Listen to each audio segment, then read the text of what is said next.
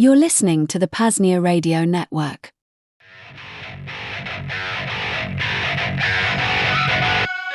Welcome to another Self-Liberation Saturday transmission here on the PAZNIA Radio Network.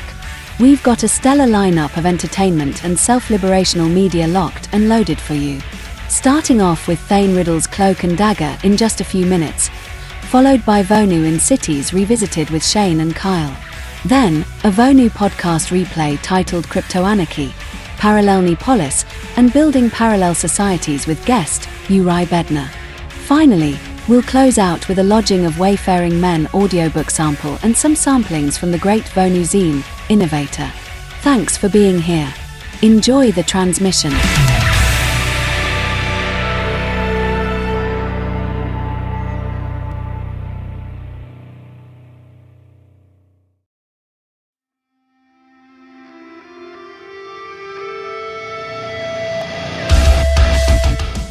Vonu Life 25, Resurrected, the newest release via Liberty Under Attack Publications. In this ever-growing tyrannical world, the prospects of self-liberation, aka freedom, seem so very far away. But thanks to the hard work and archival efforts of freedom pioneers of the past decades, self-liberation doesn't have to seem like a pie-in-the-sky dream. Back in the 1960s, around the time of the counterculture revolution, a zine sprung up called Vonu Life. Vonu Life contained reports from self-liberators, provided a path for networking with others, and still to this day, contain the most hardcore solutions and strategies for breaking free from the servile society. No bitching, no complaining, no political crusading, and no false illusions of an external political savior. The final issue released in the 1970s. That is, until this release, Vonu Life 25, Resurrected. Herein, quite a few self-liberators contributed knowledge and solutions, topics including intentional communities, networking, and vonuing in cities, selecting a free mate, legal interstices in the 21st century, and hacking liberty, self-liberation storytime, a section dedicated to freedom fiction, the Vonu Life message board, and much more.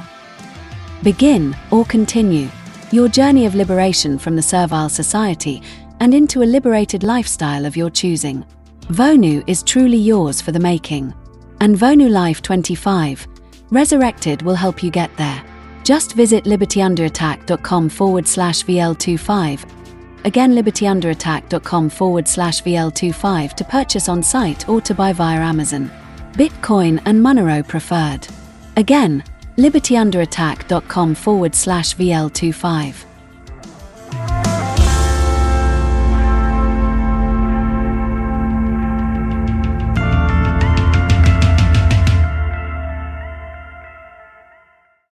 Hiding things, harming others, stopping others from harming you. I'm Thane Riddle. This is Cloak Dagger.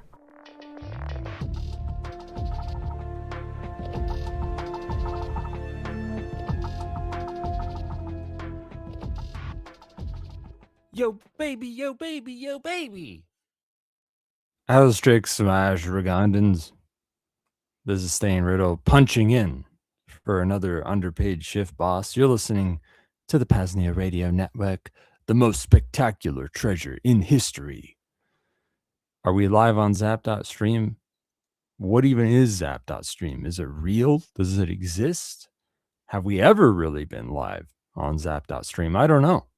But you can zap us on Noster somehow, which is a gay way to say, send us some Lightning Bitcoin. And if you're a bit less gay, you can send us Monero at xmrchat.com/PAZNIA Radio and tell them Thane sent you. That's all. Goodbye. See you later. Just give me your money. I don't want to do this crap.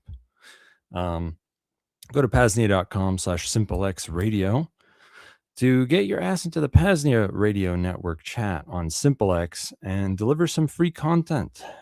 If you're there already, give me some free content right now and I'll read it later. Yeah, thank you for that. Give me money, give me content, Do it all, baby. I'll read it, and I'm not going to do a good job reading it either. The call-in link this week is PAZNIA.com/call2. I think in an hour, people are going to be blowing up the phones, lining up to call into this show. So make sure you do it early in an hour. Today, what are we going to do? I don't even know. Down to earth tip. We got transportation privacy, I guess. Building the second realms. I'll talk more about building second realm networking, social networks, vetting, blah, blah, blah, whatever. It's what I already have written. There's pretty soon we're going to have intro music, not even music, just the audio intros to every little section of the show. But for now, just pretend that I have it. This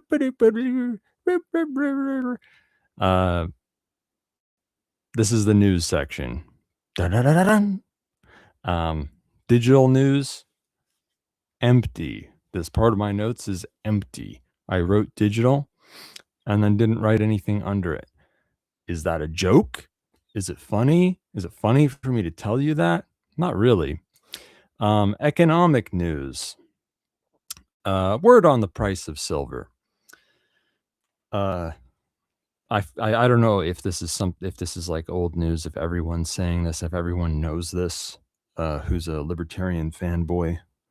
But the price of silver was never really that low before to begin with. That was just a lie. The spot price of silver was just a lie. Did you know that? Is this a new thing? Is everyone saying this? I don't know.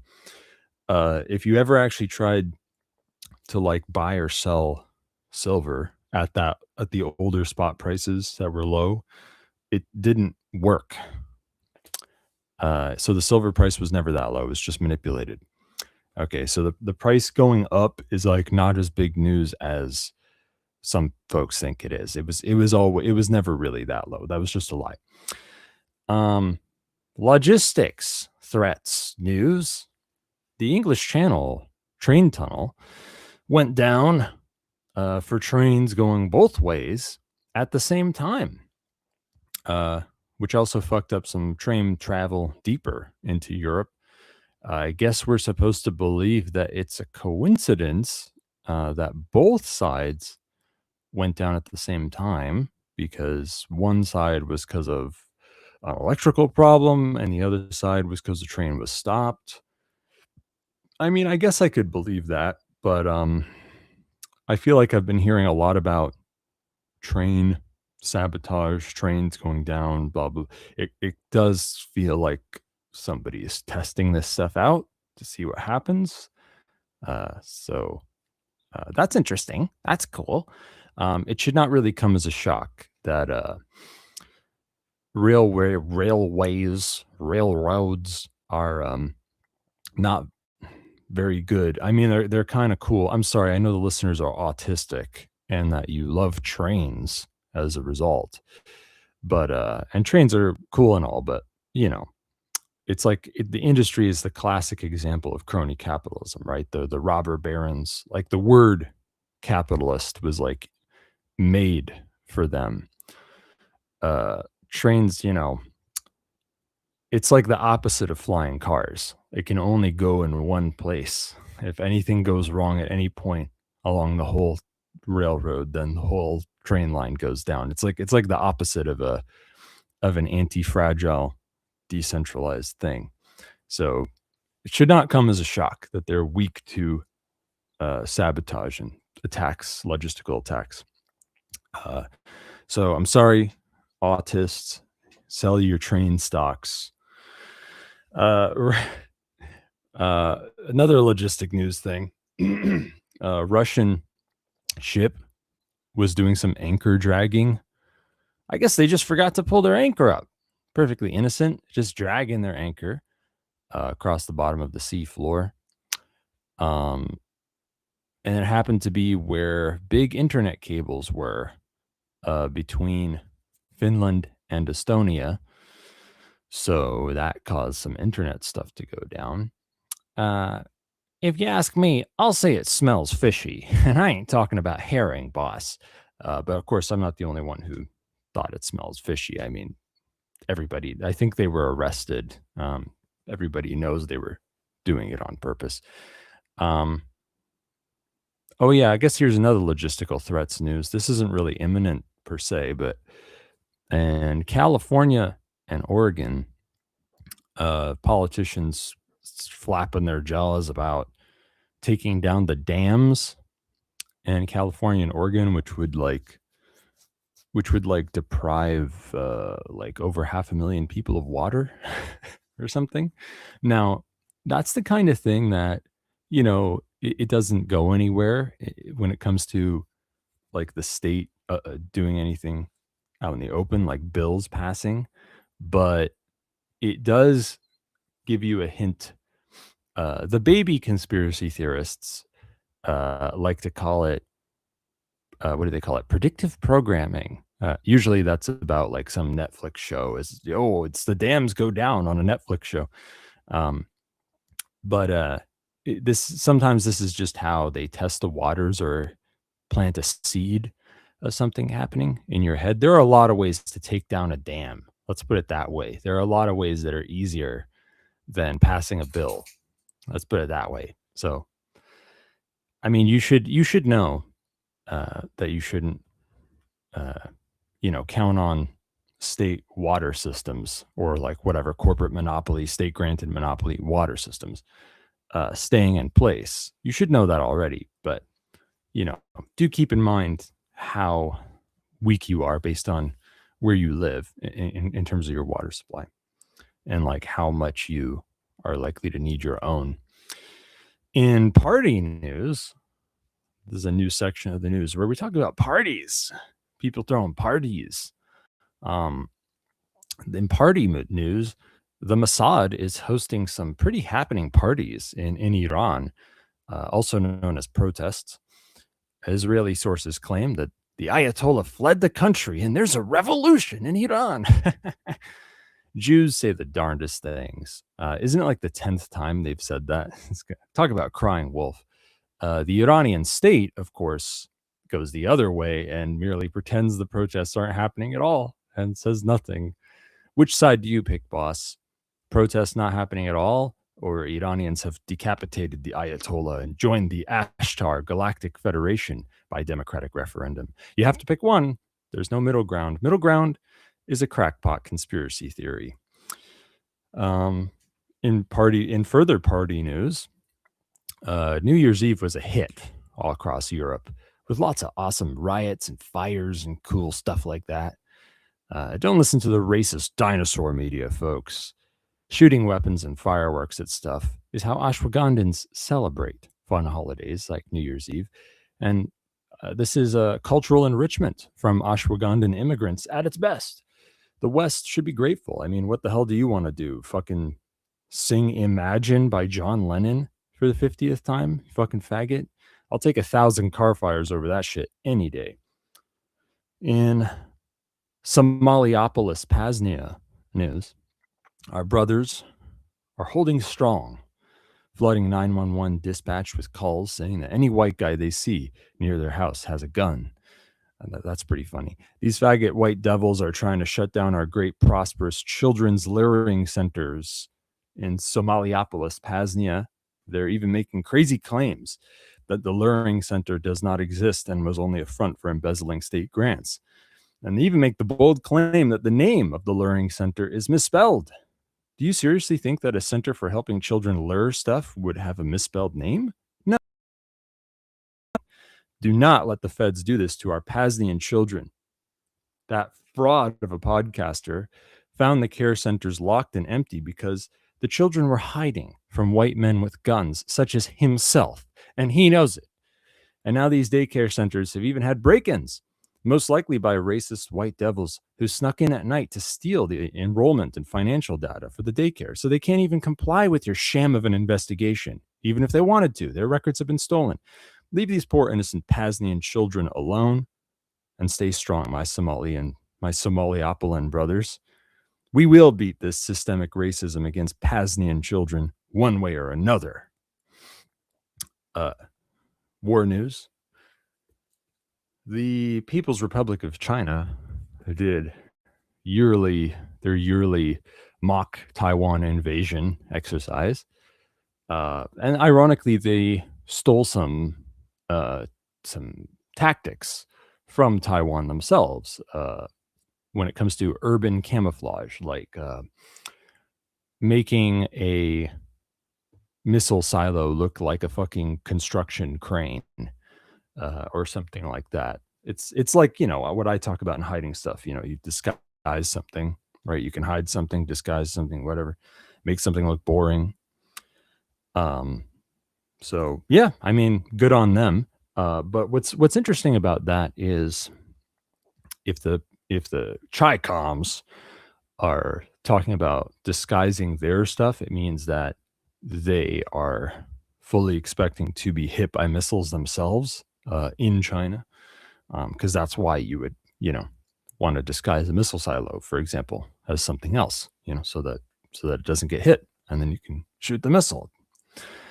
The U.S. said earlier in the week that their war against Iran wasn't over, which shouldn't come as a shock to anybody who thinks about this stuff at all. I mean, they've been talking about going to war with Iran for like 40 or 50 years or something. In response to the AstroTurf, protests in Iran, the U.S. has heroically pledged to back the the Iranian people, by invading Iran. Promoting democracy in Iran. In the event that something newsworthy is sparked by a Mossad agent provocateur. If the Iranian government opens fire on innocent civilians. And I think I speak for non-combatants all over the world when I say that the U.S. military is a welcome and soothing sight to folks anywhere in the world. A sight for sore eyes. Thank you, Team America. You are the world's shield. Jokes aside, of course, the Iranian state is one of the most domestically oppressive in the whole fucking world. So a lot of Iranians earnestly do not like them very much. And that is like the top way that the Iranian state has shot itself in the foot. As much as I would like to see a plucky underdog state waste the resources of a bigger state's, Iranian state oppression has both weakened its economy and allowed for a big weak spot when it comes to foreign intelligence agencies fomenting revolution. It's not the first time that stuff like this has been stirring, but it is, these things have a way of getting worse over time, not better. So, we'll see how that goes. Earlier this week, the U.S. president very casually, maybe even accidentally, let it slip that the U.S. had already struck land targets in Venezuela, even though everybody was like oddly quiet about it and chill about it. Then last night, the U.S. started the war on Venezuela. What's that? You think the war already started months ago? Well, whatever. That's your dumb opinion. And the war's over. Wait, what? Well, maybe the war's not over, but last night, Caracas military targets got their shit fucked up, I think. And also the socialist dictator of Venezuela and his evil family were captured in a daring spec ops raid, where, as far as anybody knows, not even a single shot was fucking fired. In other words, folks, you remember how the dictator was offered a deal to give up and leave the country, and he said no to that? Well, it turns out he may have not said no to that after all. Instead, he said, yes, but I don't feel like getting lynched by my own supporters. So can we say that I said no for now? And then when the time comes, you merely pick me up and my family in a helicopter or something? And they were like, yeah, sure, we do that stuff all the time. Anyway, I'm sure by now, there's already more news about the true toll of last night's attack and how the war has gone over the morning, but I haven't read that shit. So who cares? Whatever. I don't know. Maybe I'll tell you next week. Something hairy happened in the Middle East this week with Yemen, the UAE, and Saudi Arabia. Are you ready for another plot out of a Korean, actually more like a soap opera plot? This good luck following this one. So pretty much the Saudi state caught the UAE smuggling weapons and armor into Yemen on a ship. Come on, guys. It's only an innocent little Christmas gift. Have a heart. But these dumb old Grinches in the Saudi state didn't like that Christmas gift. So they did some airstrikes on the Yemeni port to blow it up. And then they threatened the UAE. And the UAE pretty much tucked tail and ran, leaving Yemen and withdrawing their support for the STC in Yemen.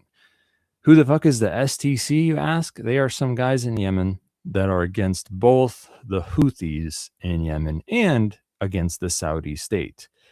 The UAE likes the STC because the UAE also hates both the Saudi state and the Houthis. So the STC is a natural friend of the UAE. And of course, also they both have 3 letters as their name. So that's another good thing to have in common. And of course, the Saudi state doesn't like anybody at all. And nobody likes them because they're a bunch of big old dumb Grinches that want all the oil and Christmas gifts to themselves. Hell, they even hoard the Qibla in Mecca, which is the biggest Christmas gift in the whole world. I mean, look at the size of that box and how ornate the wrapping is.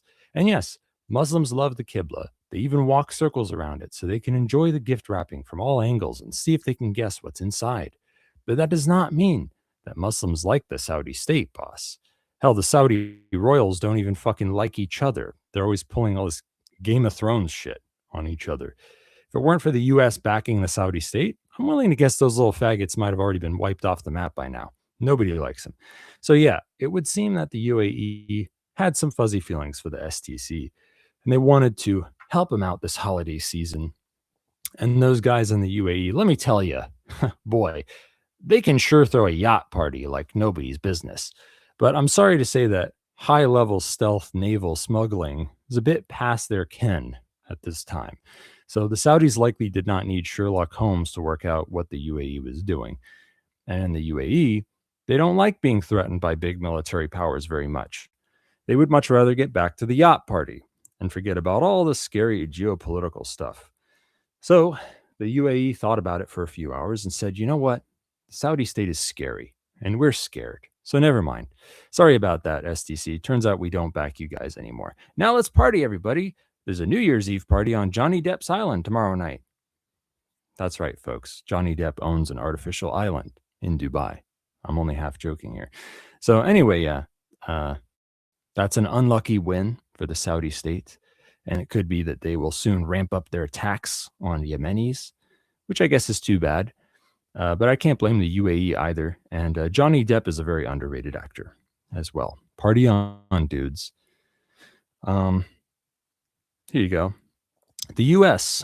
struck Boko Haram in Nigeria and then called them ISIS on TV for some reason. That's it. It's not that interesting. But you know what is interesting? libertyunderattack.com/SL bundle. It's a fucking link to a page where you can give money to them to get books. 27 books, almost all of the books on Liberty Under Attack. And not just any old books, but the fucking best, most helpful, most down-to-earth books and the most fun books in the world. Kind of like Paladin Press and Lupanics, but those guys are gone. So fuck them. And this is the cutting edge, okay? You're on the precipice. You're an edge lord. So get the cutting edge, the best deal ever on all the cutting edge lord books we have at Lua with the Self-Liberation book bundle. Save big and start your self-liberation library today. Go to libertyunderattack.com/SL bundle. Please leave a note saying Thane sent you. Liberate me, liberate yourself, liberate Shane, liberate your body parts, liberate the critters of the earth, liberate Libate, and librarify yourself with a big fat fucking 360 win at libertyunderattack.com/SL bundle. And do you want to officially join the second realm with an ID card and a face scan and an iris scan and fingerprints? Well, you can. You can officially join the second realm and give your blood and DNA and your semen samples every day.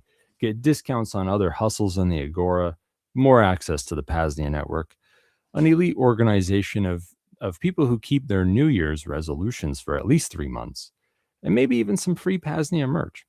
Go to PAZNIA.com/Thane, that's THANE, to check out all the perks of becoming an honorary stakeholder and put in coupon code Thane to get $25 off. And let's not forget, folks, the only guy on the PAZNIA radio network who's half as funny as me, on the first and third Mondays of every month at 7 p.m. Central, Richard the Dick Greaser will take over the Second Realm airwaves for Music Monday. Richard is a credentialed journalist, award-winning songwriter, connoisseur of non-KYC cigarettes. Your friend Dick Greaser will take you through a tour of deep tracks, entertaining, enlightening banter, and an overall great time. Go to PAZNIA.com/radio to find links to stream on YouTube on Zap.stream. Oh, God. Okay. I've already made it to the down-to-earth tip part. Beep, beep, beep, beep, beep. Here's Thane Riddle with this week's Down to Earth tip.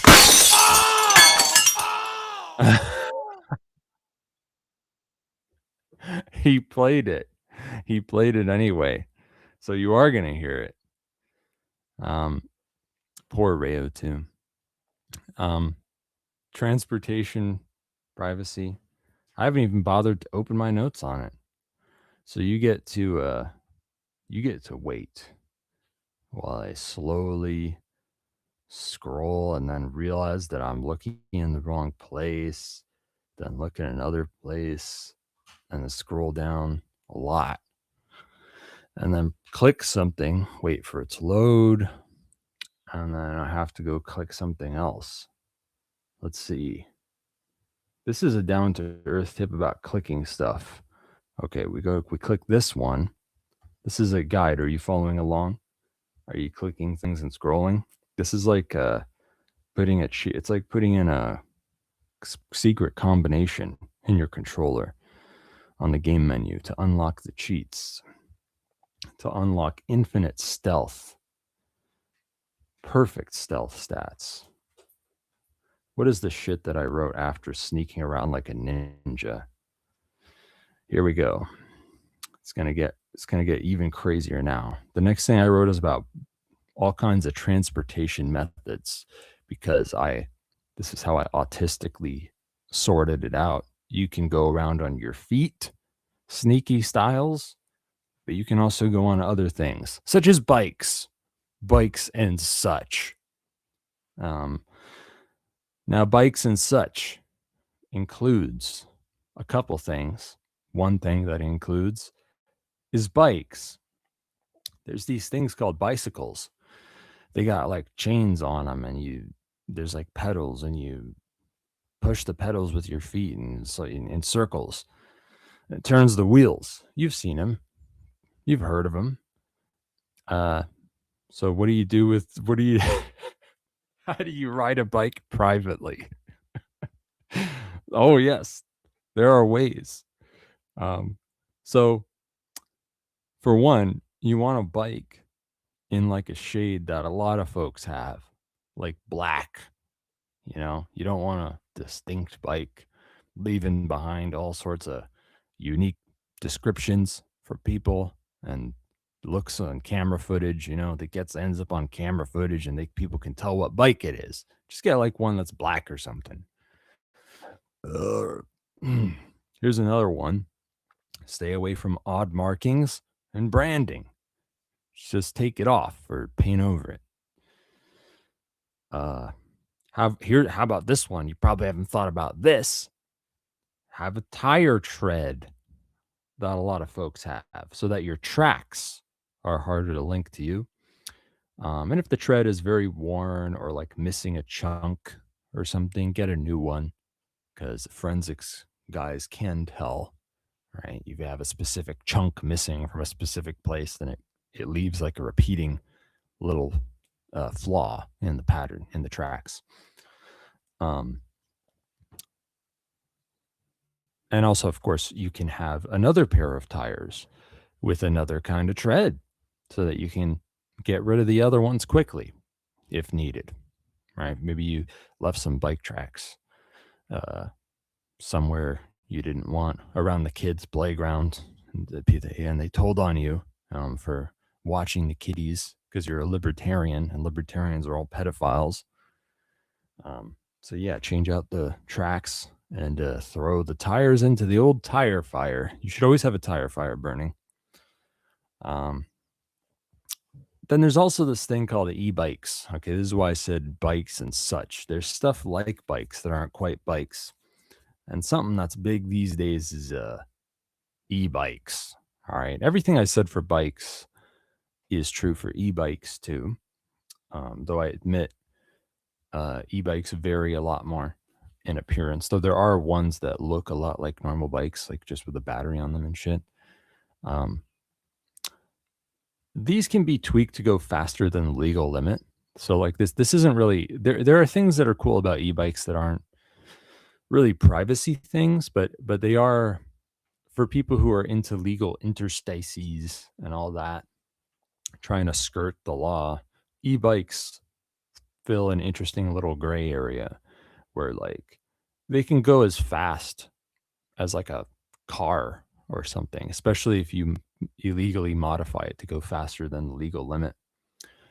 But they don't want you to have a license in most places to drive an e-bike. It's kind of silly when you think about it. I mean, like, what's the difference between a combustion motor and an electrical motor? It's just that they want it to, it's just like green industrial complex stuff, right? Like they're just trying to push you to use electric vehicles, and this is another way to do that. And also they've been trying to push like people not to have cars and to have bikes. So they kind of, they with a capital T, don't mind so much the e-bike thing. So they've kind of allowed a lot of legal gray area there. But anyway, if you're worried about a bludgy finding out that you have an e-bike that's modified to go past the legal limit, because there are spots where a lot of folks do that and the bludgies might be aware of it. There is a little trick you can do where you have a switch installed somewhere, a hidden switch that's not so easy to see, and it can turn the legal limit back on. So you can sort of sneaky, if you're being stopped, you can just flip this switch, and most bludgies won't figure that out. All right. Now, did you like it? Did you like the bikes and such part? Get ready, because there's private ways to do other stuff too, like cars and such. Cars are a big one. Cars come up a lot. They'd be coming down the mountain when they come. So let's talk about this stupid faggot thing that they call a license plate. Okay. First of all, I know you'll be like, when I say this, but just hear me out. Do not ever register a car to a legal entity that is linked to where you live or work. Okay? So this stupid fucking thing, all these, not you, dear listener, you're smart. You're great.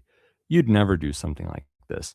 But this world is full of people who, they have this name on their birth certificate, and they just let that dominate everything in their lives, and they let that be linked to everything, including where they live, where they work. And then they register their car with that shit too, so that they're literally driving around with a unique identifier on them that tells everybody where they live. So now if some asshole is mad at you on the road or something, they can note your license plate and figure out where you sleep at night. Oh yeah, great. What a great fucking idea. Don't do this. Don't do this. If you do this, stop. Okay? Work your way towards not doing this anymore. Don't tell anyone where you live. Don't tell your landlord where you work. And don't fucking, if you must, register a car legally instead of just putting a fucking fake plate on it. Don't register it to that same legal entity that's associated with where you live or where you work. Make it its own thing. Now, first of all, and we'll get to that, okay? First of all, let's talk about this option. Let's talk about the option for those of us who have a pair of things called balls. You don't have to register your car at all. You don't. Okay? You don't. Many folks will sell you a car for cash if you merely ask for their John Hancock and you say, oh, I'll fill out the rest later. Right? You just, it works differently in different parts of the world. Okay. I don't know where you're listening from, but in some places, they just have a little thing where you fill out like a little form and someone can just hand it off to you bureaucratically right there. You can just be like, oh yeah, you can just sign it and I'll fill out the rest later. Right? Most people, if you just give them a bunch of cash up front, will agree to that. Especially if it's not like a car dealership, but it's just like some guy. Most people will go for that. Now, if you must register a car because you're a fucking pussy, okay, here's the classic way to do it, okay? You do it like the guy says in that book, How to Be Invisible by J.J. Luna. In the US anyway, you register it to an LLC, in other countries, it gets something else. It could be a shell company.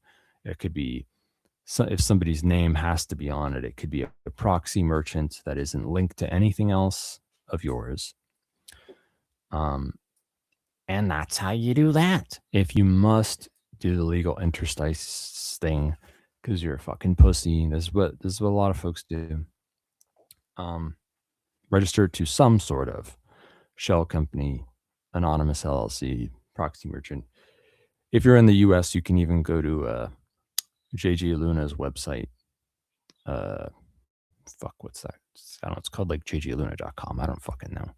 They have a thing. They have a little deal with a company where you can register on LLC. They'll register an LLC in Wyoming for you, and you can put whatever bullshit name you want on it, and they don't care. And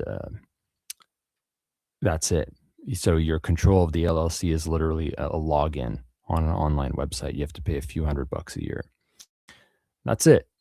The LLC can do anything. It can buy a house. It can buy a car.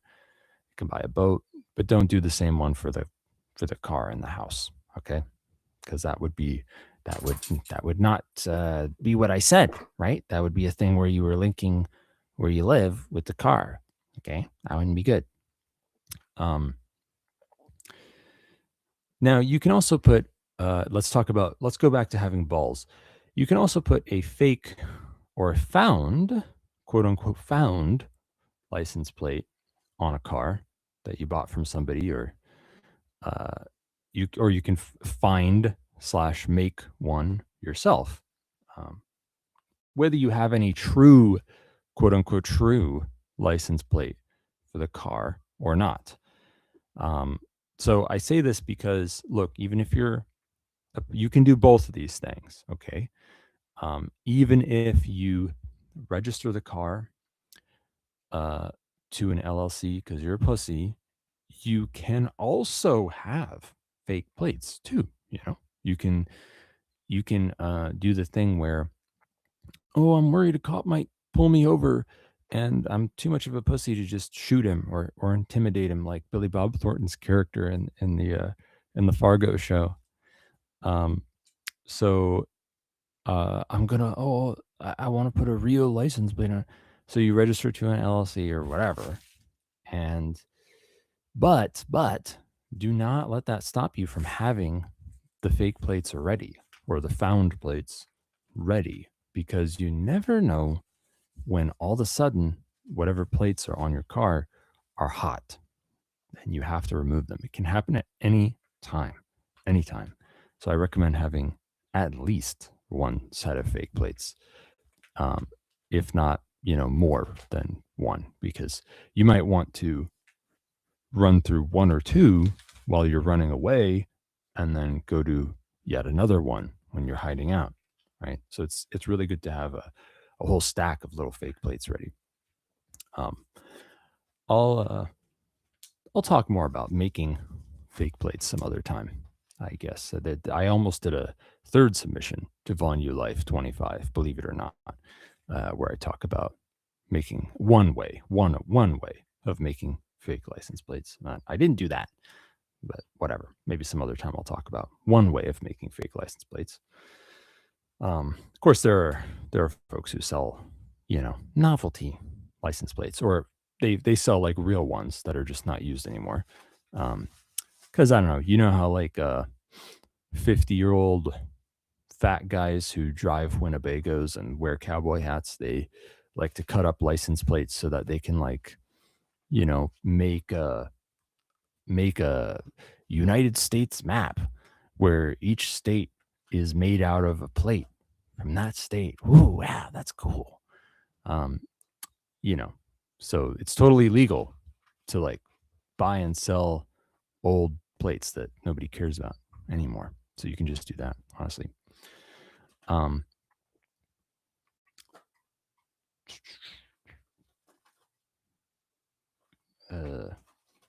God. Yeah, okay. Actually, I'll give you a short little rundown on basically here's one way to make your own fake plate. I'll give you a short rundown. I won't go into detail. Maybe another time. Basically, you need a high resolution image of a license plate or a template of a license plate. You need a fucking printer. You need a laminator, and you need a license plate cover. You're going to need legal size paper, legal size laminate. It's good to use thicker laminate, and there's laminators that you need a laminator. You need special laminators, okay? If you have the thicker laminate, all right? You'll learn about laminate, okay? If you're not a laminating guy, you'll become one, and you'll know what I'm talking about. If you want a more sturdy, thick, hard, long, hot laminate, okay? You'll figure it out. But basically the idea is if you have a high, like 200 DPI or more print of a picture of a license plate, and it's laminated the right way so that the laminate goes around the edges and blah, blah, blah. You drill the holes in it, and if you put a license plate cover on it so that it covers the edges, magically it looks just like a real one, and you can't even tell that it's flat. Of course, in some states actually issue license plates that are flat and already look like fake license plates, so that's even better. But yeah, I'll give you more details some other time. Let's see. Here's another one. This is a weird one. Okay, almost nobody does this, but it's a thing that you can do. You can actually get more than one true, quote unquote, true or real license plate for a car, but it costs a lot. And I'll tell you how. Here's one way to do it. Okay, there's probably other ways to do this, but here's one way. You register more than one look-alike car, and then you basically just find somebody who will chop or junk one of the cars off the books for you. That's it.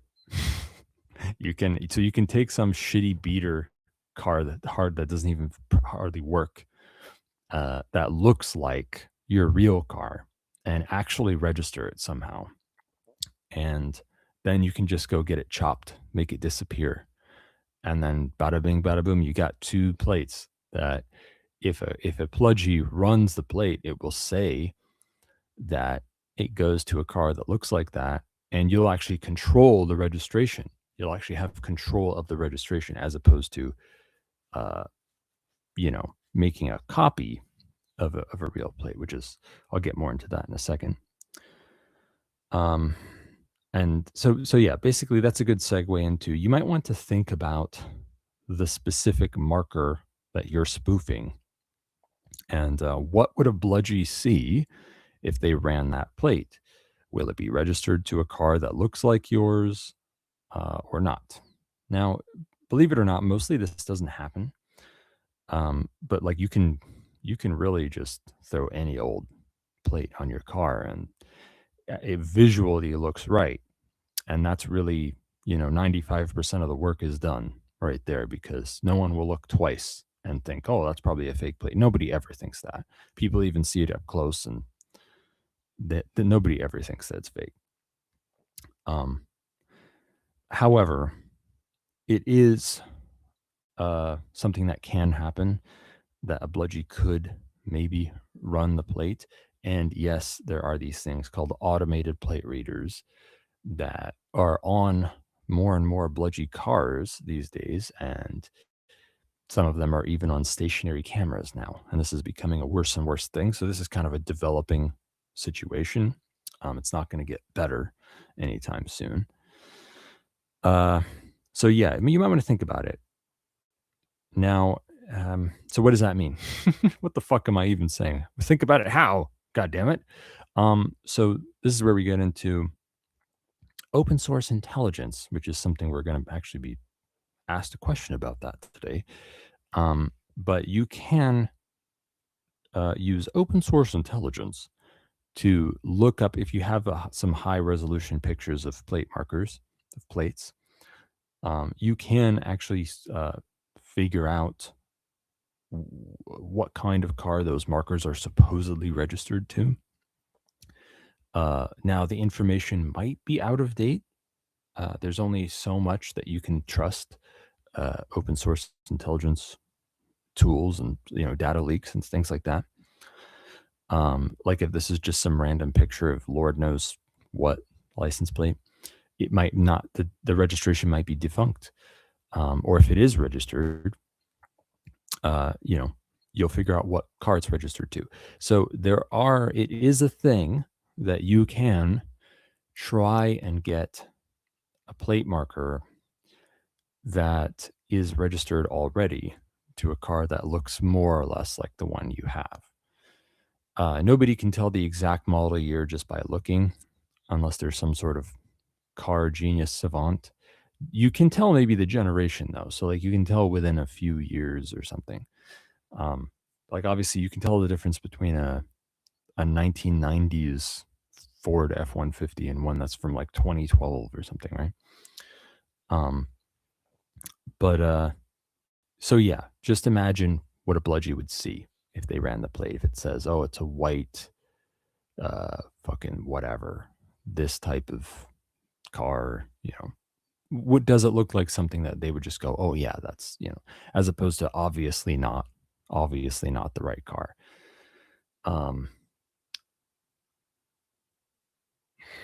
So yeah, whatever. I'm tired of talking about that shit. There's more to that topic, but whatever. Send in a fan mail question. I don't give a shit. If you think one of your markers might have been seen and tied with something that could bring heat, then that marker is of course burnt. So cut it up into tiny bits if you can, and get rid of it in a way that can't be tied to you. Don't do that stupid thing that guys do when they kill their wives and they cut up something and they stash a little bit of it here and a little bit of it there. Oh yeah, you mean so that it's really easy to find a piece of it because it's in a million places? No, don't do that. Just throw them all away in the same place and just make it somewhere that's not tied to you and you're not seen doing it, and you'll be fine. Don't do it on your own property. Just like do it in someone's dumpster or something in the middle of nowhere. I don't know. You'll be fine. Now, of course, in a pinch, you will often get away with driving without any plate at all, at least for a little bit, right? I mean, haven't you ever seen that? Haven't you ever seen a car drive around with no plate on it? Did you care? No.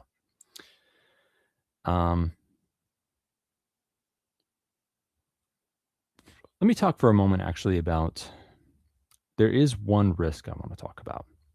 Now, I know that you pussies are already scared about putting a fake plate on your car without someone scaring you even more. But I'll tell you about this one threat. It's a rare thing, but it's one reason why it might not be a bad idea to at least have a plate that will run that will resolve to a car that looks more or less alike. But there is an off chance that if bludgies, especially in somewhere like the U.S., where the bludgies are crazy and out for blood,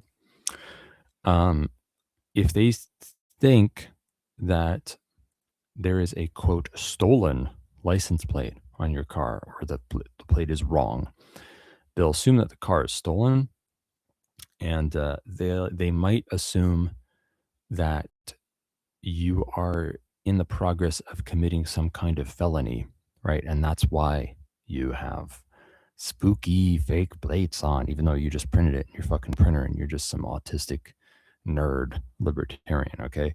So there's a chance they might pull what's called a felony arrest, which is a little more fun than a normal arrest. And it's a little bit harder to shoot them when they're doing that because they realize ahead of time that you might be somebody who would shoot them. So they're ready. It tips them off. So yeah, watch out for that. It's a thing. I mean, like it's honestly not very likely. So don't be too much of a pussy, but it could happen. And I'm supposed to tell you about threats. Here's some things that make a marker harder to read on a car, on a license plate. Because isn't it great also if the marker is just hard to read anyway, right? Regardless of whether it's real or fake, honestly. Here's one thing. The paint can be fucked up. Even more so if it's in the right spot to make like one character look like another. Like maybe you can't tell if it's an F or an E because the paint is fucked up right in that spot. Or you can't tell if something's a 3 or an 8 because for some reason just the left side of the character is fucked up. Here's another one. The plate is dirty as hell, covered in mud, covered in snow, whatever. The cover is tinted. In some places that's legal. In some places it's not. Where it's not legal, people often do it anyway. The plate lights are unplugged or broken. Yes, that's right. If you never taken a close look at a car before, there's these lights in the back bumper or somewhere around there that are pointed at the plate so that at night the plate is lit up. It's pretty fucking easy to just go under the car and you can see right where the cables are plugged in to the lights and you can just unplug them and then the plate lights don't come on. Now, yes, some or all of these things that make your plate harder to read may or may not be illegal, or they might be legal gray area because of some broadly worded law. But yeah, when they are illegal, people often get away with these things anyway. And yeah, I feel like, I don't know about you, but I've seen a lot of plates where like it looks like people have willfully fucked with them to make them hard to read. Like there are plates where the paint is like totally gone. There, you've probably seen it too. Like you're not the only one. Okay, you're in good company. There's a lot of folks out there trying to make their plates hard to read, and I'm not. It's seeing a lot of folks being pulled over because of that, but it happens. It's not unheard of. You're more likely to be pulled over for a plate being utterly missing, as opposed to it being like hard to read or something. Now let's talk about other marks on a car because the license plate's not the only one. There's this faggot thing called a VIN. Okay, it's a special unique identifier that goes with the car from the manufacturer, and it stays with the car forever, or at least it's meant to. There are a lot of ways to get the VIN. Or maybe not a lot, but there's a few. There's a VIN number that is typically seen through the bottom corner of the front of the windshield, often through a little like box cut out of that strip of black paint along the bottom of the windshield. It's not too hard to make this so that you can't read it. You can fill in that little box. Like if it is a box that's cut out of the paint, you can fill in that box with more paint.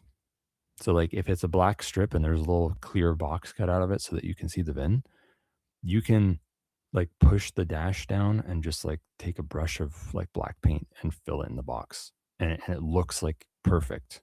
It looks like, wow, I just can't find the VIN on this car. I don't know what's going on. I just can't find the VIN. That's how you'll make anybody feel who looks at this. They're just like, I don't know what it is. I just can't see the VIN anywhere. It's weird. And you might not actually have to take anything. You might have to take the dash apart to do this, but oftentimes you can just sort of push the edge of the dash down like hard and just stick a paintbrush back there if you're lazy. You can also take apart the dash and actually take out the VIN. It's usually stamped on a metal plate. That's harder to do, but it can be done. There's also like a bajillion serial numbers, unless you have some like crazy old classic car or something. Maybe they put like I don't know how old it has to be, honestly. It might not have to be that old, but they put a lot of serial numbers all over the place, on all sorts of different parts of the car. And they're pretty tricky and hard to get off. And some of them leave like a trace behind if you just rip them off. So, and they, by the way, the reason they put this on all sorts of parts of the car is because of chop shops and stuff, just to make the job harder of like covering up where the parts come from. If they're from like a stolen car or whatever. So the main ones to care about, the main serial numbers to care about are the ones that can be seen without taking anything apart. Especially if they can be seen from outside of the locked car. So for example, if there's a serial number on the window, you got to do something about that. Do be thorough though. Check underneath the car and everything. That shit has to be covered or obscured. You can take the sticker off, and if it leaves a little trace in the glass, then you can do little tricks. Like you can take like a bit of glue or something and smear it around, and it'll create like a weird fucked up rough. It won't be pretty, but it'll make it that you can't read the serial number. Now you're not going to be crazy enough to find and take care of all the serial numbers unless you are running a very good chop shop. It's harder than taking the serial off a gun, okay? For sure. And there is a digital VIN seen through the OBD2 monitor. Lots of grease monkeys are cool guys that work off the books. You find a good one that doesn't charge taxes when you pay cash and won't send anything to Carfax or whatever the hell they call it, where you live. And we'll get back to this after the fucking break. Here you go. Here's some like commercials and comedy skits and shit like that. Robots making you laugh. Bye. See you in like 8 minutes or something.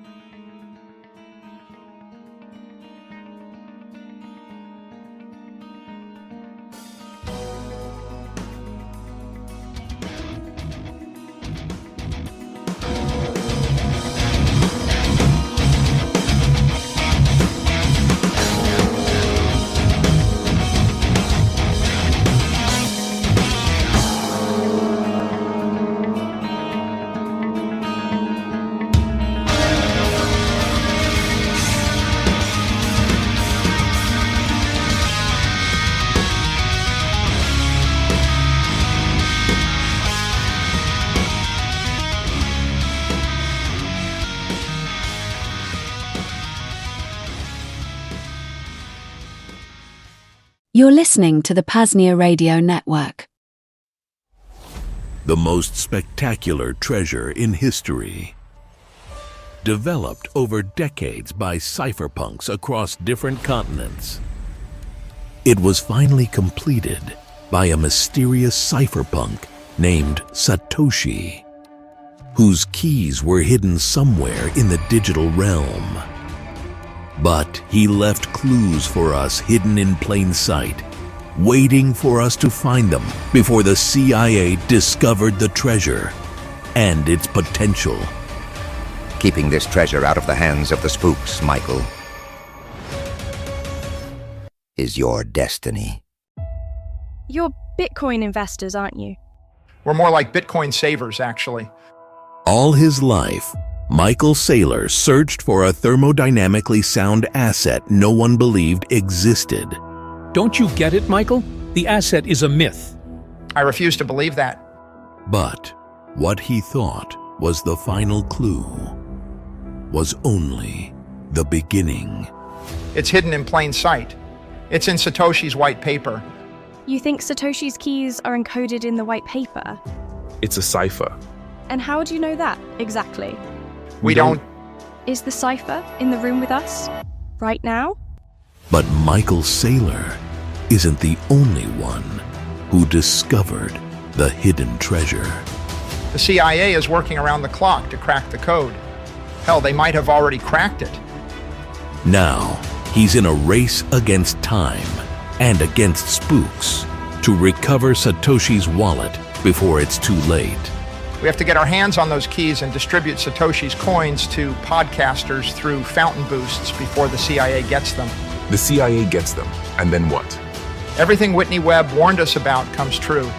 Michael Saylor must unlock the secrets of game theory using first principles thinking and tap the Cyber Hornet brain trust of Bitcoin Twitter, group chats, and Bitcoin podcasts to save the world from being taken over by feds. Try brute force. Tether is working with Langley. We might be too late. Michael Saylor. National Treasure 3. Genesis Code. Hey guys, Scott here for Liberty Under Attack Publications. Looking for a Liberty-focused publisher? Liberty Under Attack publishes books and strategy guides for individuals looking to increase their personal freedom. They assist authors through the entire publishing process: proofreading, editing, cover designs, paperback and Kindle formatting, and full audiobook narration and post-production. Tell them Scott sent you and get 20% off a full service deal. To get some one-of-a-kind books or for more information, visit libertyunderattack.com. The following ad is presented by the Anti-Toxicity League, working tirelessly for a safer and less toxic world. On January 20th, 2025, Elon Musk turned my life upside down when he did the Nazi salute in support of Donald Trump. We had bought the Tesla because we wanted to virtue signal about the environment, and so that all our friends knew that we were liberals, not so that they would think we are Nazis. If we had wanted to be Nazis, we would have bought a Volkswagen. Now our friends have turned their backs on us. I was driving my Model 3 to Whole Foods yesterday, and my friend Clara flipped me off from her Nissan Leaf. The video cameras caught my husband's friend John rubbing his balls on the hood of the car. Even though we have a Vote Democrat sticker on the bumper, people still think we are Nazis. We have tried so hard to not be Nazis, accepting our white privilege, virtue signaling for every possible cause on the left. Yet no matter how hard we have tried, our friends have turned on us because of our car. It would seem that the only place we are accepted now is at Trump rallies and amongst the normal, uneducated Americans who don't have time to focus on irrelevant social causes. We can't just change our friend group because of this. We don't want to hang out with people without college degrees, those who aren't focused on equality, those who refuse to state their pronouns, and conspiracy theorists who don't care about climate change. That is why today, we are proud to say that we sold our Tesla because we aren't Nazis. This decision proves that we don't support unelected officials auditing other unelected officials in the government. It proves that we are willing to make brave decisions in the face of adversity in order to promote equity and inclusion in our communities. That we are willing to stand up against hate. With this move, I hope that our friends will forgive us and the lady at Mimi's Cafe will stop spitting in my avocado toast. Doing the right thing means that sometimes you have to stand out from the crowd and make hard decisions. Stand up against hate. Stand up for the government officials who have been laundering our tax dollars for a better world. Stand up for climate change, for the right to take your children to drag Queen Story Hour.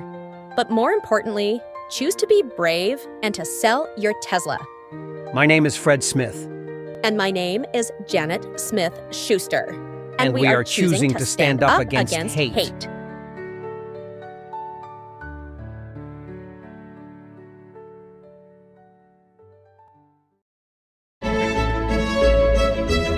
Carl Watner, longtime proponent of a voluntary society, died last December.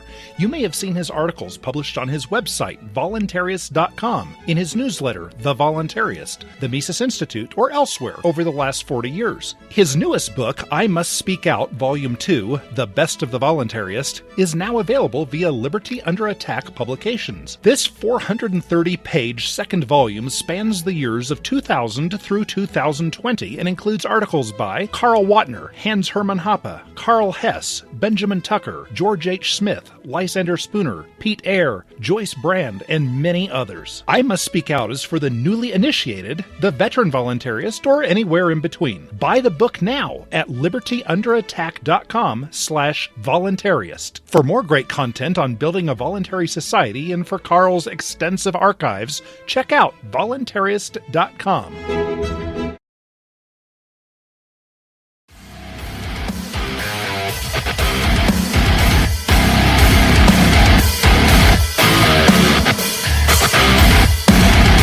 And now, back to Cloak and Dagger with host Thane Riddle. Oh yeah. Welcome back. Hey everybody. I'll just keep talking about the cars and shit next week or something. Unless something comes up. Who knows? Who knows what'll happen?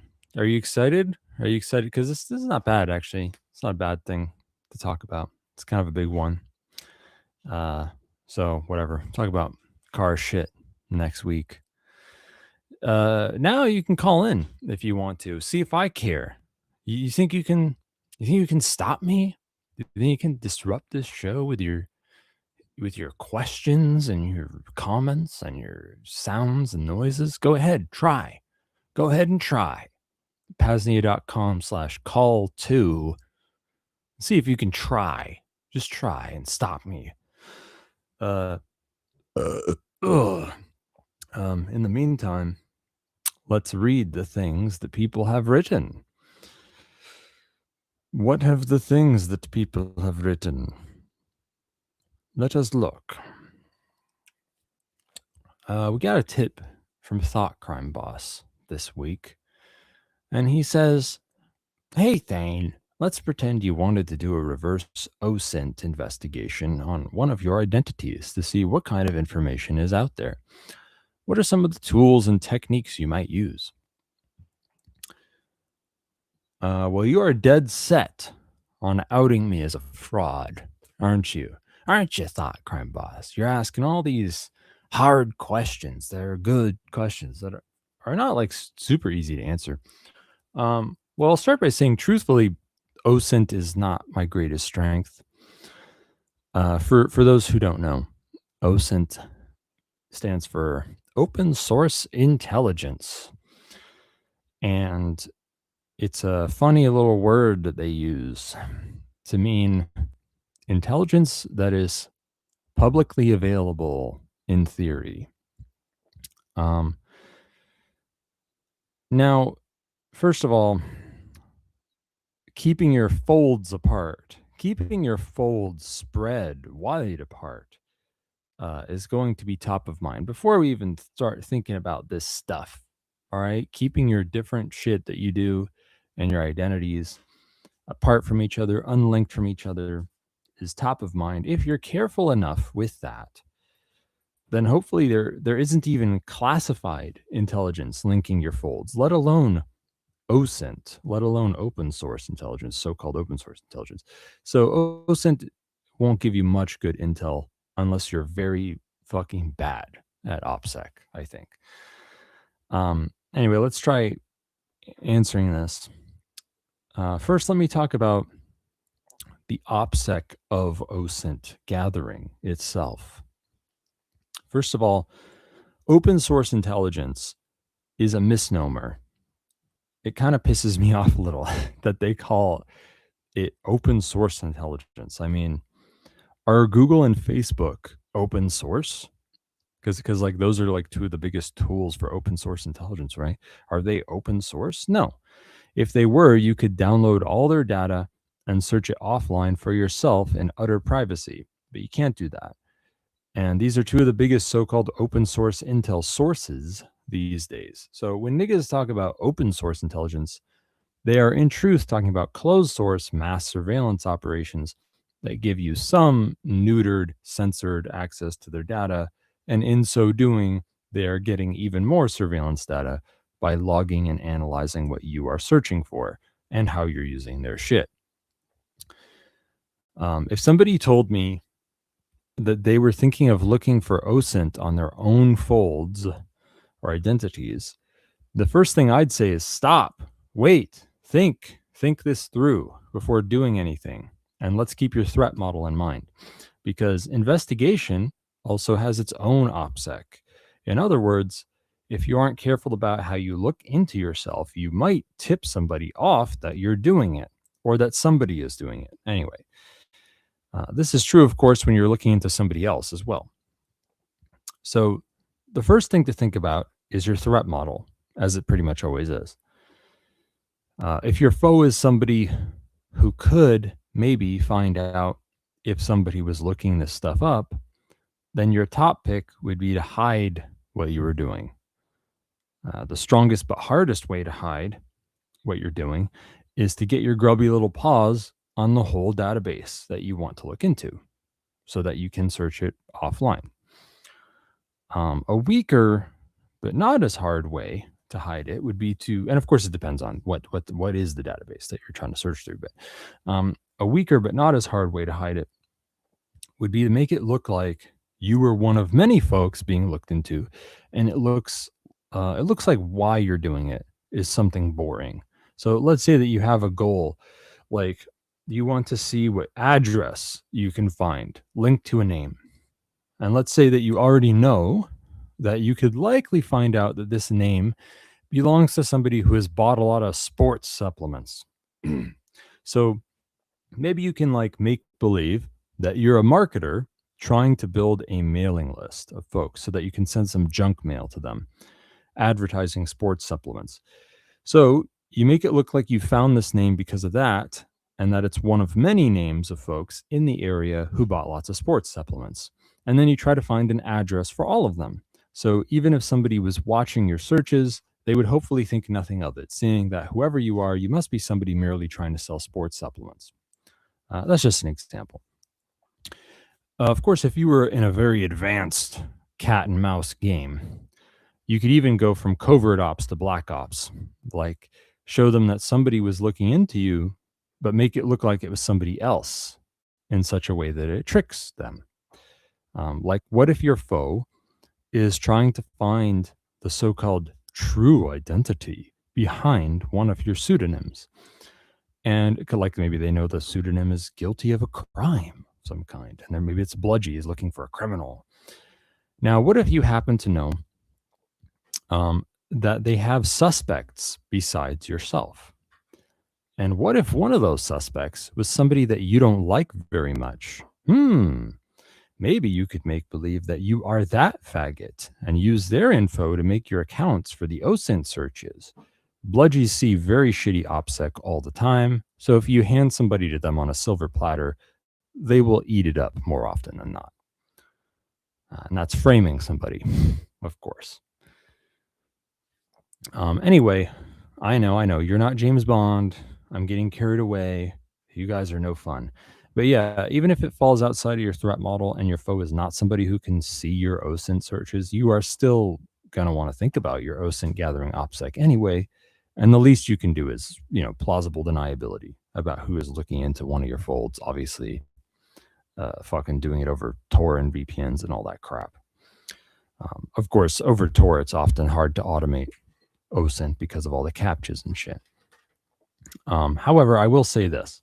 You might actually want a residential IP. Come to think of it, you might want a residential proxy for like automating lots of OSINT searches so that you don't get captchas all the time.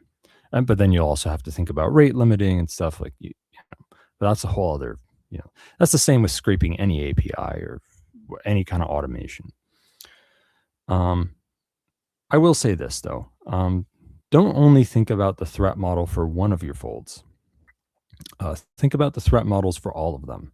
If you were going to look into more than one of your folds in the same way, that could hint that the folds are linked, which could be very, very bad. So I would think that you should almost never be doing searches on more than one of your identities, because that could leave soft evidence behind that somebody knows the folds are linked. And with logs being kept forever nowadays and AI being wielded more and more to automate the mass analysis of metadata, I am more paranoid about this than ever. Please stay frosty, boss. And when you do shit on the internet, do it like you're being watched. Because even if you aren't being watched now, you're being logged, and you could be watched retroactively in 10 or 30 years or whatever, with whatever crazy cool data analysis AI they have in the future. Oh, and to make this shit even worse, of course, some of the best OSINT tools out there are these fat suites of automated tools and shit. And of course, using AI yourself. So you run into even worse OPSEC than if you did it all by hand yourself. But the pull of convenience is very powerful here. So yeah, be careful, boss. Stay frosty. And weigh your tools against each other first. Think long and hard about your threat model and the OPSEC of your intel gathering itself. But the worst thing you can do, I'll say it again, is link your folds. So you fucking must do this. If you feel you must look into one of your folds this way, please keep it to only that one fold, because then at worst, somebody finds out that somebody was looking into that one identity, but you at least didn't link your folds by looking into more than one. And if you must, for some fucking reason, look into more than one of your folds, you should talk to a consultant like myself first. Unless your threat model is fucking child's play and you don't care much, because there are surely ways you can look into more than one of your folds without leaving strong evidence behind that they might be linked. But that is something that is so tricky to do that you likely want somebody good at thinking about privacy to help you with it. That's high level deception. And this should go without saying, but it's a very bad whoopsie to make. So I will spell it out for the listeners. If you're trying to keep X data point unlinked from Y data point, and you are checking to see that you can't find a link yourself, don't fucking search for the two together. You know that, right? Because then your search itself links those two data points together.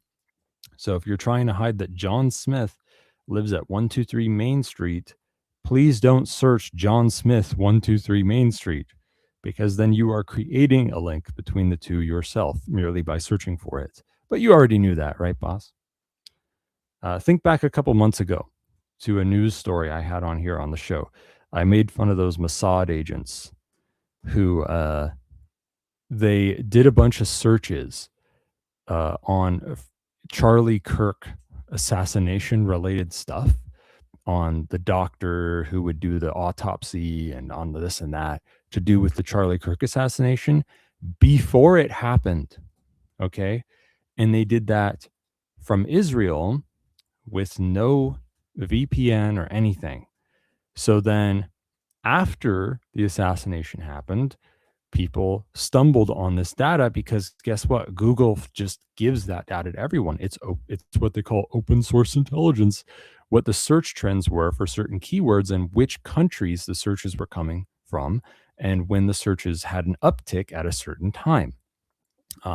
So for example, nobody knows who the fucking doctor who did the autopsy, like he's just some guy that no one would have cared about before. So if a bunch of people suddenly search for that guy, then it'll show on Google's like trends thing, and it'll show that the searches all came from Israel, right? And it'll show that it happened before the assassination, right? All that data was leaked. So in that case, you have some feds gathering some OSINT on some highly sensitive black ops shit, and their OSINT gathering OPSEC was shit. So then their OSINT gathering activities themselves became something that you could find out through OSINT. Yeah, try that on for size. So yeah, if one of the mightiest intelligence organizations in the world, we are the writers, We are the players and the world is our stage. If those guys are hiring some dumb fuck boomers to plan literal black ops by doing fucking Google searches without a VPN, then I'm not going to put fumbles like that past the listeners of this show either. Say Frosty Boss. Okay. So yeah, I say all of this to say that if you have good OPSEC, doing OSINT searches on yourself is almost always at best unneeded and at worst harmful. Funnily enough, what's far more private than using open source intelligence is when you can get your grubby little paws on closed source intelligence, because that indeed mostly takes shape as a hacked or leaked data that you can download and search offline. It's almost like when it comes to intel, the words open source and closed source have switched meanings. Open source intelligence means you don't have the source at all, and you need to get little bits and pieces of the intel by asking a centralized service for it. And closed source intelligence means you can download the whole source and search it offline. Funny how that works. And, data leaks happen a lot these days. And yes, to get something juicy that isn't openly leaked, you'll need to get to know the right folks at the very least to get that access. But a lot of data gets leaked far and wide, right out in the open these days. So you can download those leaks and search them offline for whatever you want, and nobody will know you're doing it. So that's better for OPSEC as long as it gives you what you need. So if you truly want to get into that, I guess you want to follow the news about leaks and maybe follow darknet websites for leaks, that kind of thing. Of course, some things that are called OSINT truly are open source, and you can download them offline. Like take blockchains, for example. Blockchains are a big open source of intel, and you can download the whole thing offline and analyze it yourself. Though, once again, most folks, of course, don't have the power, the computing power to analyze it as thoroughly as a centralized business that specializes in it, like Chainalysis or something. So in actual practice, folks don't do their own offline blockchain analysis much, even if they could. It's all centralized faggotry. So yeah, I said I was about to answer you, but I pretty much didn't, and warned you about the OPSEC of intel gathering instead. So let me waste your time by saying yet another thing that isn't quite a straight answer to what you actually asked. I'm getting around to actually answering your question, don't worry. If you're truly the metal of your own trickery, don't stop at the first bit of disinfo you find. Aha, see, my ghost address is the one that's linked to this name. Yes, of course you got the ghost address linked to the damn name. No shit. But is it the only address that can be linked to it? A good OSINT gatherer would not stop at the first bit of data they found. They know there is wrong shit, outdated shit, and they might even be on to you that you're willfully spreading disinfo. What is your threat model? Who is your foe? This might not be their first rodeo, right? So if you truly want to test yourself, try to be as good as them if you can. So be thorough. If you're gonna go down this path of investigating yourself to test your shit, then be thorough. Don't just stop at the first little, aha, my disinfo is there. Yeah, of course it's there. But see if there's anything else there. Keep looking, because that's what they would do. All right, now let me see if I can I answer you for real? What do you think? Can I actually answer the fucking thing you actually asked me, Thought Crime Boss? Let's find it out together. So like I said, OSINT is not my greatest strength, but I think the basic bitch stuff that most folks do is they learn how to use search engines and social media site search functions in ways that are like, a little more advanced. So like search operators, like Google Dorks or whatever the fuck they call it, advanced search pages, reverse image searches, hidden search pages and functions. Like I think Facebook has some hidden search function where you can find out it's called who posted what or something. It's like not advertised, things like that. And of course, there are also archives of deleted content, such as archive.org and other archive websites that most people don't know about. There's search engine cache pages. I think Google got rid of those. Did they? I don't know. And then there's website specific archive sites like deleted YouTube videos or whatever.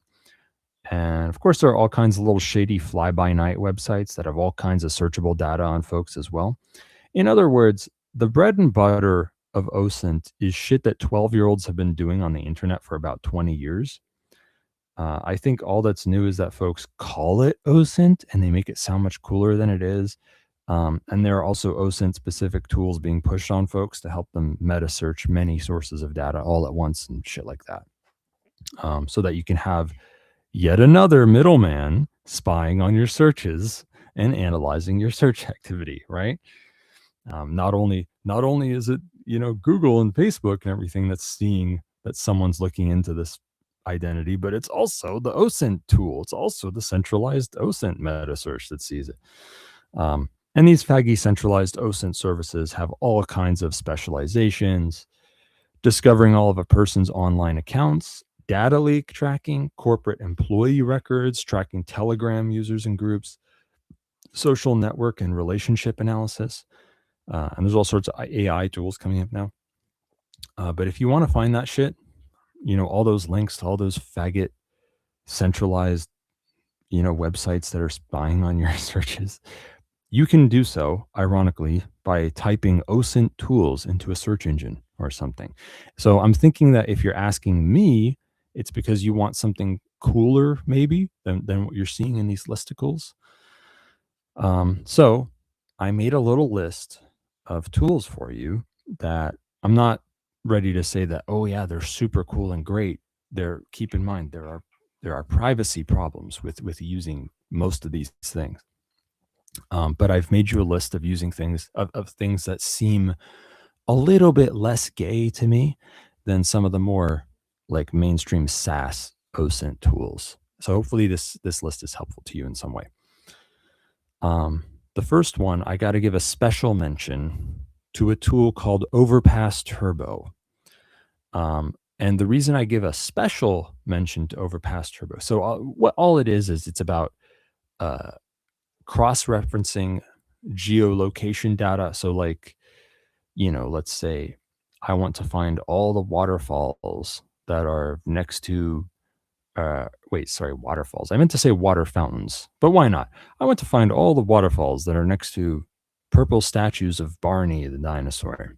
I want to find all the water fountains that are next to lakes or something weird, like, because maybe you saw that in a picture or something like that. How the web sleuths, you can tell from a picture. You can find out where the picture was taken just based on what's in the picture. Things like that. What's cool about Overpass Turbo is it uses OpenStreetMap. So that means that this entire thing, because Overpass Turbo is open source software and OpenStreetMap is also open source software. So it means that if you're willing to fuck around, you can self-host this entire stack, I'm pretty sure. You can install OpenStreetMap and all the map tiles and all the map data in the world to your own little computer or server, and you can install Overpass Turbo, which will help you cross-reference multiple things in OpenStreetMap. So you can do all of that offline on your own machine. So this is why I give it a special mention, because it's not about using other people's services. It's more private. So if you need to do map cross-referencing stuff, I would say that's the way to go. If you could manage to set that shit up, or hire a guy like me to help you do that. And here's a few that are open source multifunctional suites. Now, of course, the warning here, the asterisk here, is they are, plugging into all sorts of remote sources of data.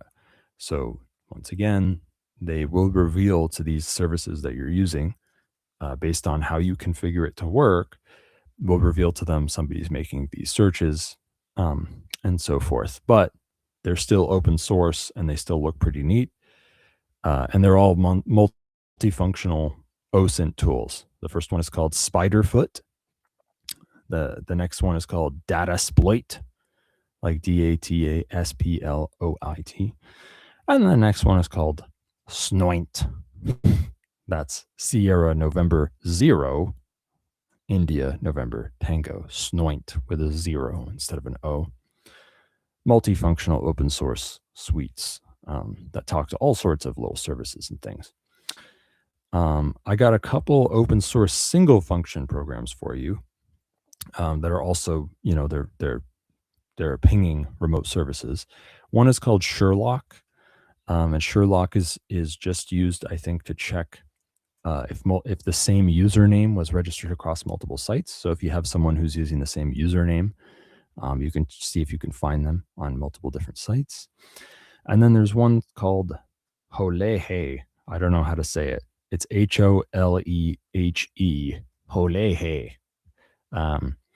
That one, it's funny because I pointed out, many years ago, I pointed out to people, it's funny how a lot of these websites, if you say you forgot your password and you put your email in the thing, a lot of these sites will actually confirm or deny whether there's an account registered with that email address. Like if it's registered, they'll say, great, we sent you an email. And if it's not registered, they'll say, we don't have an email address registered to that account. Now, a lot of websites have wisened up to this data leak since then, but I think Holehe uses this somehow. I'm not sure what magic it's doing under the hood, because the GitHub page for Holehe claims that it won't tip off whoever has the email, but that it's somehow using forgotten password stuff on websites to see, is this email registered on whatever websites or something. And then here's a few tools for using, here's a few centralized provider tools, okay? Now the least gay seeming OSINT, like centralized OSINT provider that I know of is called Intelligence X. Or intelx.io. Intelligence X, they at least put up a front of being cool, privacy supporting people. Who knows who they really are? But they do seem to have an interesting tool for searching all kinds of leaks. They could be darknet leaks, they could be whatever, and searching other things. It seems like an interesting little centralized OSINT tool. You might have heard of it. There's another one called Blackbird. Now this is an open source program, but as far as I can tell, it only works with What's My Name, which is a centralized OSINT provider. But whatever, it's an open source program that works with it, so it gets a little mention here, honorable mention. And then we've got an interesting open source program called G-Hunt, and G-Hunt is all about Google. It's all about trying to find someone's Google shit. So there you go. There's a little list for you. OSINT is not my greatest strength, but hopefully that was helpful to you in some way. I'd like to get better. I'd like to learn more about OSINT. So maybe you can tell me something. I don't know. And so, okay, let's read some shit from the PAZNIA Radio Network. Shadrach posted a link to whitepaperbooks.com, which is some website where you can, I guess, use Bitcoin to buy all sorts of books and shit. How dare you advertise someone who sells books other than libertyunderattack.com? Let's see what else people are saying. Magdul Mendav. Goddamn, how do I read this? Mendahi. Okay, Magdul Mendahi says, comment. The sneaking tips were great. They got me some extra goodies this New Year's Eve. How much questions/comments per show do you consider optimal? I now have an AI that can do the thinking for me. It can translate the replies into simple binary yes or no answers so that I can understand the nuances better. Thank you for speaking for the people. No racism. Hashtag Ashwa Pride. Hashtag Somali Polis. Hashtag Wraith Power. I consider infinite questions and comments to be optimal, because the less work I have to do to actually produce content for the show, the better. Question. Can you make a bicycle tire that leaves behind tiny footprints so it looks like it was a very fast child? Is there use for 3D printed motorcycles or carts? There was a Chad on YouTube who ran from the Pigos in a cart. It was like Mario, LOL. What about RC cars for certain uses? Very based show, as always. I think that's one of the best questions I've ever been asked. Can you make a bicycle tire that leaves behind tiny footprints so it looks like it was a very fast child? I mean, if I'm being truthful, yes. I think that it's from an engineering standpoint, it's possible. I've seen like wheels that have feet on them. I mean, just be fucking weird, but I think that's possible. You know, what's funny is it'd probably be good at I mean, I don't know how feasible it is to make one that looks like a child's feet, like a human child's feet, but if you had like weird little, man, I don't know. There might actually be applications for this. Like it might actually be better for like uneven terrain or something weird like that. Biking on rocks. I don't know. I've seen like robots, soft robots and shit like that. This is like a serious engineering question here. I think 3D printed motorcycles and carts are a cool idea. I do think open hardware for cars and, you know, whatever, e-bikes and things like that, that's kind of like, that's going to be a big part of the future that I think insurrectionary agorism is ushering in. Of course, you know, I say you need to fight, not just run and hide so that you can have factories. I mean, truth be told, smaller manufacturing, more local, more decentralized manufacturing is easier to hide and easier to move. But nonetheless, still, you get a lot of benefit from just having a good defense, so that you don't even have to hide something so much anymore. You could do it anyway, though. But yeah, I do think open hardware vehicles are like a thing. It would be a thing that we already had, maybe, if the state didn't create the auto cartel with like patents and intellectual property and shit like that. I think that vehicles should be kind of like PCs or something, where like you can just take apart from this manufacturer and apart from I mean, it's kind of like that already, to be fair. But they should be like, you know, standards. They should be more modular and like open the way that they work. I'd like to, can you actually link the video where the guy runs away from the bludgies in a cart? I would like to see that and analyze it for serious security reasons. RC cars for certain uses. I guess you're talking about things like bombs and cameras. I mean, yeah, shit, obviously, yeah. I mean, we're certainly not the first ones to think of that. It's been done. RC cars are just ground drones. And yeah, you can totally do that. And to connect the two topics, an RC car with feet, an RC robot can navigate weird kinds of terrain more. And yeah, maybe you could make it look like a child's feet so that they think a child suicide bombed something instead of a robot. That could be interesting. That could be like psychological warfare. I mean, just imagine that. Like every time you see a child, you're scared and you start crying because you think maybe it's going to explode. I mean, I already feel that way, but let's not get into that. All right. There you go. There's your free content served up. Poor Rayo 2 is waiting. He's got his finger hovering over the button to press the intro clip for building the second realm.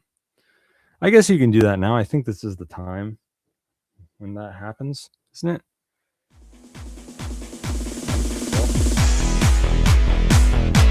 Thane the Builder. Can he build it? Thane the Builder. Yes, we can.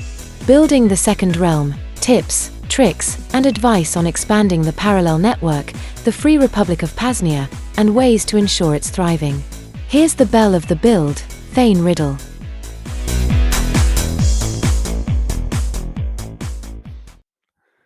The bell of the build.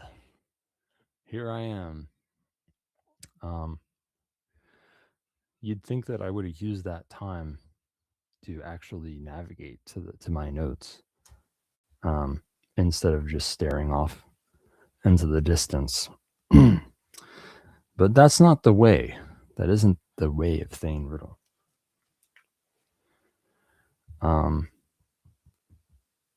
Let's see.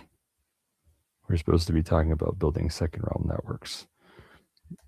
We were talking about vetting and vouching. God, where even was I in here?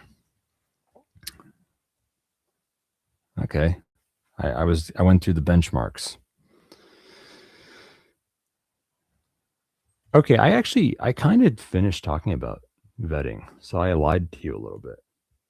I think the next part is I talk about a little more about the scattered fold networks or the decentralized cell structure organization.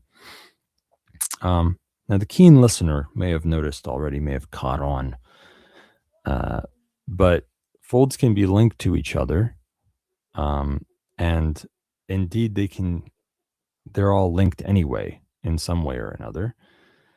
And those links can be powerful things. Indeed, you can keep your folds very small, say roughly 3 to 8 niggas each. And then you can grow the network by making more small linked folds, which work together only when they need to. And you can make it so almost nobody in one fold knows anything about the other folds, such as who is in them or where they meet and so on. This is done to create hidden scattered fold networks, as I like to call them, or as they say, as the academics say, clandestine decentralized cell organizations, or whatever the hell they call it. This is a well-tried way of doing things. It works. It makes it harder for your foes to find things out or take anybody down. And when they do, it greatly lessens the harm. So, yeah, there you go. So that basically means that in your little cell, in your little terrorist cell, or your little developer cell, or whatever it may be, of like 3 to 8 niggas, you might have links to other cells that you can work with, but only one nigga is a contact that knows that somebody from that other cell.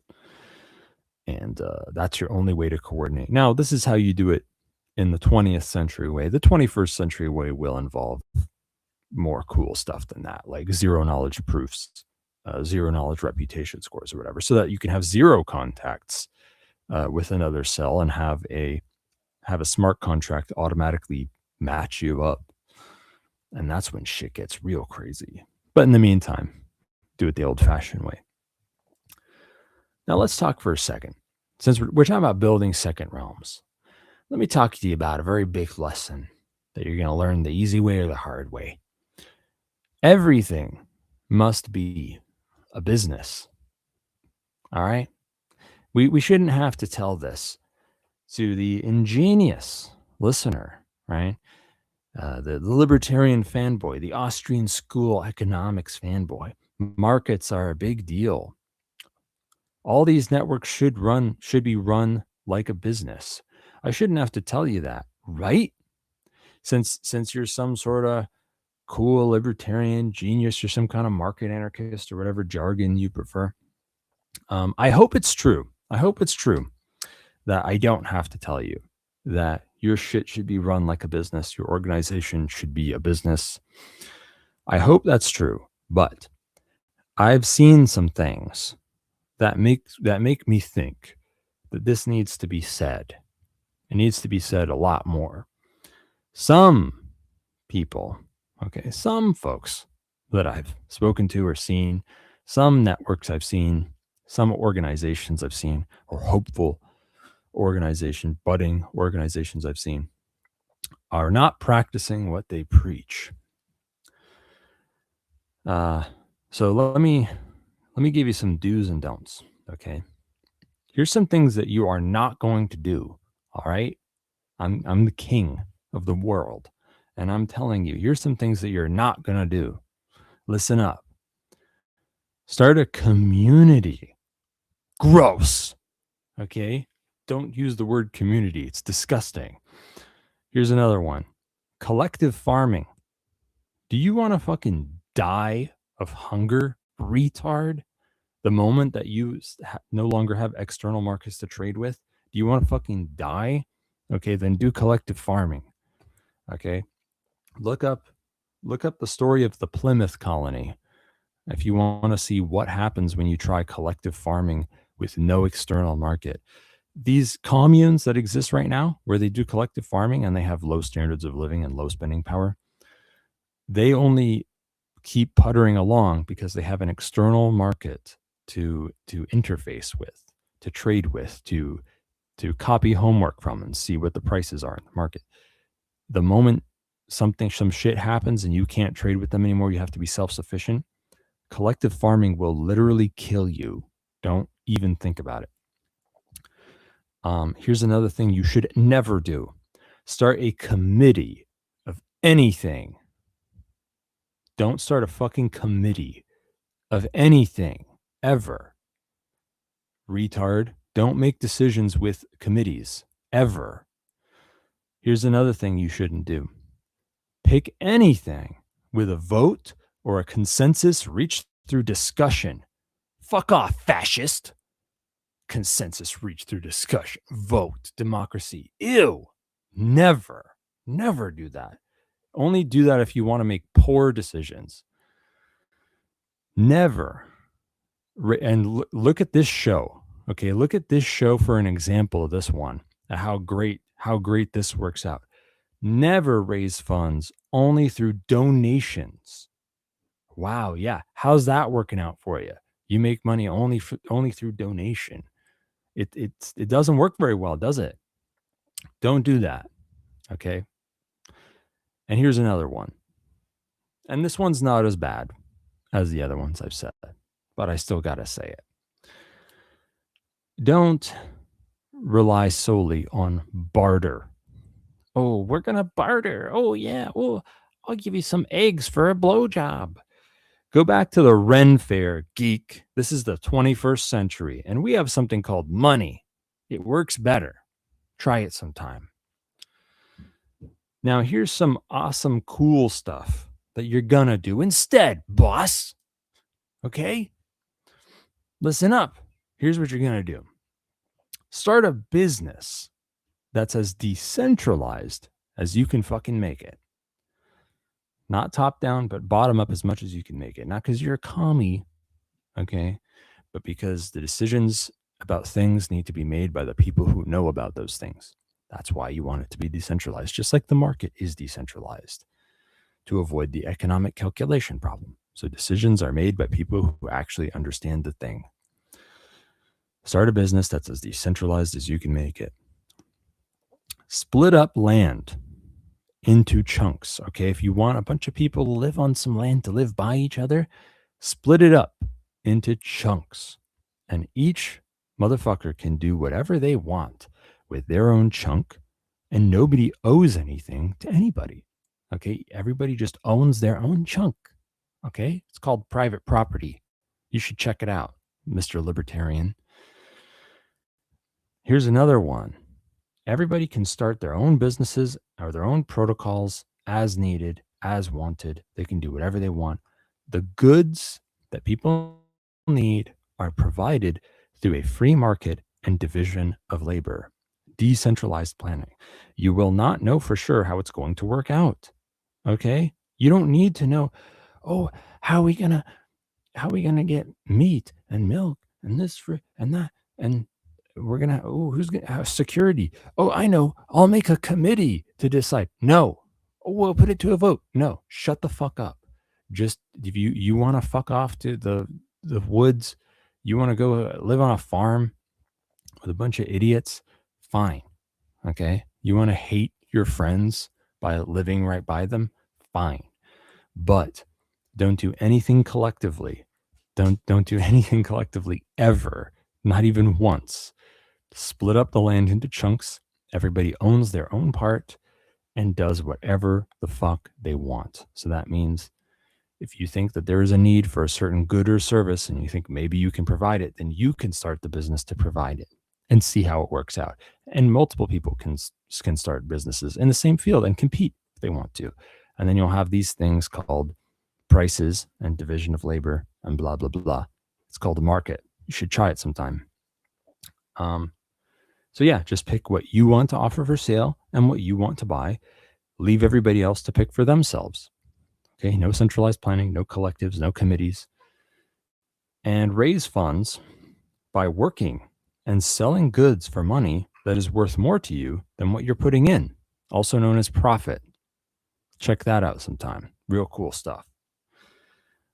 And of course, you want to get folks swapping stuff for precious metals and privacy coins and cool stuff like that. This thing called money, but cool money. Now, if we put those last two things we talked about together, scattered fold networks, the clandestine, decentralized, blah, blah, blah, cell structure organizations, and businesses, we put those things together, we have scattered fold networks as businesses. That's the killer app of the 21st century. And I mean killer in more ways than one. Did you know that decentralized cell insurgencies are sometimes seen as having hardships in the long run when it comes to coordination, logistics, and such? They do work quite well, but they often start working even better when they are juiced up with cash from a political class side that funds the network. Well, I don't think that hardship comes from the scattered fold network design at all. I think the hardship comes from resting on the goodwill of volunteers and charity. Yes, that's right. Most insurgencies are just volunteers, just people fighting for a cause because they believe in it. They're not professionals. And that's why it suffers from hardships of coordination and lack of funding. Now, switching from that to getting arbitrary budgets handed over to them by the state only helps because, hey, at least they have a lot more money. But a monopolized, aka socialized funding system is nothing next to a competitive market funding system.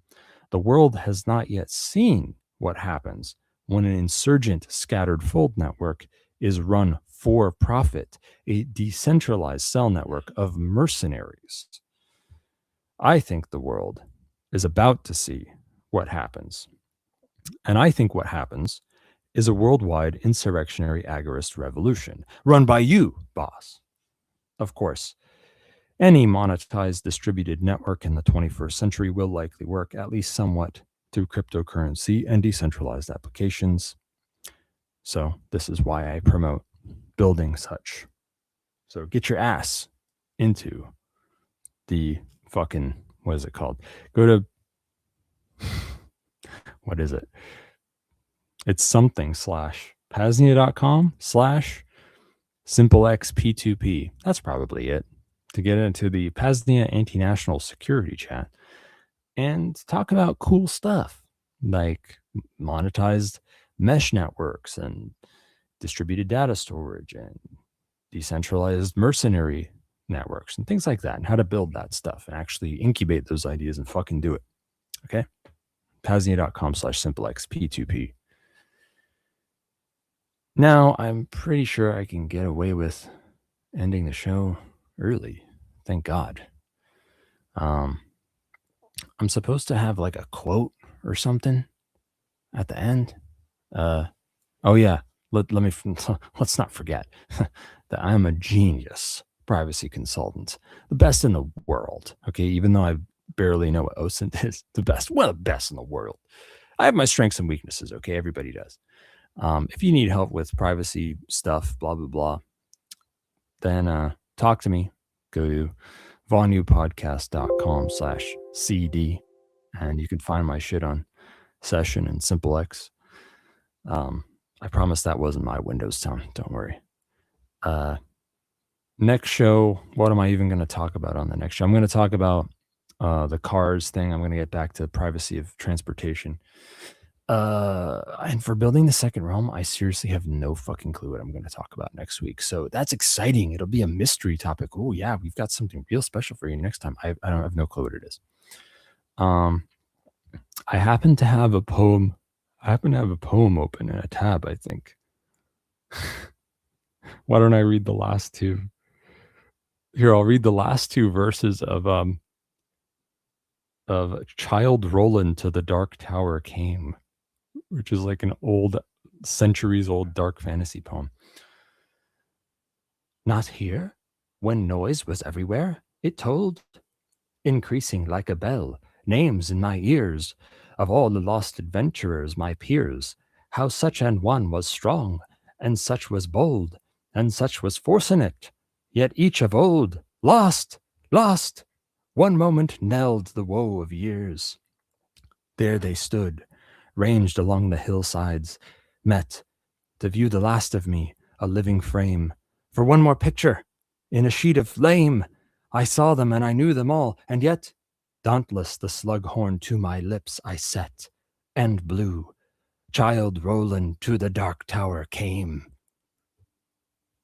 Self-Liberation Saturday will keep going for some hours still. They have a good one for you today. There will be no new Voluntarist Academy, but instead they have a special treat for the city slickers in the crowd. They're going to air 3 or 4 hours of old school Vonu podcast reruns, all about Vonu in cities. So don't touch that dial, boss. Stay tuned and stay frosty. You're listening to the PAZNIA Radio Network. Support PAZNIA, support the Second Realm this holiday season, featuring Thane Riddle. Let's talk for a second about giving this Xmas season. We all give stuff to people sometimes, feeding and clothing the needy. We know that libertarians need to be watched very closely when it comes to giving to needy orphans. I will remind you that a thong does not count as clothing, and cat ears are a dubious choice unless at least they have earmuffs for warming the ears. Feeding needy children, libertarians are pedophiles. Watch out for them. Just accept their Monero donations, and that's it. Speaking of which, Second Realm projects need your funding. Okay, there are many ways to give this Xmas season. And give Monero and cool shit like that to cool stuff. Okay, whether it be the good old-fashioned stuff or the less good old-fashioned stuff. Good timing. We've got PAZNIA.com/fund. That's PAZNIA.com/FUND. Emphasis on the FU. You'll find that it's a new page where we've got specific projects on PAZNIA that are seeking funding. We got PAZNIA Radio Network, low bandwidth audio only feed needing to be funded. It doesn't take much to fund that. I think we're going to reach that goal. VPS for Mumble server so that we can have audio chat rooms and shit. VPS for PAZcraft. That's the PAZNIA mind test server, Luanti, whatever the hell they're calling it. It's kind of like Minecraft. That project's going along. Overall troubleshooting / upkeep. That's not a sexy item on the list, but it's a big one. PeerTube instance, which is like a video hosting thing. And they have an off-grid wellness shed at Veritas they're trying to fund. $5,000, it's pretty low, really, for what it is. They must have a lot of the gear already. And that's a big one. Don't let the big price tag on the wellness shed scare you off if you want to earmark your funds, because there are PAZNIans, vetted PAZNIans that can go to Veritas that need healthcare and that are fucked up with weird problems. Okay, that happens, and we need to invest more in our Second Realm healthcare. That's kind of a big deal, folks. It's kind of a big deal. There's other shit. You don't want to give us money. You think we're a bunch of lazy pieces of shit. And half of your money is going to go to Dabs for Rayo 2. I assure you, he pays for them with his own parents' money. That's just a joke, kids. I don't know how he gets his money. He's probably selling pictures of his dog in precarious positions or whatever weird libertine things he's into. Don't ask me. I don't know. And if I did know, I wouldn't tell you. But if you are interested in pictures of Naomi, email Shane at libertyunderattack.com. Monero community crowdfunding system. Ever heard of it? Monero CCS. This is another thing you could give to if you're interested in funding Monero development. There's 5 things needing funding right now. I see on ccs.getmonero.org/funding-required. We got VT Nerd working full time. We got we're researching bulletproofs. That's going to make shit more efficient and private and enable more features on Monero. Website redesign. V1.Q47 is doing a Russian localization of a Monero conference. Ever Odd and Even doing Monero Python maintenance. Cool stuff. Okay. There's also magicgrants.org. They do some other Monero shit. If you want to give to a charity that's not, because you're like, okay, yeah, you know, I like funding second realm stuff, and that's cool and all, but I also want to actually, you know, fund to normal ass charities or other projects, but just do it with Monero. You could check out kuno.an.media. That's kuno.anne.media.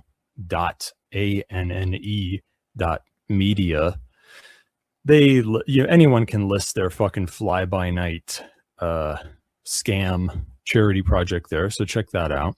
And if you want to give to a normal ass charity, but you're like, oh, none of them take Monero, or they take crypto through Gemini, and it's fucking gay, why don't you try out silentdonor.com? They'll donate to a charity on your behalf. You give them Monero, you can tell them to donate to any charity. They support pretty much anything. You type it in. And I'm going to tell you again, because I have bias here. Don't forget us. Okay, boss, PAZNIA, give us money. Give us your money this Christmas season. For you, it's about giving. For us, it's about taking. Go to PAZNIA.com/fund. Give the gift of an honorary stakeholder membership to your dog this Xmas season. PAZNIA.com/Thane, THANE. If you want to donate to PRN, the PAZNIA radio network that you're listening to specifically, you could try xmrchat.com/PAZNIA radio, or Zapathilly on Noster. Your market for Thane if you want. Anyway. Letters from Keon, aka SW from Samurai Wallet. Keon Rodriguez, also known as SW to the Vonu podcast, reported to prison on December 19th for a 5-year sentence. Bill, co-founder of Samurai, reported soon after. Herein, Keon writes up his first report from jail, essentially the first day and getting settled in. Credit goes to The Rage for publishing it. If you're unfamiliar with Bill and Keon's case, please visit the website billandkeon.org. Again, billandkeon.org. This is Letters from Keon.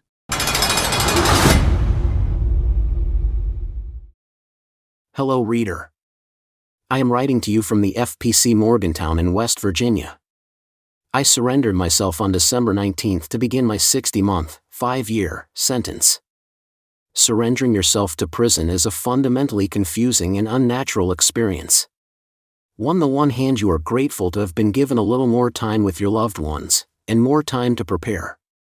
You thankfully get to avoid the dreaded diesel therapy. This is when the BOP sends you all across the United States by bus or plane, spending a few weeks in different prison settings, with murderers, rapists, child molesters, and the like before arriving to your final designated institution.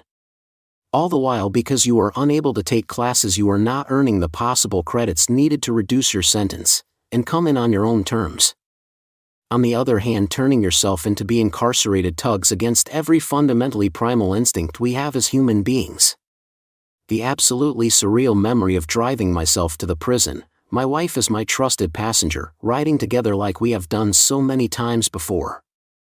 We both enjoy a banal conversation about the weather that day, snow, rain, and hail all in one drive, to try and mask the fact that I am on my way to give up my liberty, to say goodbye to our family, to begin a long period of incarceration. It is perverse. At around 1 p.m. on December 19th, I pulled into the visitors' parking lot. I hugged and kissed my beautiful wife for the last time and walked in the freezing wind and rain to my new home for the foreseeable future. The officer who met me at the gate was a kindly person. He offered to let me stand in the gatehouse to avoid the blistering cold. He performed a breathalyzer and tried to make me feel at ease with some friendly and casual conversation. A second officer eventually showed up. He searched me, counted the money I brought in with me. Bringing in cash was a big mistake I would soon learn, and eventually escorted me into the intake section of the facility. On the way to the intake section, the guard stated matter-of-factly that it would take until after Christmas for my cash to appear on my books, meaning no phone calls and no shopping for over a week. Ah, great. Overall, the intake process was quick and efficient. The corrections officers, COs, and support staff were all professional, some were cordial, some others were even friendly. I had worn in plain gray sweatpants and a plain gray sweatshirt in the small chance that the intake COs would let me bring those items inside the prison with me. Unfortunately, they did not. I was instructed to strip off the clothes until I was fully naked. The clothes were thrown into a plastic bag to be discarded or destroyed. After inspecting my cock, balls, and asshole, sorry, but it is what happened, the CO handed me an oversized pair of khaki pants, a brown shirt with suspicious bleach stains across the front, and a pair of cheap blue slip-on shoes.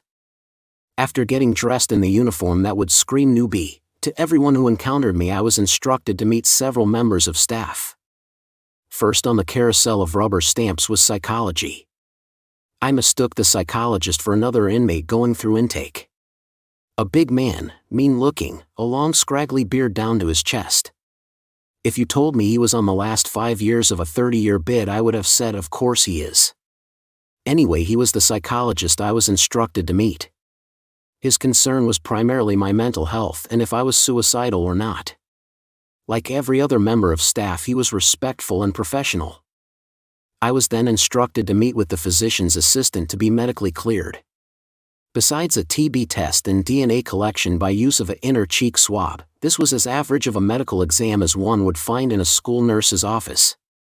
Once I was through the merry-go-round of clearances I needed to obtain before entering the general population, I was introduced to the first inmate I had encountered today. Shane is an orderly who helps introduce new inmates to their new home. Average height, average build, probably early 60s, a very friendly Irish face and rosy cheeks. He is the perfect person for this role. Shane had collected a jacket, hat, and gloves for me. He was carrying a pillow and bedroll for me. I was carrying a large plastic bag with 2 spare sets of intake uniform, 2 sheets, 2 towels, 2 washcloths, 2 boxers, 2 pairs of socks, a toilet paper roll, and a small plastic bag filled with basic toiletries. It was explained to me that because I was ordered to surrender on a Friday, I would not get to laundry for a proper uniform until Monday. So, I would stick out like a sore thumb until then. Combined with the complications of depositing money onto my account due to a Friday plus holiday surrender, it really felt like another farewell gift from Judge Coate, who got to turn the screw against me one final time. Shane pointed out each building on the campus while I tried to keep up with him and retain all this information. I was to be housed in the Bates unit. Apparently this is good fortune because Alexander unit is filled with rowdy reprobates and has no air conditioning. I will be housed within the B wing of Bates unit, which is apparently where they put all the newcomers and younger guys. Older guys and more experienced inmates get assigned to a wing which is a little quieter. As we passed every inmate, unmistakable in their khaki uniform and green jacket, Shane greeted them by name. They all returned the greeting earnestly. After what felt like 12 left turns, we arrived in the B wing, to bunk 25.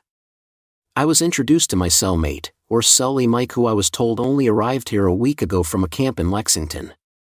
Mike is easily 280 to 290 pounds, so he clearly had the bottom bunk. I would take the top bunk.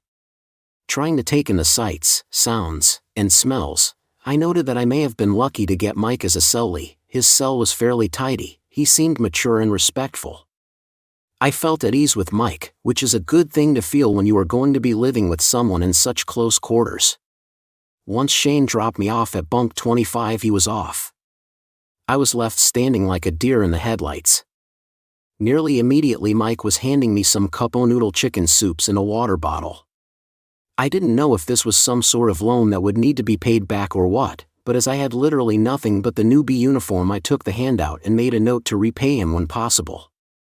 Then from across the aisle, Dave introduced himself, on the outside a former family doctor, on the inside a jovial older man always cracking dry sarcastic jokes, and handed me a can of Coke, some Mrs. Field's chocolate chip cookies, some more cup-o noodles and some other goodies. This procession of introductions and offering of gifts continued for nearly half an hour. It became clear these weren't loans to be repaid but acts of kindness by gentlemen who remembered what their first night in prison was like, and who presumably were helped by someone in a way they are now passing on to me. Eventually word had got around the camp they call the gossip network inmate.com that a new guy arrived. Soon I had visitors from other wings in the Bates unit. One gentleman had an entire collection of sweatshirts and sweatpants. He sized me up and handed me a pair as well as some short sleeve and long sleeve gray shirts. Finally he looked at my feet, taking note of the cheap flat slip-ons that they give you during intake, asked my shoe size. I told him 12.5. After some rummaging he found a pair of sneakers size 11 and handed them to me. He explained that when someone leaves, either to go home or a transfer to a new institution, he collects the clothing they leave behind, he washes it, and then stores it to hand out to newbies with nothing, otherwise they will be scooped up by less altruistic characters and be sold in the underground economy. Saying our goodbyes and expressing my sincere gratitude to be able to get out of the uncomfortable temporary uniform and into something way more comfortable, I met another prisoner, Omar, a very friendly former pulmonary specialist in his 70s, one of several practicing Muslims and one of several highly skilled doctors. He provided me some toiletries, a bag of instant coffee, a bag of creamer, pens, paper, and his wisdom on navigating this new environment. Very importantly, he offered to show me the ropes at dinner time, which would be called momentarily. While we waited to be called for dinner time, Omar introduced me to several of his friends, mostly doctors and highly educated scientists. Once dinner was called, we made the 10-minute walk from Bates unit to the chow hall. They were serving lasagna, which was surprisingly good and offered in a generous portion size. It was served with a side of iceberg lettuce and boiled spinach. The lettuce was fine with the bright orange-colored, and expired, French dressing that was offered in small packets. The boiled spinach needed salt and was quite difficult to eat. It seemed like I had just sat down to eat when they called over the intercom that dinner was now closed. I will need to eat much quicker than I am used to. When I returned to my bunk, I met another neighbor, Hassan, a young Muslim, well-groomed, fit, tidy and friendly. He introduced himself, gifted me a white cotton t-shirt and a pair of gray gym shorts. I hung around on my bunk, not really knowing what to do. I knew there would be a final count where we need to stand up silently by our beds and be counted by guards at 9 p.m., which would then be lights out until the morning. I frankly was very tired and wished I could go to sleep right then, but I forced myself to stay awake until after the 9 p.m. count occurred. Thankfully they turned the lights off right after the count. After brushing my teeth, I climbed into the bunk, ready to call it a night. No one else was on that schedule, however, and the housing unit was wide awake, loud, and buzzing with activity. I would have to get used to the noise. Eventually I fell asleep. I slept fairly well, but woke up early around 2:30 a.m. Thanking God that Omar had gifted me coffee, I enjoyed a hot cup when I woke up and throughout the morning. Over the next several days I would meet new people, learn new tactics for surviving this very alien environment, and make several new friends along the way. While not at all comfortable, it is manageable. While I rather be at home with my wife and family, there are far worse places I could have ended up. I am thankful that all the prisoners here are respectful and downright friendly. I am thankful that the staff and COs seem to be also be respectful, provided you don't give them a reason not to be.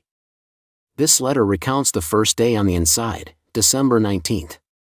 As I write this, it is December 24th, Christmas Eve. Tomorrow will be the 7th day I have spent in FPC Morgantown. I will be having my first visitor, my wife. I am beyond excited to see her. I will continue writing the story as it happens and as I am able. Keon Rodriguez.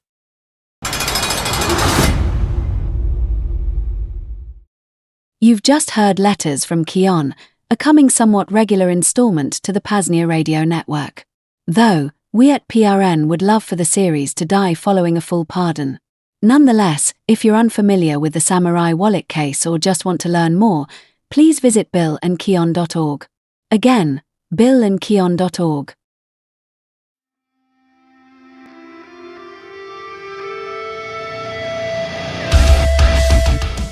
Vonu Life 25, Resurrected. The newest release via Liberty Under Attack Publications. In this ever-growing tyrannical world, the prospects of self-liberation, aka freedom, seem so very far away. But thanks to the hard work and archival efforts of freedom pioneers of the past decades, self-liberation doesn't have to seem like a pie-in-the-sky dream. Back in the 1960s, around the time of the counterculture revolution, a zine sprung up called Vonu Life. Vonu Life contained reports from self-liberators, provided a path for networking with others, and still to this day, contain the most hardcore solutions and strategies for breaking free from the servile society. No bitching, no complaining, no political crusading, and no false illusions of an external political savior. The final issue released in the 1970s. That is, until this release, Vonu Life 25, Resurrected. Herein, quite a few self-liberators contributed knowledge and solutions, topics including intentional communities, networking, and vonuing in cities, selecting a free mate, legal interstices in the 21st century, and hacking liberty. Self-liberation storytime, a section dedicated to freedom fiction. The Vonu Life message board. And much more. Begin, or continue, your journey of liberation from the servile society and into a liberated lifestyle of your choosing. Vonu is truly yours for the making. And Vonu Life 25, Resurrected will help you get there. Just visit libertyunderattack.com/VL25. Again, libertyunderattack.com/VL25 to purchase on site or to buy via Amazon. Bitcoin and Monero preferred. Again, libertyunderattack.com/VL25.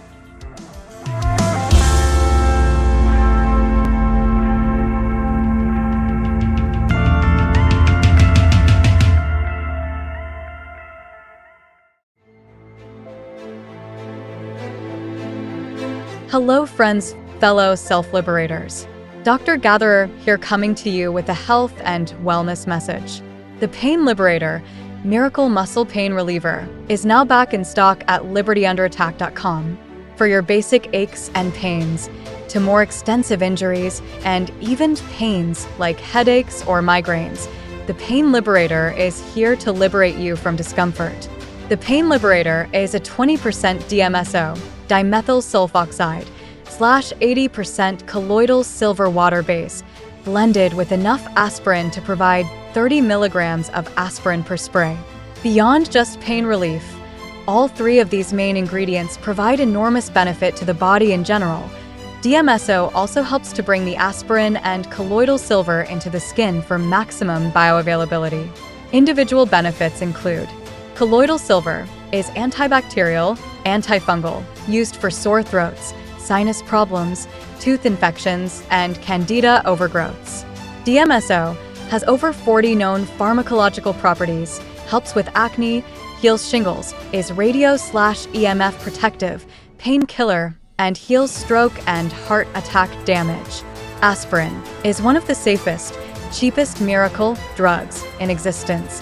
Searching PubMed, it assists with basically every disease or imbalance, from muscle pain to reversing cancerous tumors and everything in between. Spray directly on head for headaches. The Pain Liberator is available via Liberty Under Attack publications. Just visit libertyunderattack.com/pain to place your order today. PayPal, Bitcoin, and Monero accepted. For Monero, email shane@libertyunderattack.com. The Pain Liberator, Miracle Muscle Pain Reliever, a PAZNIA Department of Health and Wellness creation. libertyunderattack.com/pain.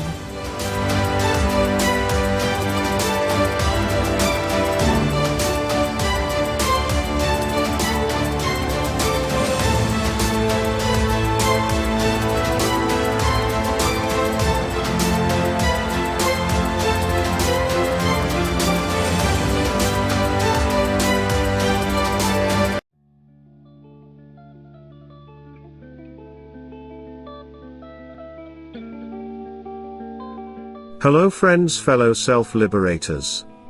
DJ Brian Free Robot here with a message from the PAZNIA Department of Freedom. Did you know, PAZNIA is much more than just the greatest radio network in existence. Founded in 2020, the Free Republic of PAZNIA is a burgeoning, worldwide parallel network founded upon the principles of truth, freedom, and voluntarism. We're building out a network, and subsequent map and directory, of homesteads and farms, van nomad squat spots, guerrilla gardening plots, local health food stores, potential opportunities for alternative home bases, and much more, anything else that would be useful and necessary for a self-liberator. Beyond that, we have various departments, such as our Department of Transportation and Department of Communications. Each department is pursuing its own goals, in this case, a decentralized logistics and supply network, and mesh networking as examples, respectively. We'll build out some public features, but PAZNIA is at its core a vetted network. And the first step is to become an honorary stakeholder. Features include discounts to other businesses/hustles in the Agora, access to the Second Realm network of non-coercers, a PAZNIA ID card, PAZNIA stickers and pens, a digital self-liberation bundle via Liberty Under Attack publications, a PAZNIA flag, and a shirt and a coffee mug or a hat. The full stakeholder donation is $333, but there are various tiers, $3, $55, and $99 if the budget is understandably tight. Your donation will go towards the expansion of the PAZNIA network and is a way for us to only get folks who will put their money where their mouths are per se. And you get some great advantages in return. To become an honorary stakeholder, visit paznia.com/stake. Again, paznia.com/stake. Bitcoin, Monero, and fiat accepted.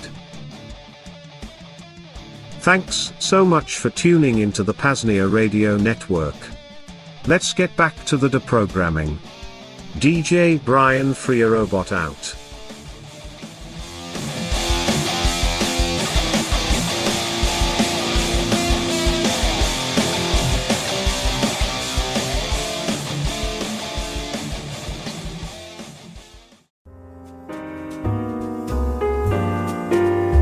While infrastructure costs for the PAZNIA radio network aren't exorbitant now, there are some costs. It will also increasingly demand more time as we move towards longer transmissions and more transmissions. If you'd like to help cover current costs and even the expansion of our efforts, please visit paznia.com/shop. There, you can make a one-time fiat, Bitcoin, or Monero donation. You can become a stakeholder, and you can even order some one-of-a-kind PAZNIA merch, ranging from shirts to hats to flags, all the way to beach towels. Again, that link at paznia.com/shop. Cheers from the Free Republic.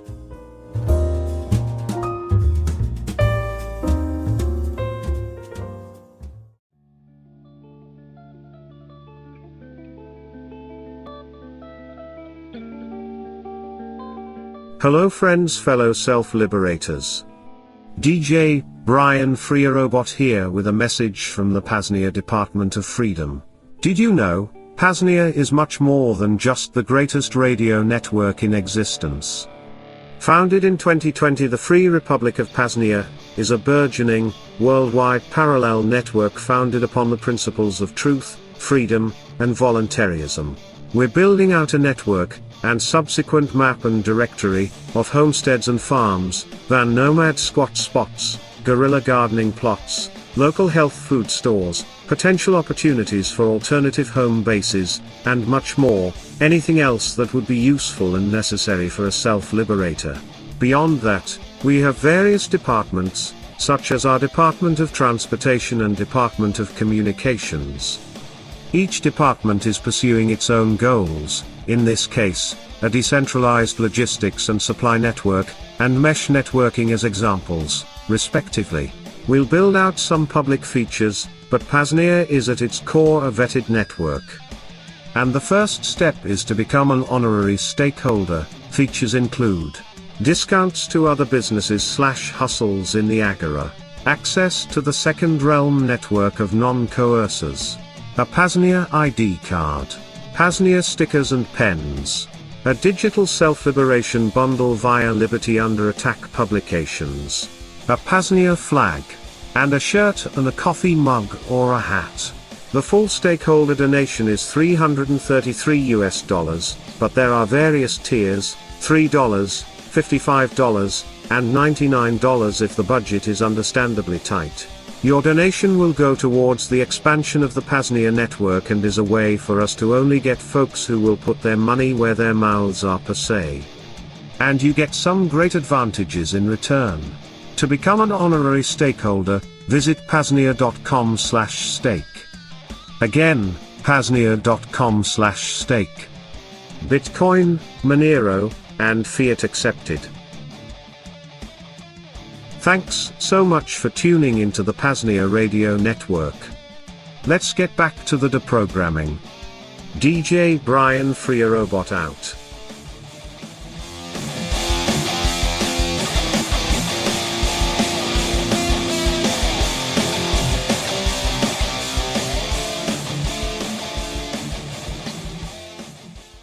You're listening to the PAZNIA radio network.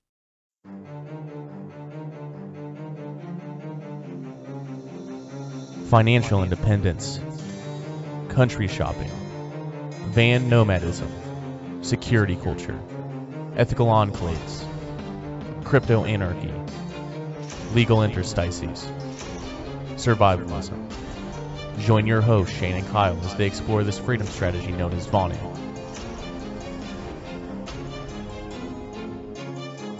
You're listening to the Vonu Podcast.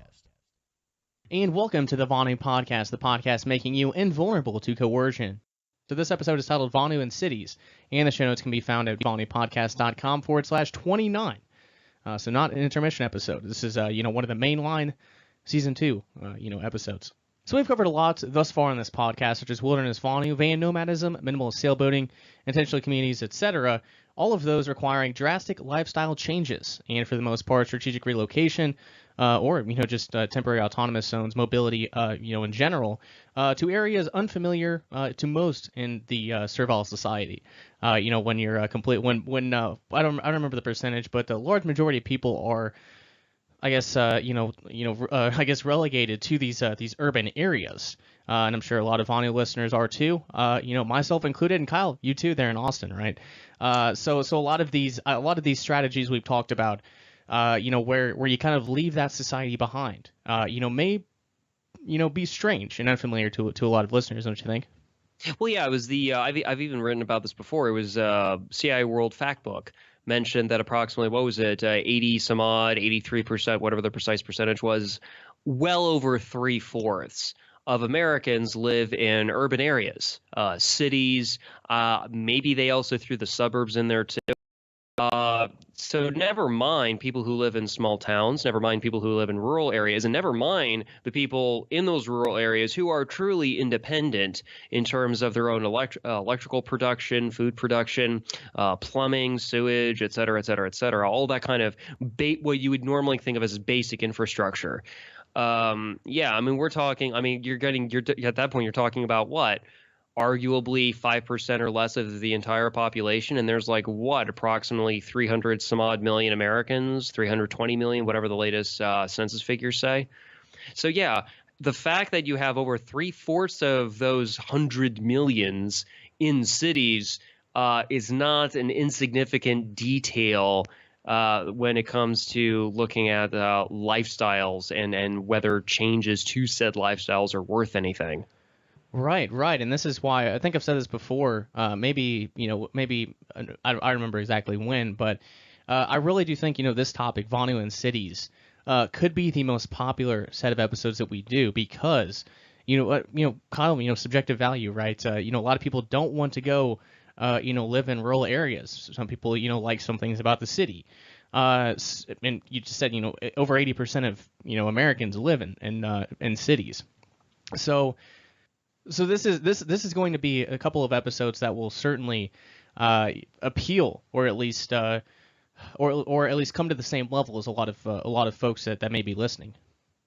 Yeah, and much like how you were back when we were doing season 1, you were looking forward to when the episode in season 2 that we've done already on minimalist sailboating and all that. Well, the season 2 episode I've been looking forward to is, well, the one we're doing tonight about whether it's possible or not to Vonu in the cities. Because, well, the cities are kind of the hives of industry and culture and a couple other things, manufacturing as well, and so on and so forth. So it's not some like insignificant thing, right? I mean, people, you remember when Sam Conkin would mention about the retreaters like running away to the woods or something like that, or however he phrased it? Retreaters, yeah. Yeah, so I guess Sam Conkin was okay living in the cities, I suppose. For his own reasons. Maybe the reason he thought so was something to the effect, I'm speculating a little bit here, ladies and gentlemen, but maybe something to the effect of, well, if you're going to engage in counter-economic trading, which of course we've done the episode earlier on ethical enclaves. Please see earlier episode on that topic. Whether you call it an ethical enclave or you call it the agora, that your greater probability of finding trading partners would probably be in urban areas. I would assume is what Conkin was kind of making his assumptions on when he was, kind of decrying the, Rayo and similar folk. Right, and I think another reason too was, he enjoyed the intellectual discussions, reaching status, where they are. But according to, I interviewed Wally Conkin, the author of Agora's Class Theory. Well, kind of the author, kind of not. He kind of compiled, Conkin's work on it and just added kind of, I guess, explanations and things of that nature. But I talked to him about it, and there used to be back in the 70s and 80s, out in Southern California, like there'd be weekly meetings. Kind of, I guess, kind of, in the names of, kind of the great libertarian philosophers of the past. So Conkin, I do think that another reason he liked the cities was that's where you reach people face to face, right? I mean, if you want to have a, it's kind of hard to do that, Rayo style, right? I mean, that's not necessarily what Rayo did, other than communicating through publications. And obviously, like, even Rayo himself would mention that he was practicing wilderness Vonu, but that would not necessarily be for everybody, right? So he kind of understood that. And obviously, we're mentioning about real life here and so forth. Let me make just a slight digression, mention about even libertarian fiction. So, for example, like the events in Alongside Night, that's pretty much exclusively happening in urban areas. Whether it's the counter-economic activity, whether it was like Aurora, that underground kind of city mall complex type thing, that was even underneath like another city and so forth. City within a city or city underneath a city, so to speak.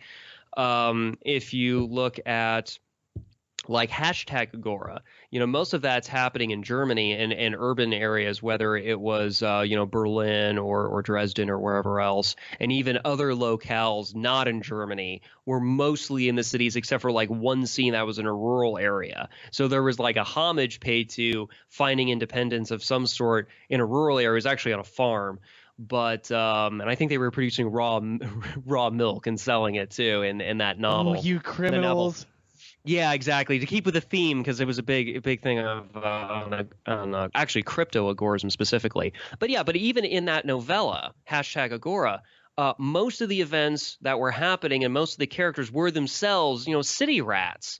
And, there's the old adage about, city rats versus country mice, which I think is very apt for this particular episode of TVP, is that when you look at a lot of Rayo's writings, I guess maybe you could say, I guess you had a guy who was a bit of a country mouse, at least to some extent. But then when he's talking about the servile society, a lot of the language he's using and how he's describing it, he's kind of describing a lot of city rats, which for the most part is pretty accurate. I can't disagree with him too much as far as that goes. But I guess what we're kind of trying looking at here tonight is, I guess one way of phrasing it would be, is it possible to be a country mouse surrounded by city rats, for lack of a better way of putting it? Hey, I like that. I certainly do. And it also is worth mentioning that this is a very little developed strategy by Rayo. He wrote, one chapter, a page and a half. We'll read the entire thing for you tonight. It was a very little developed strategy, so that leaves a lot of work for Kyle and I in season 3. when we really dive into this. But as has been the case for season 2, we're gonna look at what Rayo had to say. We're gonna obviously define some terms, and in this episode, we're going to look at the individual methods that Rayo mentioned, as well as just looking at what he had to say, and we'll obviously expound upon that a little bit. But a lot of that will be saved for season 3. And when we get to season 3, Kyle, Vonu and Cities will probably be 5 to 10 episodes by itself.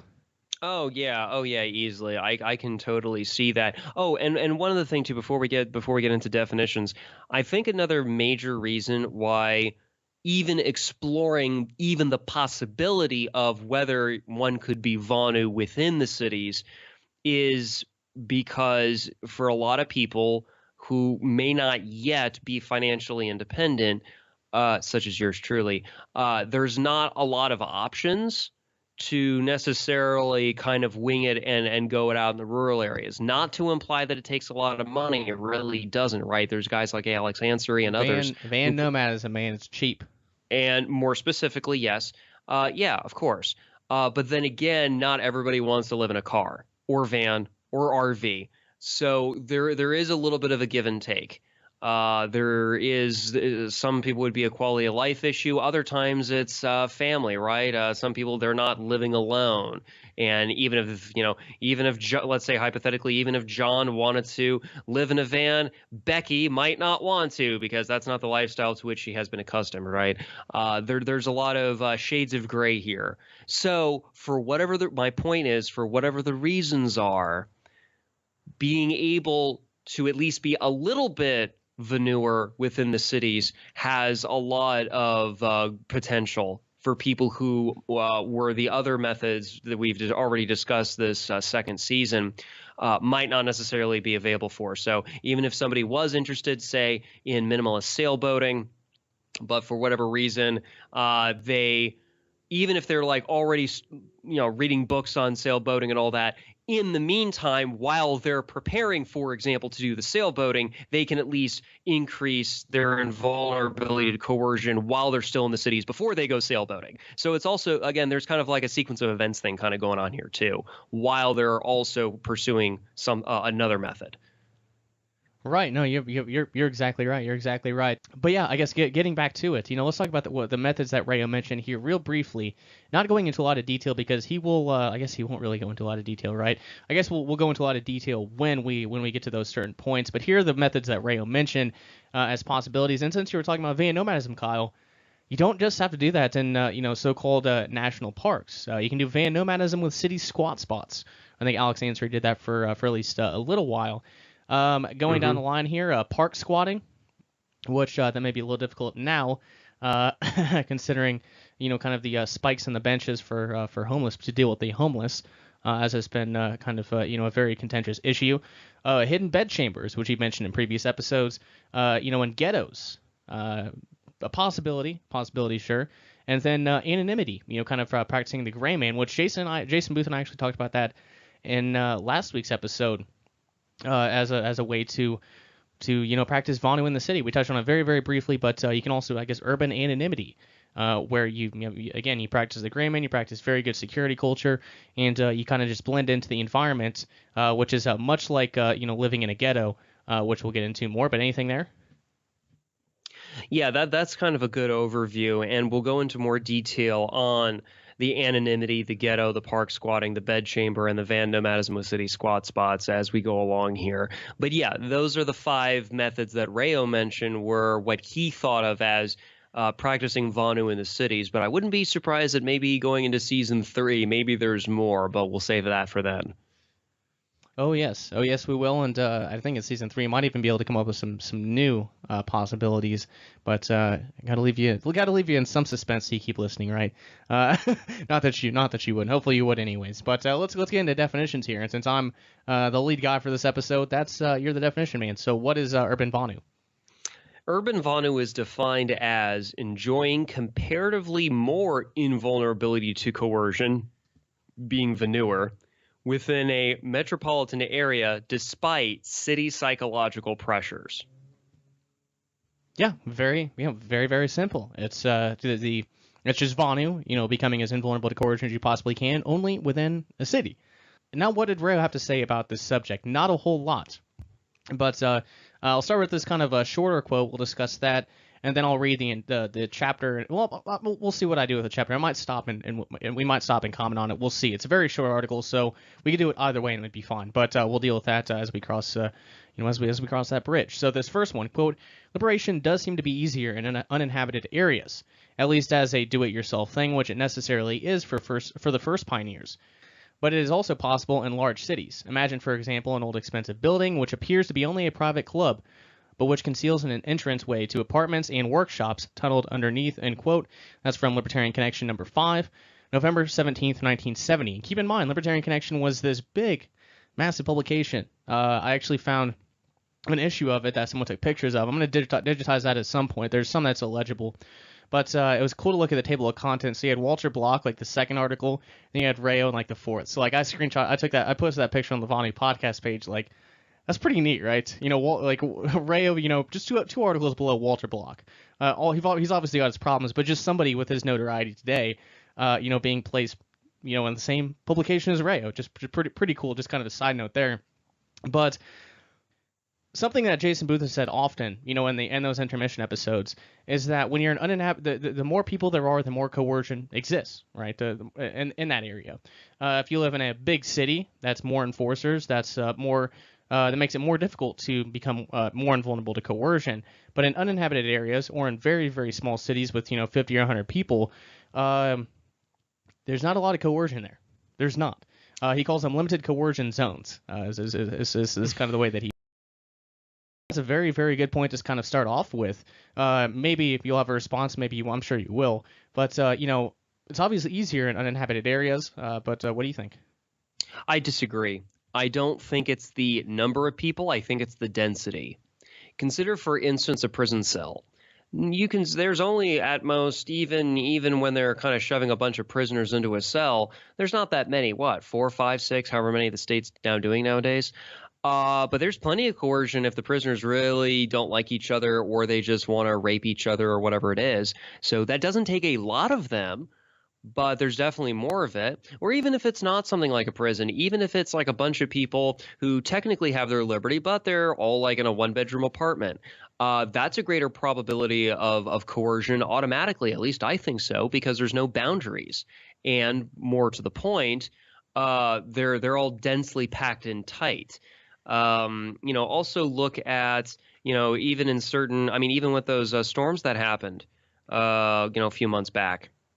I think it was during the latter end of this past summer, when Houston and some other areas got, and I think it was a couple areas in Florida, got deluged with this hurricane and that hurricane and so forth, right? Harvey being one of them. And really, it's like, oh yeah, go to the refugee camp or whatever. And it's kind of like, okay, again, it's not the number of refugees. The fact, it's kind of like if you go way, way back to like Hurricane Katrina, back at what happened in New Orleans. Oh yeah, let's shove everybody in the Superdome. Technically, there wasn't that many people, but in a relative sense, it was very densely packed. And the problem with cities is that it's not the amount of people. It's the fact they're all shoved into such tiny spaces. If you had the exact same number of people, but they had more space per foot, then I don't think the coercion would be anywhere likely, and even if it was just person-on-person crime.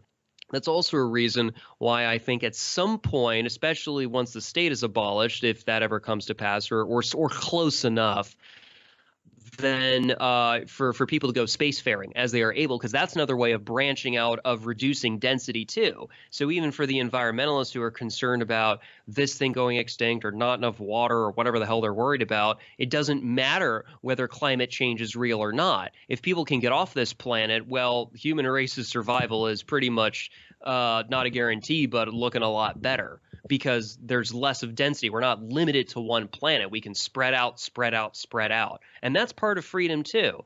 You can I guess you can have your communes occasionally and shove everybody in an area, but those are people who already have similar values. The real tricky thing is when you have a bunch of people who don't have similar values, should they really be put in densely packed areas? I'm just saying, whether it's a prison cell or a one-bedroom apartment, I hope you guys really like each other.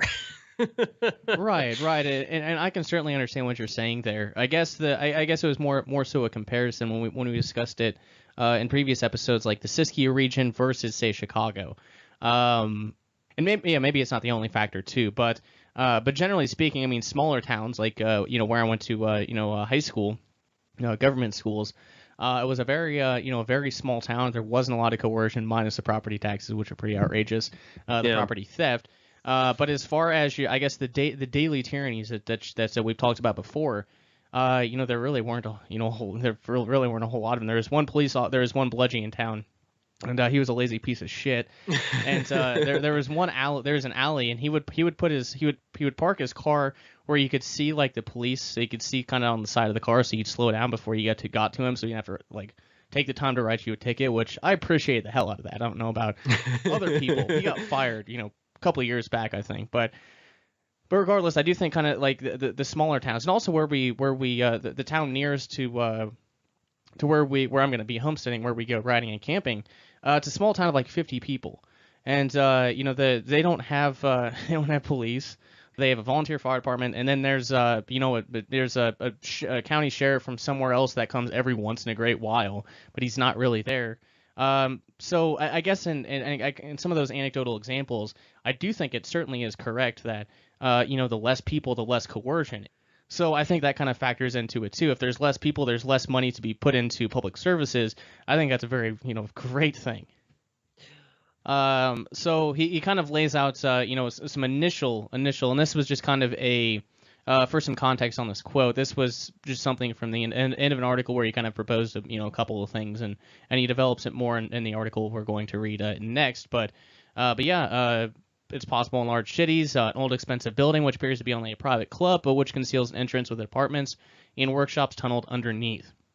I do think that's interesting for quite a few reasons, but just imagine kind of this Vonuan underground unknown apartment complex. I think it's a pretty neat idea. But just a couple examples he lays out there. But what are your thoughts initially before we get on to the more in-depth article, which isn't really in-depth?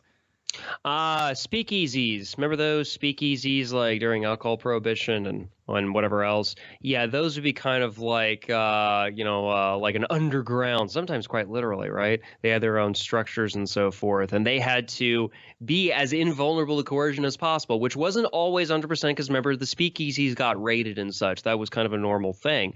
But then there were other ones that went untouched.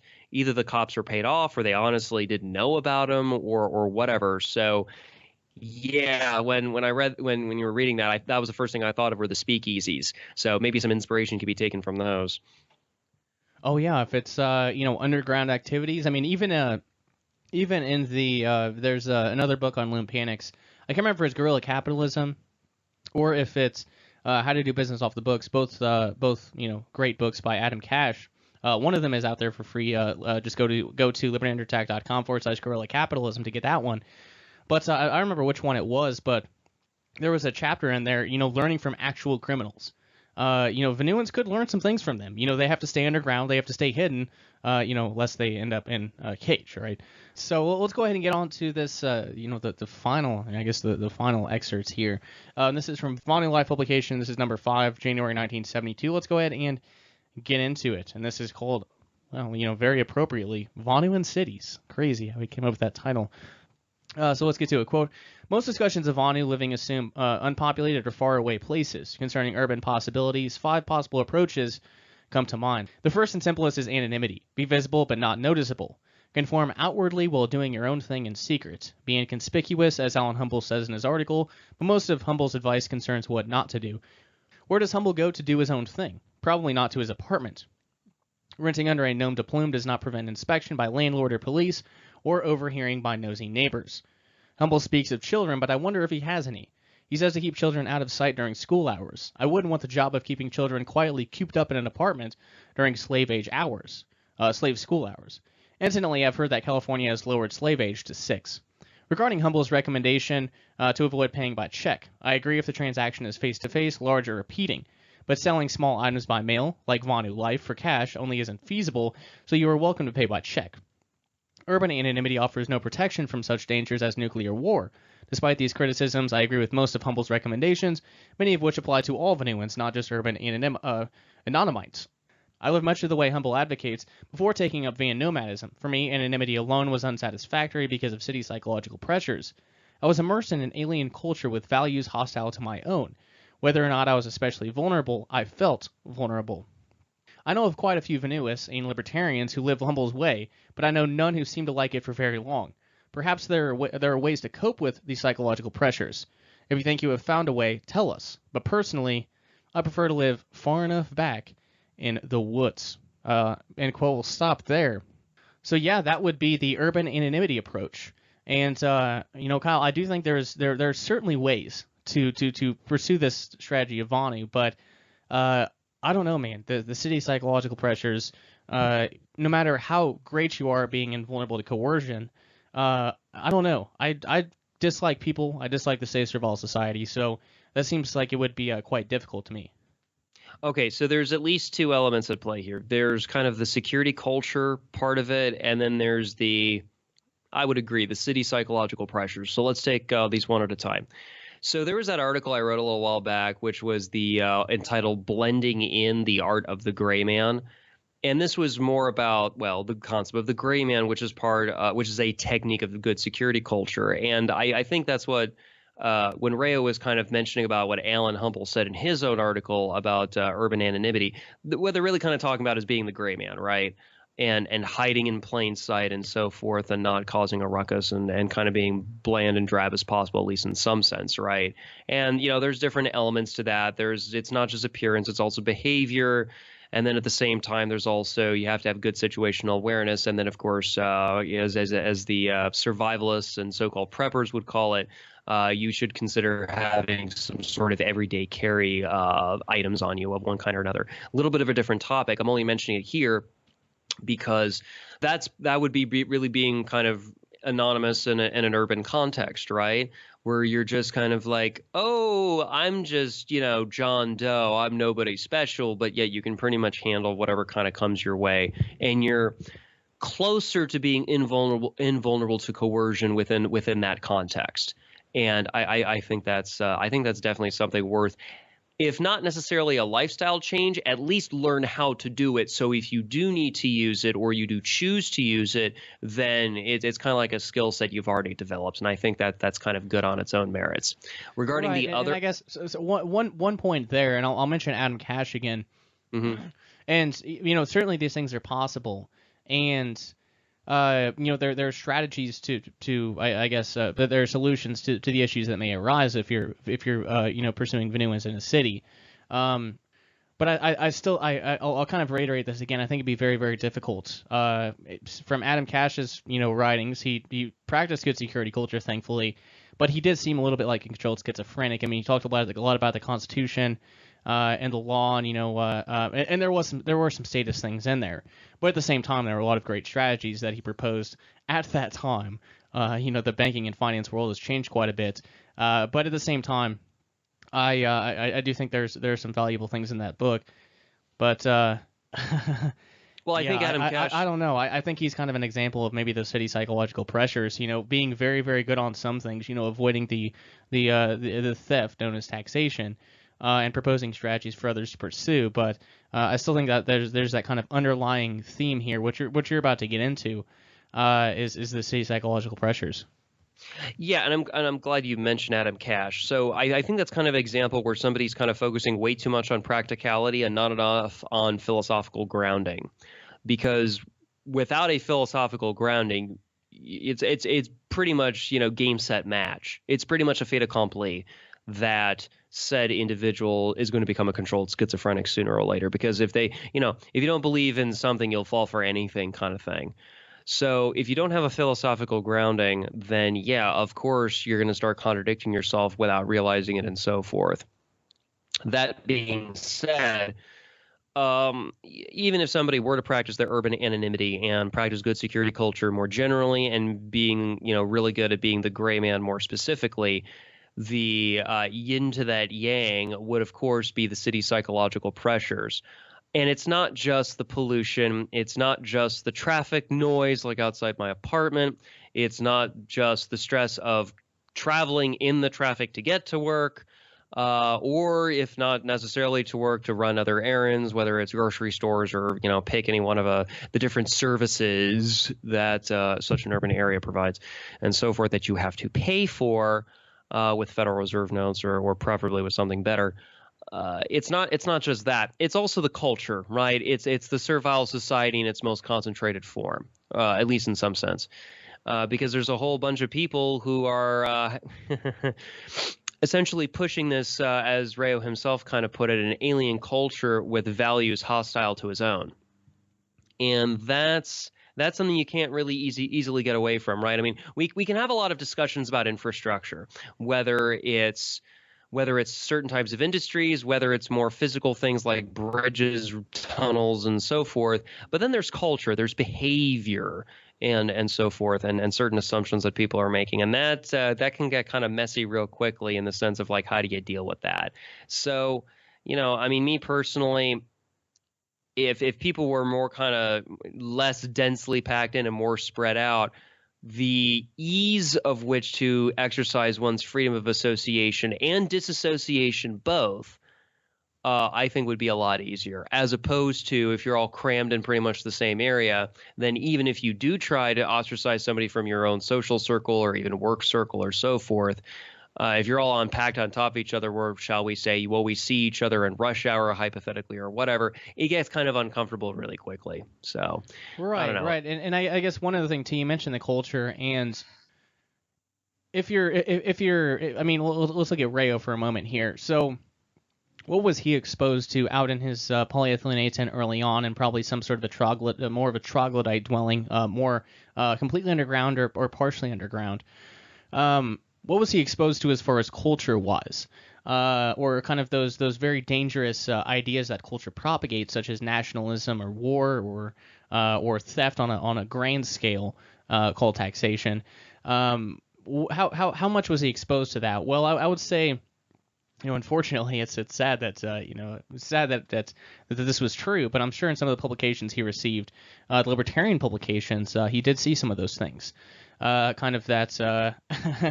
Kind of the unfortunate aspects of culture that for those of us who do try to practice Vonu and City at this point, without the ideas being fully developed yet, that'll be season 3.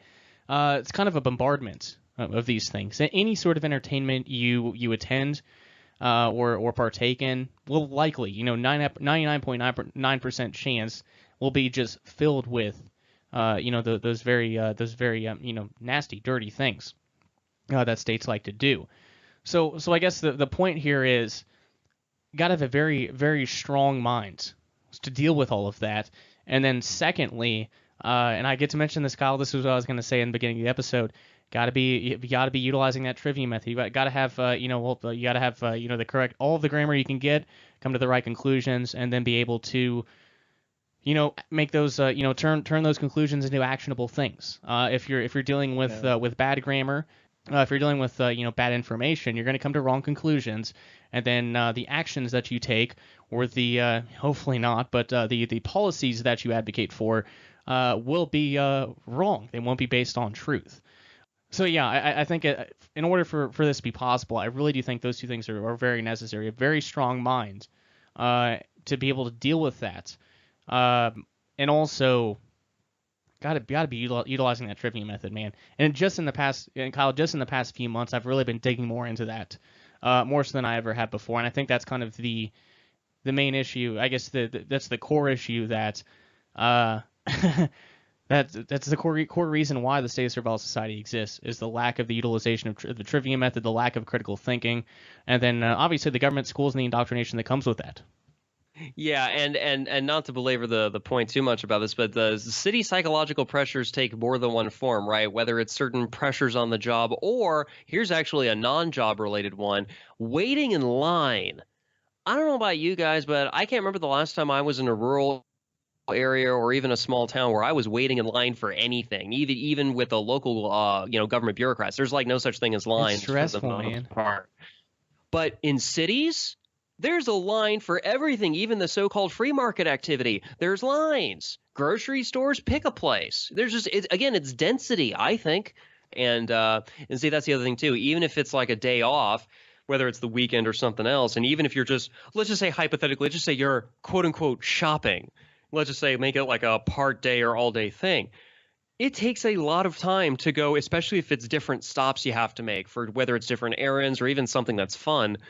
It takes time to get in the car and then drive and find a place to park, then go inside and then do whatever the activity is and however long that takes. And then you have to get back in the car, drive around again, find another parking spot, and it's wash, rinse, repeat. And next thing you know, like 5, 6, 7, 8. I've had, where I was, doing stuff with the wife, we were just going out and doing stuff. Next thing you know, it's like 6 hours later. And we're not even half done. And we've had to just like put certain things off because it just takes so long to get anywhere to do anything. And it's like, wow, this is rather inconvenient. So so what these city rats do culturally, where they make everything so quote unquote efficient and quote unquote convenient, and then everything takes 5 times longer to get anything done. It doesn't matter whether it's going to a laundromat or grocery shopping or even something more recreational. It just takes forever to get around to do anything, even before you even get there. But let's get back to this article real quick. Quote, a way to reduce psychological pressures is to gather with fellows into a ghetto, a second approach to city Vonu. One loses anonymity with respect to the larger culture as one develops subculture speech, customs, mannerisms, and dress. One becomes a relatively indistinguishable member of the subculture, requiring that any organized aggressor attack everyone or no one. And this is a quote. This isn't Rayo speaking. All Chinese niggers hippies look alike. And back to Rayo. This doesn't always stop aggressors. Witness Jews in Nazi Germany, Japanese in the U.S. The recommendations made by Walt Hayward presume ghettos of like-minded people. His objections against moving into the wildlands are directed to retreatists who hope to do it at the last moment, not at Vonuans who expect to live there most of the time. And quote, we'll stop there just for a moment. But yeah, the Japanese didn't fare very well. The Americans of Japanese descent didn't fare very well after World War II, did they? And they were Americans. Americans did not fare well because the racist federal government said, "Oh, your ancestors have elliptical folds on their eyes, therefore you're basically the equivalent of a terrorist. Go into the concentration camps, but I'm FDR, but yet I'm not Hitler." I mean, come on, grow up. But it can't happen here. Nope. It did at the same time. That's the worst part. Trivia method. You don't have the proper grammar, folks. But anyways, I guess as far as the rest of this, I don't know. I mean, I suppose in some circumstances there would be kind of the approach of attack everyone or no one. But what was the Waco? What brand of church were they? What brand of religion were they? I don't remember. It's whatever some really it was. Specific Protestant sect kind of thing. Yeah. Right. So yeah. I guess it might not be the ghetto that Rayo's referring to, not something that kind of blatant. But still, I mean, there are plenty of examples throughout history where that might not work. And plus, with the increasing hostility from the state of Survival Society, with people just pursuing van nomadism alone, let alone with a group of people. And then you look at, as I mentioned earlier, the kind of the spikes on the benches to prevent homeless people from sleeping there. I think this sort of a strategy would be difficult in modern day America, where the state of Survival Society attacks anybody with a different lifestyle than they view as classy or whatever it is, right? Yeah, pretty much. All right, back to it. And Rayo's going to kind of conclude his thoughts on this approach. I just wanted to mention those couple of things real quick. Back to it, quote, ghettos are also possible in rural areas. The Tequilma area southeast of Cave Junction, Oregon, is almost a freak ghetto. While freaks may not be in the majority yet, they're enough to render the area unattractive for anti-freaks, causing most laying up for sale to be bought by freaks, etc. Analogous to what happens in new black ghettos in cities. How much protection this provides remains to be seen. There have been quite a few arrests for growing, using pot, etc. A bigger crunch will come when substantial numbers of freak children become old enough for slave school. Will the Supreme Court, in quotes, I love that, require long hairs and short hairs to be intermixed by busing, or will it compel kids to cut their hair middle length with the length set by the majority vote every 4 years, end quote. Man, I love that. That last portion in quotes. Will the Supreme Court require long hairs and short hairs to be intermixed by busing? Or will it compel kids to cut their hair middle length with the length set by the majority vote every 4 years? So fantastic. Another probably pretty obvious to people listening to this podcast, but I love the kind of the eloquent phrasing that Rayo has for kind of proposing these philosophical ideas. Yeah, he's basically ridiculing the whole anti-discrimination laws and such, right? I mean, and also the busing laws, which were part of that, right, as well as many other things. So this second method of, for lack of a better term, the ghetto method, is the idea where, so it's kind of more of a collective version of the previous method, whereas the previous method, it's more individually based, right? You are the gray man, you are there's kind of an implication that you're alone. Here, though, with the ghetto method, it's kind of like if you got a bunch of gray men together, but not necessarily, they're not really gray anymore. They're kind of like taking on a certain persona or certain shared cultural attributes in any sense. Sometimes skin color, yes, but not always. Hence like all the hippies look alike, right? That's not limited to, heck, that's not even limited to gender, right? Because there's also the women folk, right? So there's lots of different ways to kind of look at this. And so, yeah, the whole ghetto thing might be kind of interesting. It's actually interesting here, too. Like here in Austin, there's like a certain segment of the population which is very hipster, very much so, especially in downtown. And you can pretty much see them. So, yeah, if somebody were to adopt kind of like a hipster aesthetic, that could be a type of ghetto of sorts, I guess. And another possibility that came to mind is, or I guess not a possibility, but something that came to mind when reading this. So the idea would be to, I guess, move into an area, buy up all the land, and dissuade any squares from wanting to move into the area. So would this be similar to, there's this really, and for good reason in some circumstances. I mean, it's always done, via the local government. They can get more in taxes. They can charge more for property taxes. So they're going to subsidize and all of that. That's obviously terrible. If there's a market demand for it, then sure. But gentrification, where there's this small city and, more, lower to middle class folks. And, these rich folks come in and, get grants from government. There might be some eminent domain where, we need a road built here. Can you guys help us? Sure, we'll get paid a lot more money, or we'll be able to steal a lot more money. So sure, we'll do that. So I wonder if that would be kind of an example of kind of, and it wouldn't be a ghetto though, right? I guess it would be kind of a, I don't know. That's what came to mind to me is kind of changing it so that it's, the area is unattractive to the folks that, have lived there for forever. And turning it into something else where they can become invisible and just be another one of those I guess squares.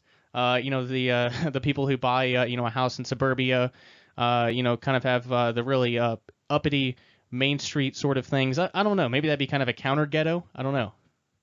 I would say that, I'm glad you brought up gentrification because that really is kind of the counter ghetto. I mean, the whole notion of a ghetto of any kind, based on any criteria whatsoever, was that it was always anti-establishment.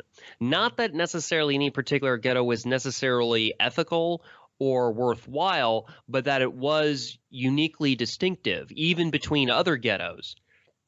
Relative to the mainstream culture. So more of a subculture of sorts. And, like, for example, like back in the 1920s or thereabouts, there were Irish ghettos, the Irish tenements in New York City. Those were ghettos. So those people the Irish would technically be called so-called Caucasians, but they weren't part of American mainstream culture, not even a little bit. Even the second generation ones weren't even part of American culture because they weren't allowed to be, even though many of them tried to assimilate, and many of them eventually did once you got into like third and fourth generation and so forth. The Italian, again, so-called Caucasians from Europe, but they had, the Italian ghettos, again, in New York City. To use another kind of example of a so-called ghetto and so forth. There are the various Chinese ghettos, usually on the West Coast in various areas, whether it be Los Angeles or other places, that those would be so-called ghettos. Heck, even this is perfect. Even the very concept of a Chinatown. There's even a Chinatown in Washington, D.C., by the way, for people who don't know. the very concept of a Chinatown is a type of ghetto. Or at least it used to be. Now it's just this term that's usually used to kind of have a kind of certain flavorful of flavor of gentrification, unfortunately. But what it originally was basically a very definable, even in physical space, subculture that was really at odds and different from the mainstream one. The problem with gentrification is that that's now a counter move by the more mainstream servile society to basically absorb and dilute those counter-establishment, anti-establishment ghettos of various flavors. So I know that libertarians usually are very polycentric, and that's where the kind of ghettos kind of more or less by the time, if you look at it like in the aggregate, sure. But gentrification is basically the authoritarian reaction to that. And unfortunately, it's been pretty successful. But let's get to the third approach here. Quote, a third approach involves a blend of concealment and deception. Construct hidden soundproof apartments and workshops beneath or within an owned building ostensibly used for other purposes. Since such chambers could be blast, fire, and fallout resistant, this approach offers protection against nuclear attack as well as day-to-day predation. The family of Anne Frank, a diary of a young girl, tried unsuccessfully to hide this way during the Nazi occupation of Holland. The hidden chamber approach seems to have much potential, also many problems. I have not attempted it nor even thought much about it. I welcome the insights of anyone who has. End quote. And you kind of have I think you mentioned it in a previous episode of Vonu, but you actually have you knew a guy that did kind of have the did kind of pursue the hidden chamber approach, right? Yes. This was the car mechanic who was like restoring different cars in that garage that he privately owned and so forth. And yeah, because he, let's just say the state considered him not exactly acceptable to get loans and all that because he had a legal handicap. Which is why I kind of care about, the whole, felon, anybody being a felon is because they're legally disadvantaged and all that by the court system. It's not like he could just go and rent an apartment, right? And that's kind of something to consider. So what are your other options when it comes to shelter? And what he did was that he already owned the building that those cars were in. So he basically had this kind of cordoned off area, which I think had been used previously by the previous owner as like an office space, but he basically converted into basically a kind of a makeshift, like I think it was the equivalent of like a 2-bedroom apartment. And unfortunately, with what time I did have with him, I unfortunately didn't really kind of emphasize about his living quarters because I kind of felt that was his own private space. But what I did notice from a distance, because I was in the garage a lot, the portion of it, which was most of the building, he had working electricity. He had his own working plumbing. And he was also like growing things. I presume it's food, but maybe there was something else. Plausible deniability over here. Okay.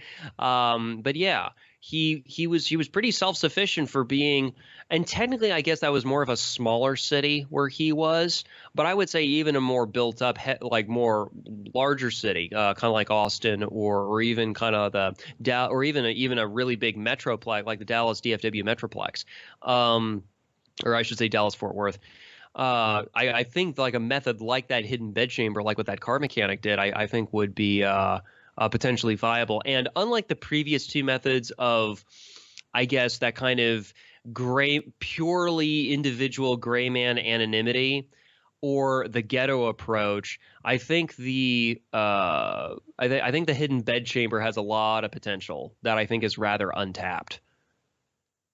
No, I mean that's certainly an incredible story, but yeah, I think this is a viable approach. I really do, and if you tie it in with a business too, if you have an above ground business, and as per guerrilla capitalism, again I'll bring it up, if you have kind of a side hustle that you can do underground, all the better.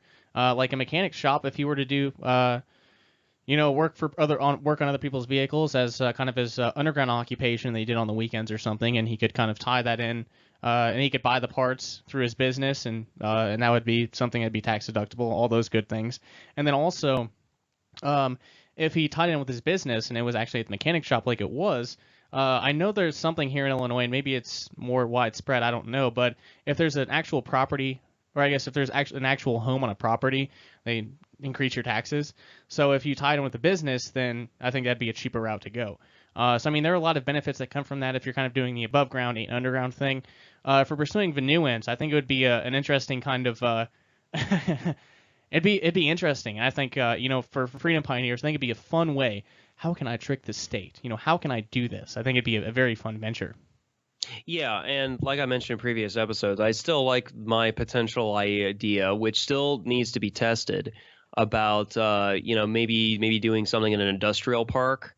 Either buying and or leasing some space, and then trying to see if there's a way to have construct something within the structure itself. Again, kind of like what was mentioned earlier this episode, the quote from Libertarian Connection number 5, where you're talking at that point something like a speakeasy in terms of like the actual infrastructure itself, but not exactly. Maybe like Aurora from Alongside Night, only more of kind of an apartment-based thing, not a wide. And sure, that'd be another possibility too, but yeah, I think that'd be a very interesting approach, and it's not the most, it's not the most the most costly strategy as far as initial investment goes. We propose on this podcast. I'm sure a submarine. Actually, well, Jason and I figured out the price of. There was a submarine mentioned in one of those publications, and it came out to like $3.5 million. Adjusting for inflation, and that would have been like the cheapest one available back in the 1980s. $3.5 million. That's what it would cost today. A decommissioned aircraft carrier, a lot more than that, I'm sure. So an industrial park. We were looking one day, Kyle. Probably about a year ago at this point, I would imagine, or thereabouts. I mean, as far as industrial parks go, there's a kind of a wide varying price there. And for some, if I remember correctly, there were some that were under $1 million. So that's not the actual. I mean, it's actually not that far outside of the realm of possibilities, like when contrasting that from like a decommissioned aircraft carrier. Right, of course. So again, I would assume there's a lot more than one way to skin a cat here. But yeah, I still think that if we're talking about doing urban Vonu, then I think hidden bedchamber is definitely a way is one type of way to kind of explore that in more detail. Right. So let's get to the fourth approach here, which I think is also interesting. He says, quote, a fourth approach, build a den or camouflage camp on unowned land, such as a public park. This approach has much in common with wilderness Vonu. Major advantage, easier access to city. Disadvantages, more difficult to conceal. General hazards of city, including smog and nuclear threat. A man built a shack and lived undetected for 17 years in a Portland City park, reported in Preform Inform. Park squatting might be done easiest by Vonuans who first develop concealment skills in unpopulated remote areas, then opt for better city access, end quote. In some ways, I think that this approach of the park squatting, I think would be the way to put it, is in some ways it kind of reminds me of the ghetto approach, but not quite, because I mean the ghetto is trying to become a permanent autonomous zone, right? That's kind of what it aspires to be, right? Whether what used to be a Chinatown, right? It wants to be a PAZ, but it's not quite there yet. It never really kind of got there, because it's really just more an area within a city, right? The park squatting, in some ways, I think is. It's not even a temporary autonomous zone necessarily either, right? It says build a den or camouflage camp on unowned lands such as a public park. So yeah, I mean, I guess somebody could build a shack. Again, the example he gave, the guy built a shack, lived undetected in a Portland City park. But then I guess it depends what kind of city park, right? I mean, if we're talking about like a world famous one, like Central Park in New York City, I think it's in Manhattan or somewhere, right? That's not going to work too well. No, right? there's a lot of traffic that goes through there. Right. So not all city parks are created equal. However, there are also other parks, like say around Austin, for instance, that are rarely used, or shall we say, they're really only used by the outdoorsy and somewhat yuppified or hipsterfied REI, for instance, right? So a little bit of the tragedy of the commons then. Just a little bit, yeah. But again, so people would be already. But what I'm saying is that even in that sense, it wouldn't be necessarily bad to kind of live there all the time. You just would have to move around a little bit. So that's getting closer to a temporary autonomous zone. I guess in some sense. So as long as the den or camouflage camp was movable, I think it's probably conceivable that if somebody really wanted to kind of give that a try, they could probably do it in certain areas of Austin. Sure. I would say that particular example should probably be fielded to Alex Ansary, right? He's a native Portlander, right? Regarding at least the situation here in Austin, I would say if someone wanted to hypothetically experiment with the park squatting approach, maybe better to do that in South Austin, of course, being defined as going south of the Colorado River. See, I'm north of the Colorado River, which is where most of the city is. So from my knowledge of the city parks, I don't personally suggest it. If you go south, though, you have half a decent chance. Not a guarantee, but you have a chance because there's more like parks and they're larger and it's more for the yuppified REI crowd who are backpacking and people who are kind of gone for days at a time. So if you have like these larger parks, even within city limits, that where it's the normal activity is kind of more like a hiking, backpacking thing, especially if there's like campsites maybe, or maybe not. Maybe campsites are not exactly the right approach. I mean, I don't know. I mean, that one's debatable. Then, that could be an option. But yeah, long story short, what I'm trying to say is that depending in certain areas of even suburbia, especially if there were new areas that like the developers were just finished developing, right outside those developments, like even in like, shall we say, the shared backyards, there are certain areas that are still got heavy brush, not trees necessarily, but places that someone could hide. And on occasion, I've even found some of the homeless people there. So if the homeless people can occasionally do it. All right, so the fifth approach, quote, van nomadism with city squat spots. Some differences from wilderness squatting. Private land, such as backyards of friends, is probably safer than streets for long stays. The vehicle need not be as self-contained, since utilities are close at hand. Off-the-road performance isn't important. Appearance, conventionality, license plates, etc. are important, end quote. So the slave tags, yeah, definitely necessary if you're going to be in the city. Unfortunately. But this is an interesting one. So I know Alex Ansary did have city squat spots in Portland when he kind of started out his journey. So there are ways you can do it, but also keep in mind, as I said previously in other episodes, the State of Survival Society has a very negative conception of people living alternative lifestyles. There was one example that I brought up where some lady was pursuing van nomadism in some sort of fashion, and she's woken up with her tires slashed and her windshield broken and things like that. So I guess that might be something to consider, but depending on the area, maybe they'll be kind of friendly to you. I don't know. I'm sure that's a possibility, but I think he makes some wise points here. And what do you think, Kyle? Well, first off, for those folks who haven't yet listened to our second season episode on van nomadism, please do so, because otherwise what I'm about to say is not going to make a lot of sense. And secondly, okay, so van nomadism with city squat spots. So Alex did a bunch, and still does a bunch of vlogging and such about, living as independently as he does.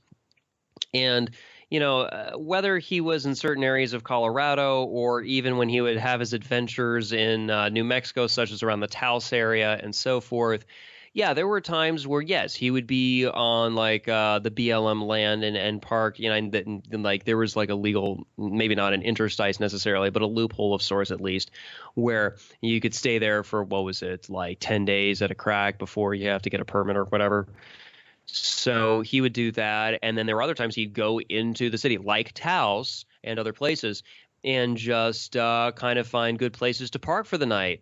And it wasn't completely unusual in some areas that were a little bit more hostile, like Alamosa, where the cops would kind of give him a little bit of grief, not completely violate his rights or anything, but kind of go, tap, tap, tap at 3 a.m. or in the middle of the night or whatever and tell him, hey, get along the road now. And see, I think that's a form of bigotry, honestly, that people who are rooted to a specific locale think that they like own everything outside that locale. And so whenever they see transients, even if the transients haven't done anything wrong, that somehow the transients are criminal types because they're transients. So, I mean, it's the kind of bigotry that like the Romanian gypsies have always historically experienced because they're a mobile people, right? At least historically anyway. And anybody who's, gypsy-ish, they must be bad people too. Even when they haven't done anything wrong, they're still bad because they're mobile. So there's this constant prejudice against people whose lifestyles are mobile as opposed to more stationary. So that I've never really liked that about the servile society. Like, it's like, okay, even if you don't want to be mobile in terms of your home being mobile, fine, but why are you assuming that people's homes that are mobile are somehow a bunch of criminals? Right. Yeah. It's the difference in lifestyle. It doesn't matter what it is, whether it's van nomadism, whether it's survivalism or prepping. It really does not matter what sort of strategy. It takes what sort of form the strategy takes. It's contrary to the culture and the lifestyles of those in the servile society. I mean, that's what it comes down to as far as I understand it. And the controlled schizophrenia, the idea that this person is taking initiative themselves, therefore, I'm a slave. I'm jealous of them. They have more freedom than I do. Let me just use government violence against them and make me feel better. They aren't doing it, so I'm fine. I'm fine where I'm at. It's kind of the mindset that I think really is predominant here. And it's unfortunate. It really is, but it's not surprising. It's not surprising in the least bit. Right, and so I think that in terms of doing practicing Vonu in the cities, I mean, other than maybe the gray man, anonymous approach, like living in an apartment or something, leased under another name or something to that effect, probably the easiest approach probably would be the van nomadism with city squat spots, to be perfectly honest, because I mean the ghetto approach is rather quite limited. Yeah, the park squatting also has some issues. Yep. Although arguably maybe the next best thing to the van nomadism, maybe. And then, of course, the bedchamber thing is still where I would kind of put my 2 cents, but it requires a lot of other things to kind of fall into place, which I'm saying is not impossible, but it's not something that you can necessarily do tomorrow. The van nomadism with city squat spots, you can totally do tomorrow. And that's kind of where it's at least for right now. At least I think so. Right, and I mean that was, good concluding thoughts there. Although we aren't really at that point. I guess we kind of are, but yeah, a lot of these things will be saved to season 3, and not and not because we are just saving it for season 3. I mean, this is something that Rayo wrote a page and a half in his book, maybe 500 words, and then one quote elsewhere. So this is something that Kyle and I have to develop pretty much entirely on our own, except for I mean, we always want to hear from you guys. I mean, what do you think about some of these strategies? What do you think are potential ways, strategies and ways to overcome obstacles for pursuing Vonu in the city? So I guess doesn't fall all on us, but as far as producing the podcast, at least in the foreseeable future. And yeah, I mean, we've got a lot of thinking and talking to do on these subjects. I remember when I mentioned we were talking about the industrial park thing. I think we talked for like 4 hours on Vonu in cities that night. Yeah. So this is going to be a pretty massive subject. But again, if it affects 80% of the people in America, I think it's well worth our time. But any other closing thoughts, man? Yeah, 2 in particular. So I kind of, as much as I like the character, I really do disagree pretty strongly with the fictional Bruce Wayne, aka Batman, about the whole Gotham needs to be saved. No, Gotham. Oh boy, we're getting into comics, are we? Actually, Actually, I think it's relevant here because a lot of the whole so-called superhero fiction of one type or another. But I think Batman is probably the most crystal clear about it, and ironically least ambiguous because it's obviously ambiguous about other things like human nature and such. But the whole thing about we must save the city thing, we're combating even in the Christopher Nolan. It was the second movie, the one with the Joker, Heath Ledger's the Joker, The Dark Knight. The whole thing about we're struggling for the soul of Gotham kind of thing. And all I'm thinking is like, okay, I appreciate some of the themes, I appreciate some other things going on here, but the actual what's at stake here, at least in one sense, is that they're vying for control of a city. And all I'm thinking is like, why? I mean, like the Joker there's little to nothing worth saving in the state of survival society, and 80% of the survival society exists in cities. So yeah. I think some individuals, some individuals need to be presented with the information, and some of them will take the action. But I mean, the whole saving thing kind of comes from kind of this savior complex. It kind of seems like an appeal to authority to me. Well, of course it is. And I mean, in some ways, I mean, the Joker makes more sense to me. Unfortunately, though, he went really hardcore on the whole nihilistic, let's coerce people all day.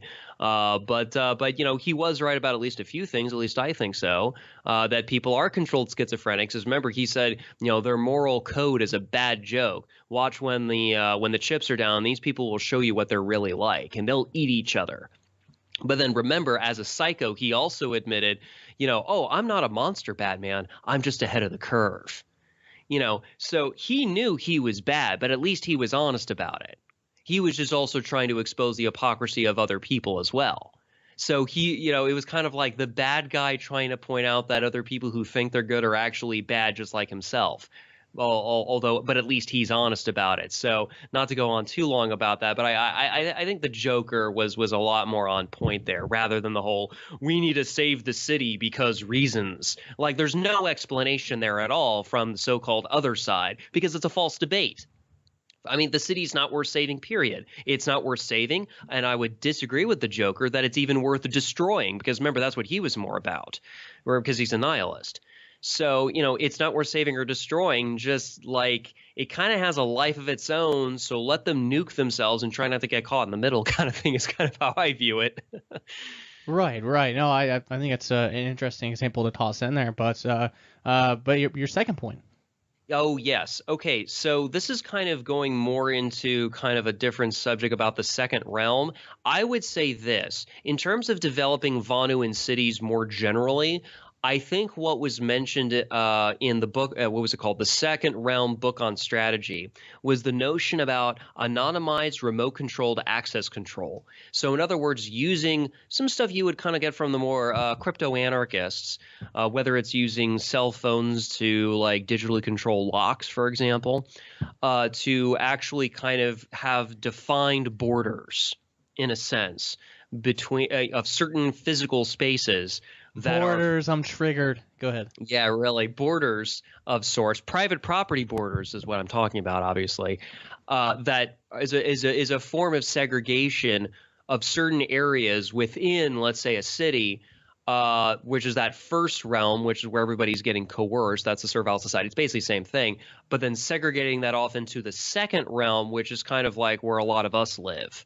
So in a manner of speaking, where people's liberty and property are respected and so forth. And I think that's going to be the next major development. That's kind of my hypothesis here, looking into the future, is that whether it's the anonymized remote-controlled access control, or even the further refinement of that, which was also referred to as the anonymized remote-controlled defense systems, such as, well, you have to defend those borders somehow, right? Or let's say, if your private nightclub or home gets raided by the cops, well, in order to buy enough time to evacuate everybody out, you have to have certain defense systems that are not necessarily designed to wipe out, let's say, the raiding criminals, but instead more as a delaying tactic in order to buy time for an evacuation. I think that's pretty much a lot of the techniques that were mentioned in that book on the Second Realm. I think that's going to be the more further refinement on Vonu and on practicing Vonu in the city. So I think there's a meeting of the minds there, very much so. Right. And my hypothesis is similar in regards to the Second Realm. I mean, I don't want to get into this at all. It pisses me off. We talked about this on Liberty Under Attack Radio back in 2015 when this came around last time. People are freaking out about it again. So instead of the these so-called government corporations like Comcast and AT&T, rather than them, even though they're so subsidized and controlled, it's not even funny. They're basically the government.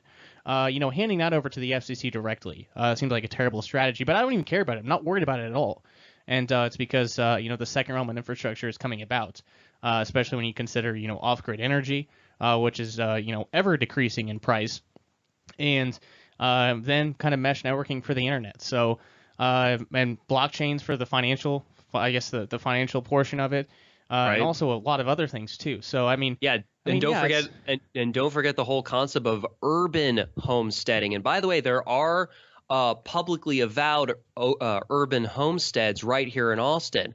The only difference for like a Second Realm version of it would obviously they wouldn't be publicly known, but they would, and I wouldn't be surprised if they're here already in town just because of the ones that are publicly visible. So like even urban homesteads. So instead of going out into rural areas, you just do it in town.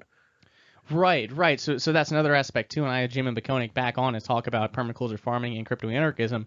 And I guess as part of the Second Realm, the centralized food production system we have now, there's a solution to that too, and it's called permaculture farming. So when we talk a lot in this podcast, I mean, it could be disparaging towards folks in the State Surveillance Society, and it may seem kind of depressing. But as Rayo said, I'm going to paraphrase a little bit. I was setting sail for sunnier waters. Is what I can come up with off the top of my head. Only I guess in the abstract, setting sail to the Second Realm. But there are a lot of things that there's no need to be discouraged, worried, fearful. Obviously, keep your wits about you and know your enemy, which is the state, and also private coercers, those in the State Surveillance Society that partake in that sort of thing. But there's a lot to be positive for. There's a lot to be hopeful for. But I don't want to, I always feel strange kind of getting into that mode, Kyle. But when it comes to crypto-anarchism and the progression towards the Second Realm, not the progression in like the progressive sense, but there's a lot of positives, man. I mean, things are changing quickly.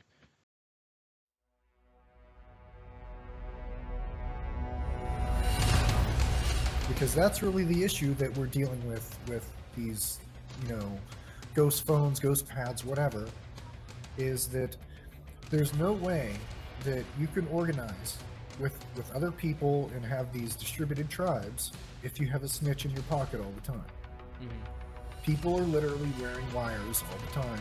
They have a snitch in their pocket and they're trying to do clandestine things. That's never going to work.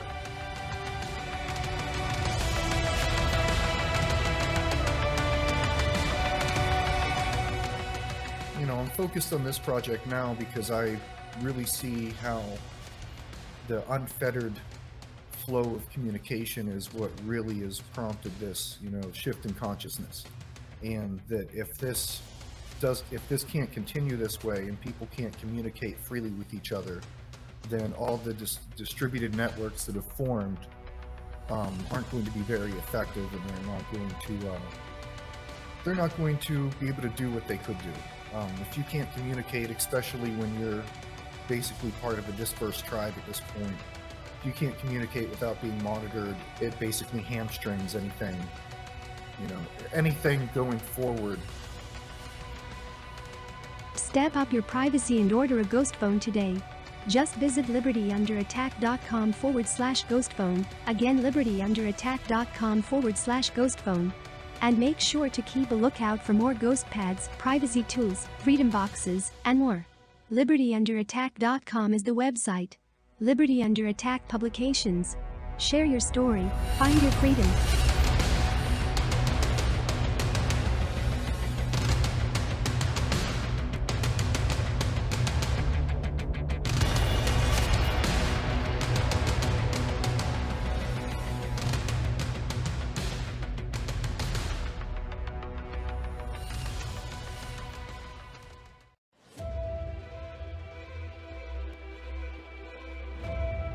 The intent of the GhostPad is to offer a complete security and privacy-hardened computer system that is built from the ground up to be an effective direct-action countermeasure for those who want to actively resist the privacy intrusions of the entire surveillance state hydra, both public sector and private sector. A user-friendly computer that the owner maintains exclusive control over every aspect of its operation and has complete control over who accesses what data. A GhostPad is your virtual corner of the room where the cameras, microphones, and other data collection devices have no power. After all, power comes from ownership, which is exclusive control. Unlike practically any other available option, when you buy a GhostPad you are truly its owner. And while the masses beg and bleat to their political corporate masters to loosen their chains, GhostPad owners can use their systems as virtual bolt cutters and cut themselves free. GhostPads are high-quality business rugged laptops that have had the security compromising system firmware, BIOS firmware, Intel management engine, etc., removed and replaced with more secure, free and open-source alternatives. The closed-source binary BIOS firmware has been removed from the system board and replaced with free, as in freedom, alternatives as well as the Intel management engine also being neutralized. That combination makes them more secure by design, and preemptively thwarts any attempts by threat actors, both public and private, to gain access by exploiting its vulnerabilities, either by an engineered in and hidden backdoor, or a zero-day exploit in the factory, supplied firmware or the Intel management engine. Perhaps the most important security privacy-enhancing feature these systems have is the neutralizing of the aforementioned Intel management engine, IM. The IM is a separate computer in a computer that is embedded into all Intel platforms made since 2008. It has its own operating system called Minix. It operates out of band, meaning that your primary CPU has no access to monitor what it is doing, and it has direct access to all the hardware that your primary CPU does, making it the ultimate embedded spying device. You can't audit what it's doing, it's always on when the computer is plugged in, or has battery power. It has its own network interface with its own MAC address that can bypass any system firewall configuration. It has its own storage you have no access to. It can access your microphone, camera, keyboard, can record keystrokes, and display, can screenshot your encrypted communications, while you are reading and writing them. The IM can only be disabled by modifying the system's firmware. That can only be accomplished by using an external programmer to reprogram the chip that stores the system's firmware. Only select laptop models can be modified. We concentrate on the compatible models with the highest performance available. We offer models that are 2x as powerful as any configurations sold and supported by Lenovo. Transitioning your computing activity to privacy-hardened platforms is a direct action strategy to resist the attempts at total omnipresence by the surveillance state. To put it simply, these systems are some of the few available that are likely compromised in some way on the firmware level, so they are some of the most secure and private available for use cases where those attributes are the most important. It is also why systems configured this way are considered as ideal to use as a base to install a security privacy-hardened OS, such as Qubes OS, Parrot OS, or other privacy-focused Linux distributions, on. To view the full selection of GhostPads, Ghost Phones, and other privacy tools available via Liberty Under Attack publications, just visit libertyunderattack.com/privacy tools. What are you waiting for? Step up your security culture today. Again, libertyunderattack.com/privacy tools. Liberty Under Attack publications, share your story, find your freedom.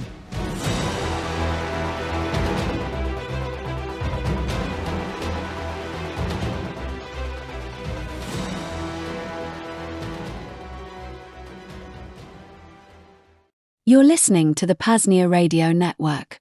Support PAZNIA, support the Second Realm this holiday season, featuring Thane Riddle. Let's talk for a second about giving this Xmas season. We all give stuff to people sometimes, feeding and clothing the needy.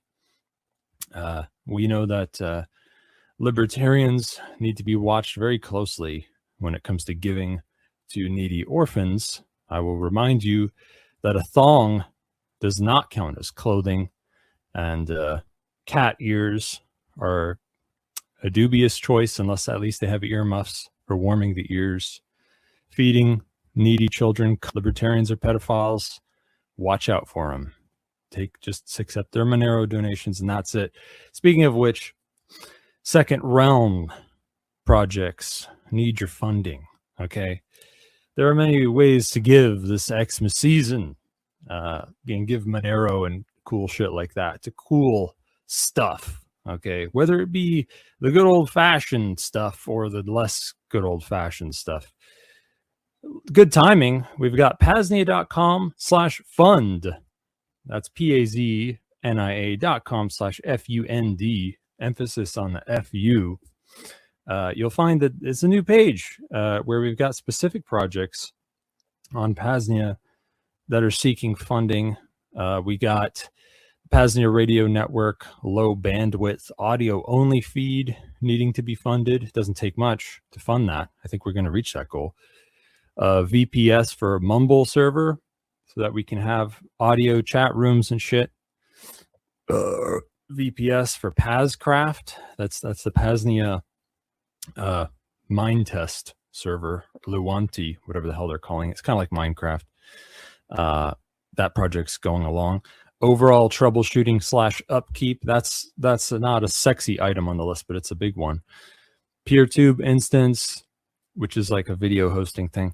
And they have an off-grid wellness shed at Veritas they're trying to fund. $5,000, it's pretty low, really, for what it is. They must have a lot of the gear already. And that's a big one. Don't let the big price tag on the wellness shed scare you off if you want to earmark your funds, because there are PAZNIANs, vetted PAZNIANs that can go to Veritas that need healthcare and that are fucked up with weird problems. Okay, that happens, and we need to invest more in our second realm healthcare. That's kind of a big deal, folks. It's kind of a big deal. There's other shit. You don't want to give us money. You think we're a bunch of lazy pieces of shit.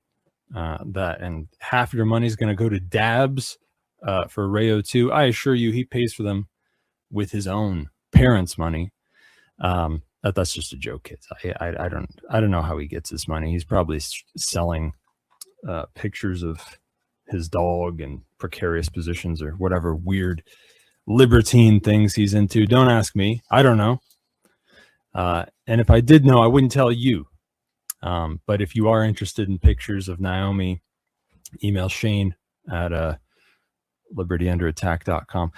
Monero community crowdfunding system. Ever heard of it? Monero CCS. This is another thing you could give to if you're interested in funding Monero development. There's 5 things needing funding right now.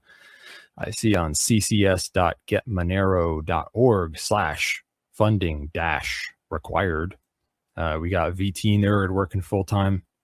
We got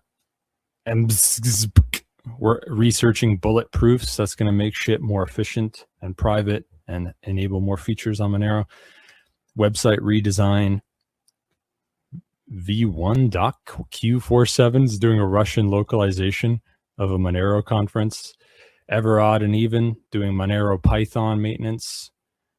Cool stuff. Okay. There's also magicgrants.org. They do some other Monero shit.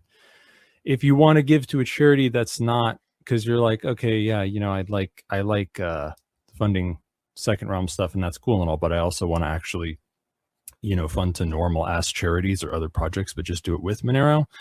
You could check out kuno.an.media. That's kuno.anne.media.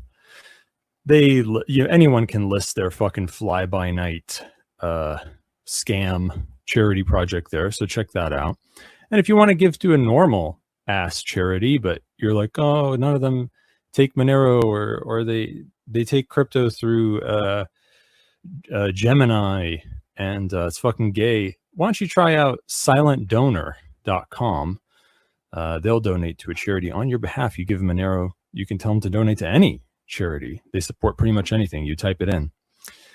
And I'm going to tell you again, because I have bias here. Don't forget us. Okay, boss, PAZNIA, give us money. Give us your money this Christmas season. For you, it's about giving. For us, it's about taking. Go to PAZNIA.com/fund. Give the gift of an honorary stakeholder membership to your dog this Xmas season. PAZNIA.com/Thane, THANE. If you want to donate to PRN, the PAZNIA radio network that you're listening to specifically, you could try xmrchat.com/PAZNIA radio or Zapathilly on Nostr. Earmark it for Thane if you want. Anyway,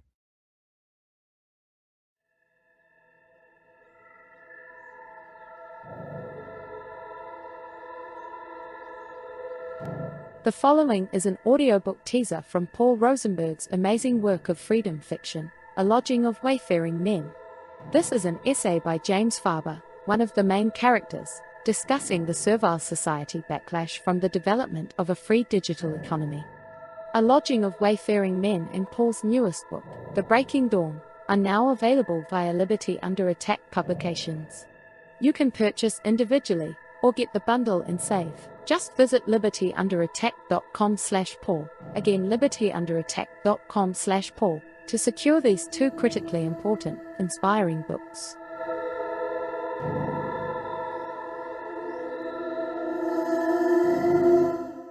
Away from Coercion and Into the Free Digital Economy. Essays by James Faber. It began with Arab traders and the merchants of Venice. They really didn't know what they were building or how it would work. They merely struggled for the betterment of themselves and their families. It began to break out when the deep superstition of the Middle Ages cracked open under the strain of new philosophies and religious ideas. It found room to grow wherever new and wild vistas were found. It found fresh growth with each discovery of far-off new lands. It found a home everywhere the old order was broken up and fresh starts were being made.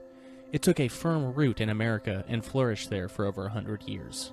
Never again, where history is recorded, will there be any question as to whether or not it works.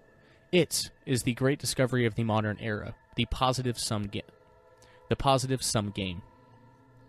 It is the liberation of human energy to do its appropriate job.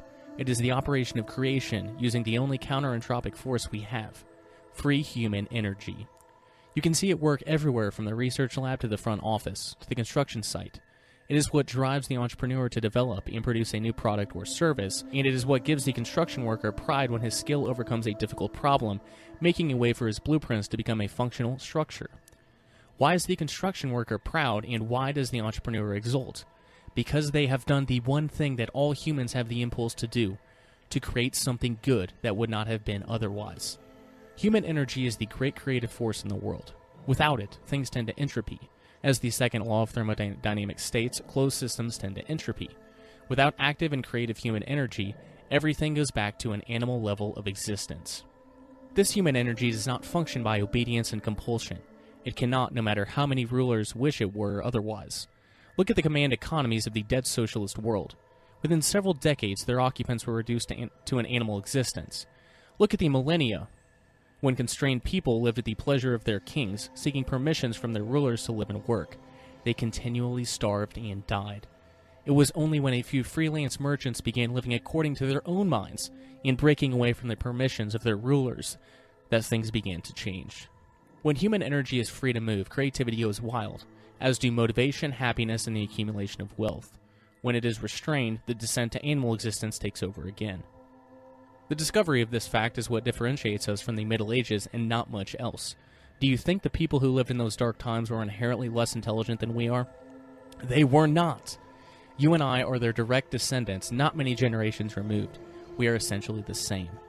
The term positive sum game signifies that this system creates more than the sum of its parts.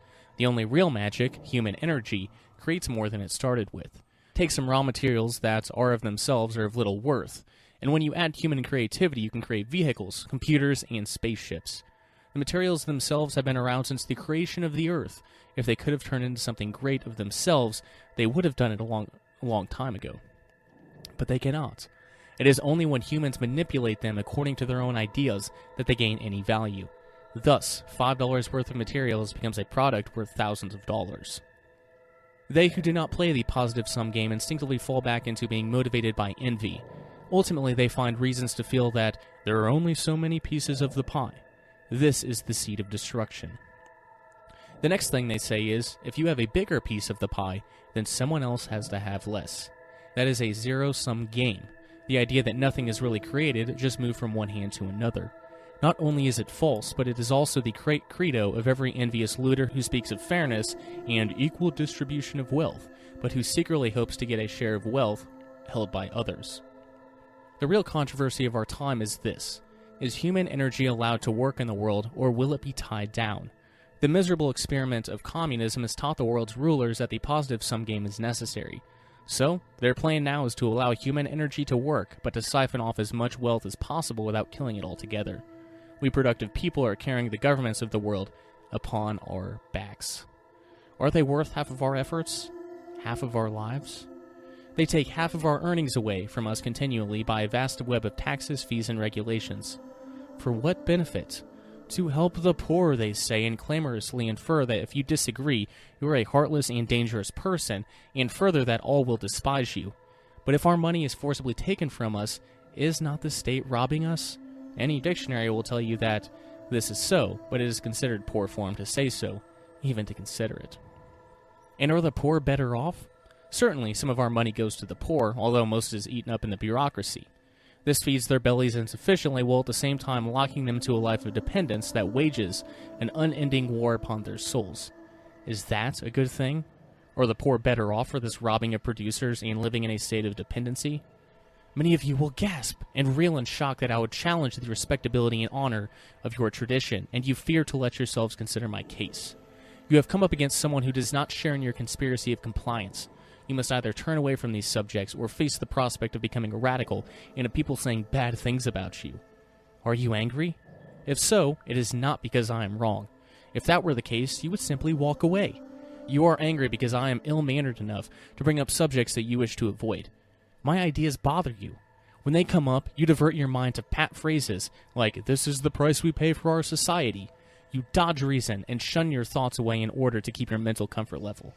You do not face these ideas head-on because you are afraid of them. You are afraid that you might have to agree with them, and then you would have to face the choice either to be a hero or to be a coward. I stood one evening in IBM Plaza in Chicago looking over the riverfront skyline as the sun sank in the southwest and realized that the towering monuments to human effort in front of me were the results of the positive-sum game run, only at half speed. Chicago was wild and open from the 1830s through the 1890s. Then, slowly, the curbs and limits were imposed by a do-gooder government and collectivist types. These inevitably slowed the workings of a city that had been, as one writer said, geared for giants. But the restraints were not enough to stop the positive-sum game, only enough to slow it down. The Chicago skyline I watched was the result of the positive-sum game being played at half speed, yet its results were awesome. I thought about what might have been if it were allowed to operate unfettered, and then I thought of the greatest example of the positive-sum game during my lifetime. Hong Kong. It went from rice fields to the grandest city of the East in one generation, an explosion of unrestrained human energy. What glorious accomplishments aborted and stillborn. And now our recent explosion of technology has become the target of bureaucrats worldwide. Where will we go from here? Will the positive-sum game once again be strangled, or will it migrate to open and new lands? But moving to a new land will be a problem, won't it? There's no land on this planet that is not claimed by some gang of rulers. So, until cheap spaceflight is achieved, there's only one new country to be found: cyberspace. So escape there we shall, and there we will, and must for our own sake and for the sake of our descendants, establish the positive-sum game without restriction. Toward that end, we have built a private free market. We used our own money to do it, and we've broken no laws that we are aware of, save laws that outlaw privacy. Now the rulers are trying to stop us. Why? We want to run an experiment and see if freedom really is better than servitude. Why won't they let us try? Are they interested in the betterment of mankind, or are they really interested in monopoly powers? All we want is to be left alone and try freedom. Why is that threatening? And why do they wish to imprison us? James Farber. You've just heard an audiobook teaser from Paul Rosenberg's amazing work of freedom fiction, A Lodging of Wayfaring Men. A Lodging of Wayfaring Men and Paul's newest book, The Breaking Dawn, are now available via Liberty Under Attack Publications. You can purchase individually, or get the bundle and save. Just visit libertyunderattack.com/Paul, again libertyunderattack.com/Paul, to secure these two critically important, inspiring books. See you in the second realm.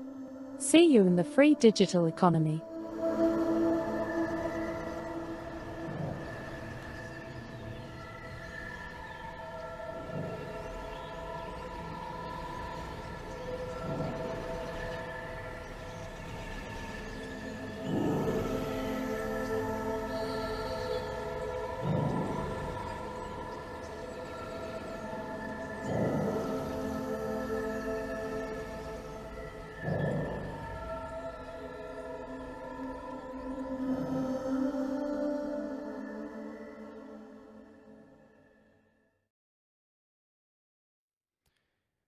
All right, and welcome to the Vonu Podcast, the podcast making you invulnerable to the coercion of the state and the servile society.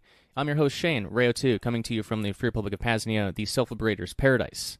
For more information on the Second Realm Network, currently under construction, just visit PAZNIA.com. That's PAZNIA.com.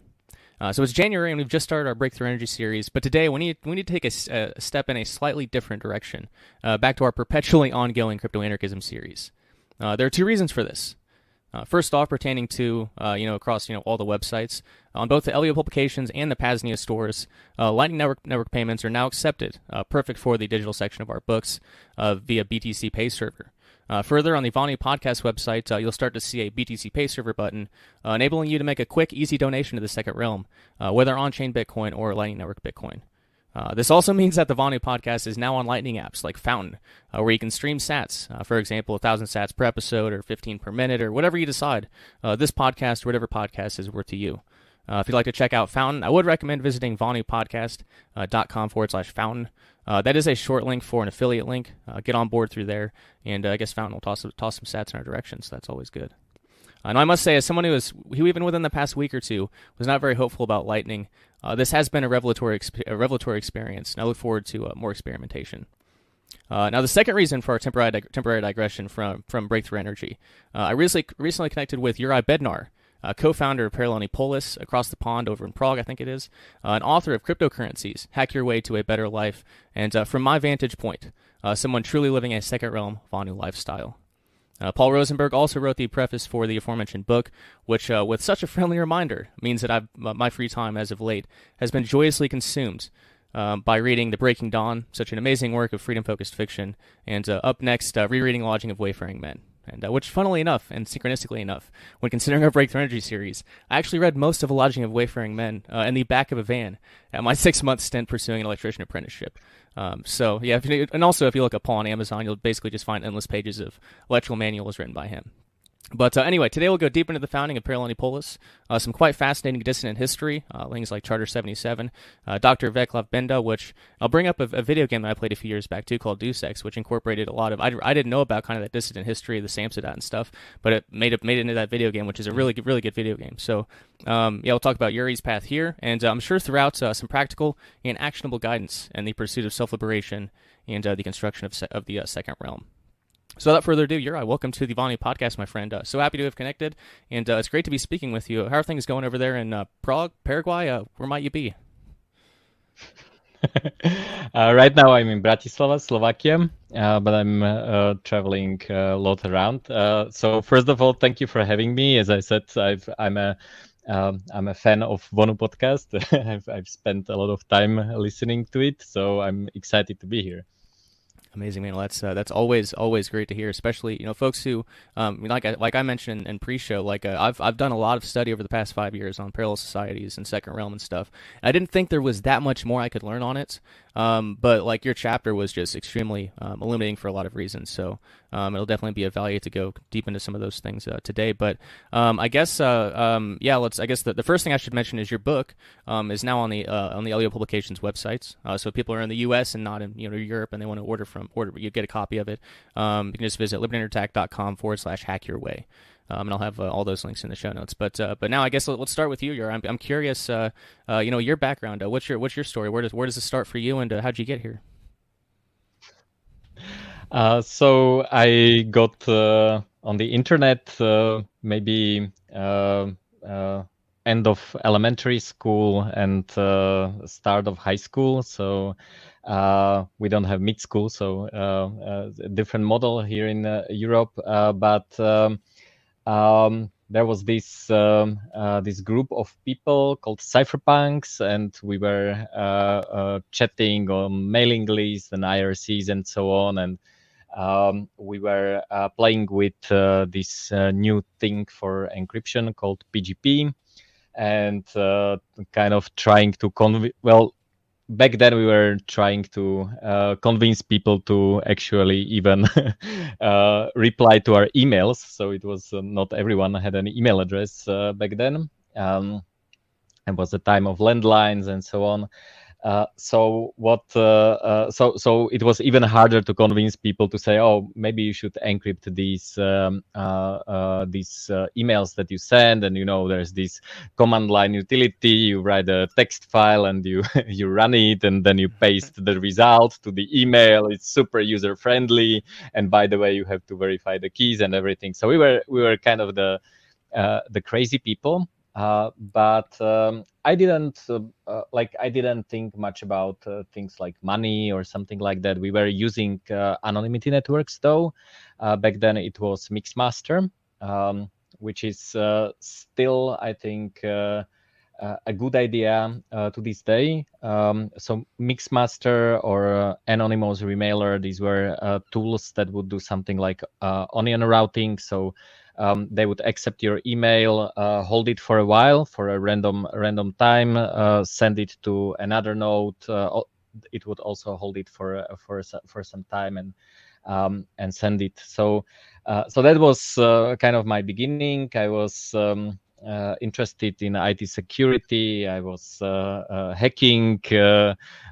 Back then, hacking was super fun. I was like, you know how companies or universities have the day of open doors. Is it a phrase in English? We call it like like an open day or something, where you can visit and see how it works. Oh, okay, like an open house. Yeah, okay, an open house. Yeah. Okay. Open house. Okay. We call it like the day of open doors or something like that. So internet felt like that back then. If you wanted to have a root access on some server, you guessed the password, which was probably root or something, admin 123 or something like that, or you could use an exploit. So it was very different back then. We were not, our threat model was not, NSA and global surveillance. Our threat model was, someone else breaking to our mail server because no one wanted to touch it and patch it because it worked and everyone was happy. So I did a lot of professionally. I did a lot of IT security, system administration. I ended up starting a few companies in this business. But then came Bitcoin, and that changed absolutely everything for me. So one of the things, of course, I studied computer science, theoretical computer science. So basically, first I've seen the paper. No, I actually seen the Slash.news entry about it, and they explained that it's a new currency, and if you run the software, it generates money. And I was like, okay, why would anyone want to use money that can be generated just by simply starting some software? I already had some gold back then, so I was thinking in these terms. Okay, so if anyone can make it on his computer, then it's probably not worth anything. But then I read the paper after a few weeks, and I liked the computer science part of it. I said, okay, so this works. It solves a very important problem from computer science, which is distributed consensus. But I didn't know if it could work as money. So I called my friend, who is an economist of the only true school of economy, which is Austrian economy. Everything else is a scam, as you know. And I was talking for 2 hours, and I said how it works and how it's supposed to work. And I asked him if he could, if this technology could work as money. He said probably not, but it's interesting, so we'll see. And that led me. I was kind of playing with it. You could slowly start using it, buy some things online, alpaca socks or things like that. And at some point, I was a part of an art collective that is called Stohoven, and it does performative art. Basically, it is based in Czech Republic, but basically very interesting, controversial artwork in public space. The first super well known was hacking of the broadcast of Czech TV, where there was weather panorama and broadcasting a nuclear blast on live TV, and there were other projects like this. And we were interacting, many artists, visual artists, sculpture. There are, all the art crafts involved, videographer, and so on. And me and my friend Pavel, who are hackers. I consider everyone there a hacker, but in the IT sense. And me and Pavel, we were always telling them, this Bitcoin thing, and you can use it for many things. It's a new form of money, and things like that.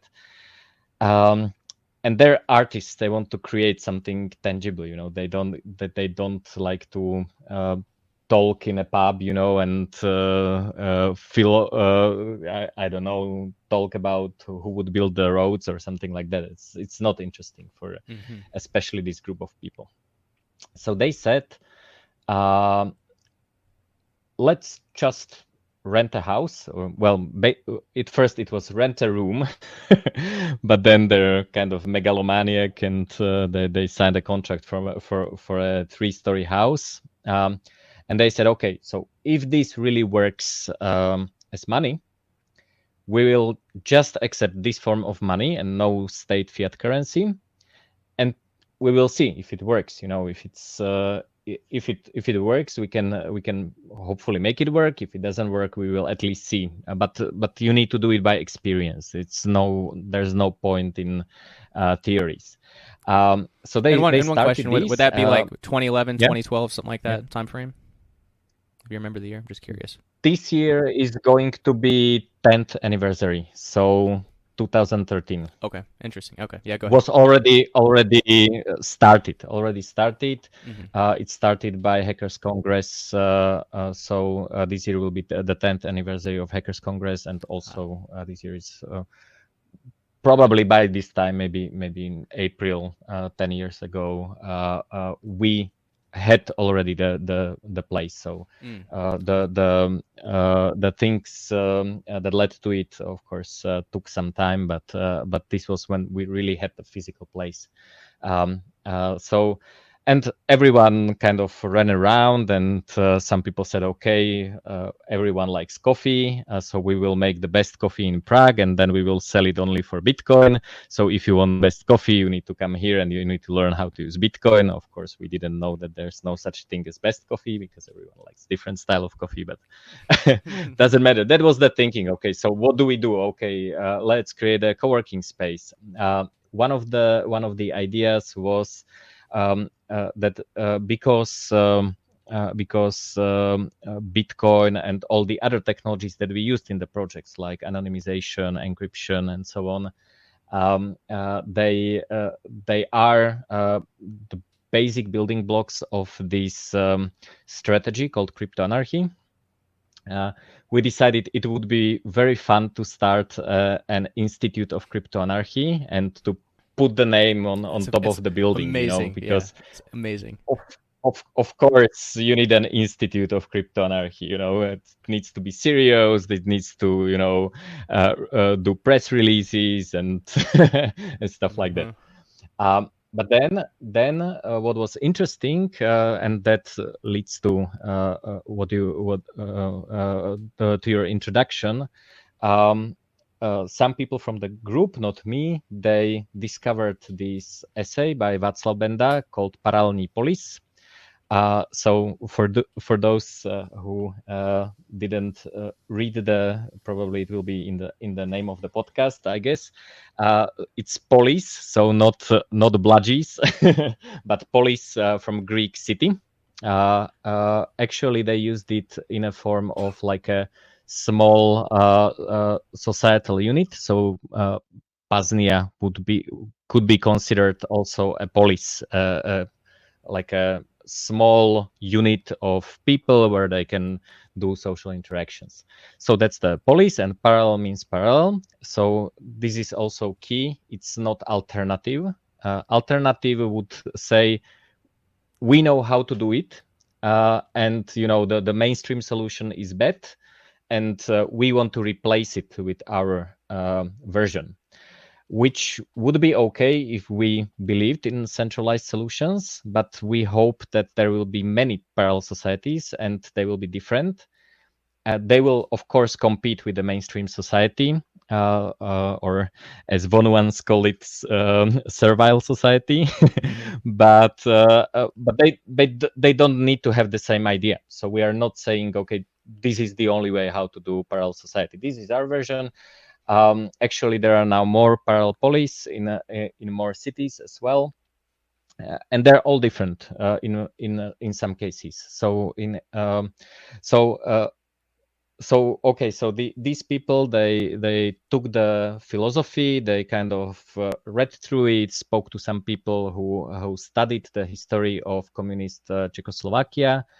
And they realized that the strategy that Václav Benda proposed as a reaction to complete rejection of Charta 77 is very similar to the strategy of Crypto-Anarchy. So there are many parallels. One is in physical space, one is in virtual space. So we wanted to unite these two concepts. Crypto-Anarchy, which is a very new thing, maybe basically started when the communist regime at least officially ended in Czechoslovakia.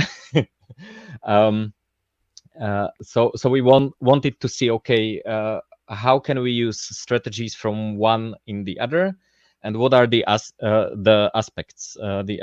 So the dissent back then had a lot of time to think. So we could say, okay, we could use this thinking. There's some people who have already thought about these things. So why try to invent it from scratch when they've been in a very adversarial environment? They were really threatened to go to jail all the time. So they have thought about it, and there's not much of it published in English. So our first conference was international conference, Hackers Congress Paralelni Polis, in English, because we wanted to kind of spread these ideas and to let other people make use of them, at least the parts that are applicable. Not all of them are. So that's how the play started. Of course, we had no idea what we were doing. I would say we still have no idea what we are doing. So this is the philosophy. But then pioneer. Who pays the rent? Yeah, definitely. That's the story. I don't know if you want to talk more about the philosophy of Parallel Polis, what it actually means in practice, or something else. Yeah, I guess I'll just jump in and say that so there's a video on the Paralelni Polis YouTube channel, and it's just like a 3-minute tour. It's people watch. There's also an audiobook teaser of a chapter that's going to be out. I guess it's already out in the podcast feed in Odyssey, but it'll go out on YouTube too. But I used there's a 3-minute video where it just shows this is a really beautiful, luxurious place. Very many stories, lots of stuff happening there. So it is very, very impressive. What you guys have done, and especially sticking to principles so hard that it's like we don't accept fiat here. It's only only Bitcoin and other popular cryptos. So it's really, really incredible. And then I guess I would like to go a little more into I guess maybe some of the the dissident, more of that dissident history in Czech, because I played this. I didn't know anything about it, but I played this video game a few years ago at the suggestion of Kyle Reardon, old host of this podcast. And it's called Deus Ex, and the one I guess the second one's Mankind Divided, and there's a different one too. They're both great. Like I would recommend people get an Xbox to play those games, and then get rid of the Xbox after or whatever. That's fine. But it's very interesting. Plays into a lot of that sort of stuff. First time I ever heard about the Samsadat was, you actually go and you help them with some missions. And there's, I think there was one mission where you had to hack something and they took over the TV broadcast. So I think there's probably some inspiration there from what you've talked about. So I guess do you want to go a little more into, I guess, Charter 77, kind of a little bit of that history? Mm-hmm. Yes, sure. So basically, the dissent and the people that wanted a little bit more of freedom. There was, of course, a large group of people who migrated, who escaped to US, to Canada, to Austria, Germany, and so on. But they were still part of the dissent because they were helping people in former Czechoslovakia. Then there was a large group of people, of course, in the country, students, university teachers, intellectuals, but even normal people, philosophers, and so on. And what started happening was these political trials that were very disturbing. Of course, every kind of political trial is disturbing. If you jail people for their opinions or for what they're writing or anything like that, it's not nice. But what is interesting is that they didn't even do the trials by the laws that they passed. So they were just making shit up. They were not, according to this law, but that they found some generic whatever treason or things like this, and they were basically putting people to jail. So Charta 77 in 1977 was basically just a petition to the government, to the ruling party. It was not trying to get rid of the communist regime. It basically said, please just accept the basic human rights and the laws that you passed using your own rules. So it was very light. It was not like a revolutionary document or something. Basically, It said, please be nicer to us, and that's all. Like we mean no harm. We don't want to replace you. We just want to live our lives, and we don't want to fear being jailed. It was completely rejected by the regime, which was interesting because it was signed by like really important people, the singers and authors and stuff like that, but they basically rejected it. So Václav Benda, who was one of the initiators, said, okay, what are our options? So one common option is revolution. Revolution is usually violent or expensive or hard to organize, especially in a repressive regime. So one of these two things, and they didn't think that they have enough energy to do revolution. They really didn't want anything violent to happen, and the regime was starting to become a little bit maybe more than a little bit, but it was not like murdering people on the streets or anything like that. But they the cops starting beating up people a little bit more and jailing people and so on. So I said, okay, let's try to do something different. Regime is regime. We have our lives, and we want to live them in the best way possible. And basically, what would be good is if we stayed out of jail, but regained as much freedom as possible. So the strategy was, so I'll give an example in a specific area, which is education. So if you send your kids to a state school, which you had to do if you didn't want them taken from you and educated and parented by the state, then they would definitely learn, the evils of imperialism and whatever the best system is, Marxism, Leninism, and all this bullshit. So there's no there is no way to reform this. There is no way to convince the schools to teach something else. But what you could do is after school, someone invites everyone to their house, to their kitchen, to their living room, and they do a talk about whatever, Western democracy, whatever they wanted to. So this is it is important that there was information passing to Czechoslovakia from the West, so that it was another topic. So basically, the strategy is as follows: you do everything in order not to be harassed, especially put in jail. So you basically comply with the minimum set of requirements that gets you that keeps you out of jail, and you create for everything that is important in life. You create a parallel solution. You don't offer it to the mainstream society. You don't say, "Oh, we have just founded a better school. Let's replace." No, this is our school. If someone wants to join, they can, but you're not going to announce it on the streets or anything.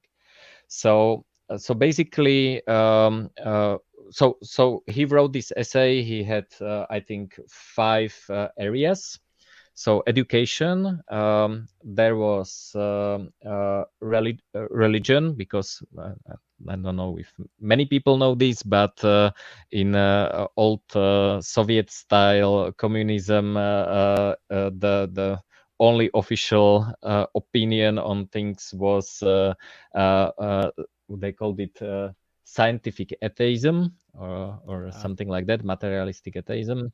So religion was quite repressed. Somehow worked. It somehow was able to operate in villages or something. But basically, like if you it was not practiced in super openly, especially not in higher ranks, I would say.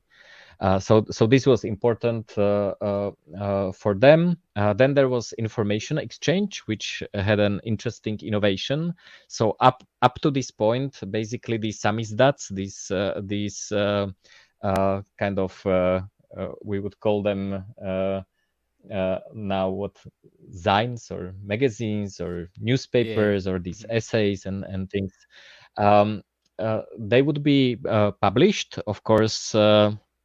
There was not an easy way to copy them, so you had to kind of distribute them. So the original way how it worked was that first people who received it were kind of higher in the descent hierarchy, the important descent, the philosopher, the professor. And Václav Benda said his idea was, no, screw it. If we have such a document, such a like newsletter or something like that, we will first give it to the person that can make the most copies. That's the key, we're not going by the ranks. So it optimized the spread of these informations, and it kind of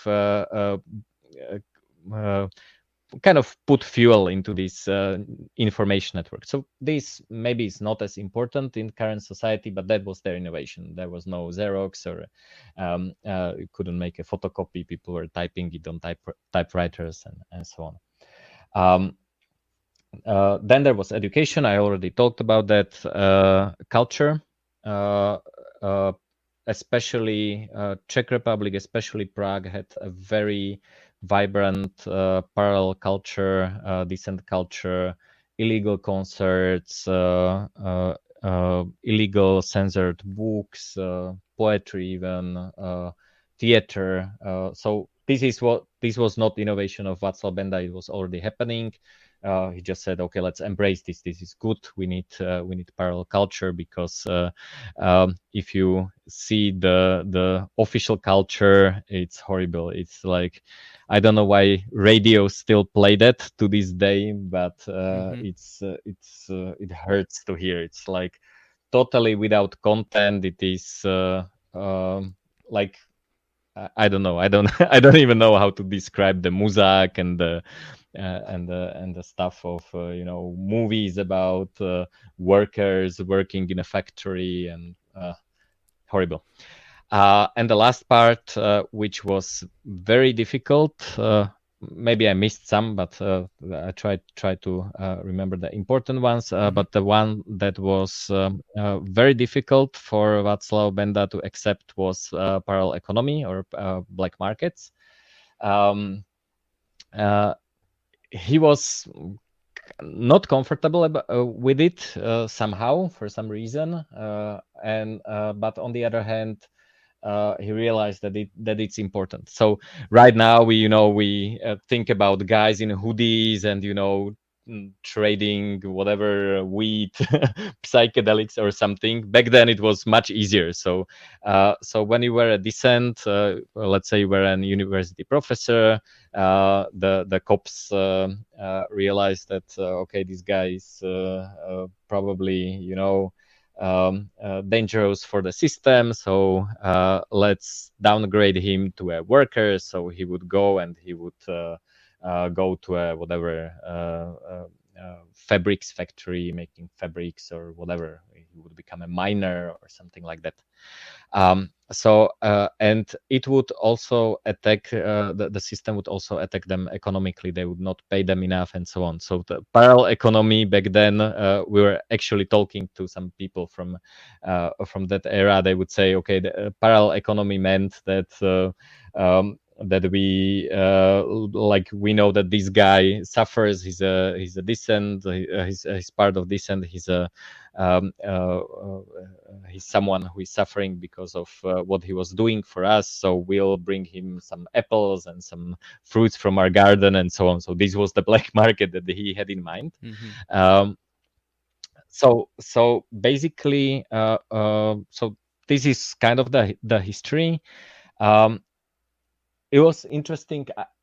It's very hard to see how much it took off. The culture, we know of a lot of culture from back then that was kind of matching this description, but it was already there before. But maybe it helped to kind of lay the bricks for them, the philosophical bricks, and understand how to operate better, how not to be discovered, and so on. But as for other parts, we don't know how much of an effect it had really. I have heard that it took off a little bit more in Poland, where it was more popular. But it's very hard to quantify. So, but why we got inspired by it? Because it's a strategy where they say, okay, I don't want to be in jail. Probably neither do you. That's why I like the Vonu term, mean time to harassment. This is what we optimize for, and we don't want to.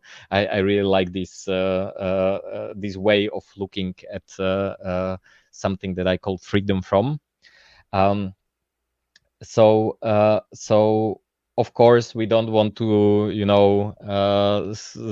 stand on the street with an unregistered gun and say, oh fuck you, I'm not paying taxes, and I don't respect your authority, because that wouldn't help. You probably wouldn't live a more free life if you did this. So the strategy is kind of nice, and what they did is that they made sure, of course, that there are no snitches in the parallel society. So you had to have some kind of entry verification. They knew who is in and who is out. You would not just invite anyone randomly. So that's the same with Paralelni Polis in wherever it operates. I think now there are at least 3 open places, one in Slovakia, in Košice, and one in Vienna in Austria, I think. Maybe they're doing something with a place in Barcelona. But all of them, everyone knows if they are part of the organization. It doesn't have to be formal. It doesn't have to have whatever government registration. That doesn't matter. Mhm. But you need to know, okay, this guy is a member of the community, and this next guy is just someone who orders coffee in the Bitcoin coffee, and like they can become if they go through the entry process. So the first part is kind of the kind of entry filter. Then what you want to do, at least how my perception of this strategy is, for the people that are in, you try to increase the value of being part of this community as much as possible.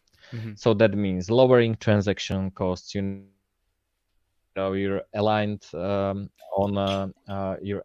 on values, so you don't have to endlessly discuss who would build the roads, or you're not talking about who is, and these things. So it kind of this filter basically creates a way for people to interact in a better way. And better, of course, means different things for different people.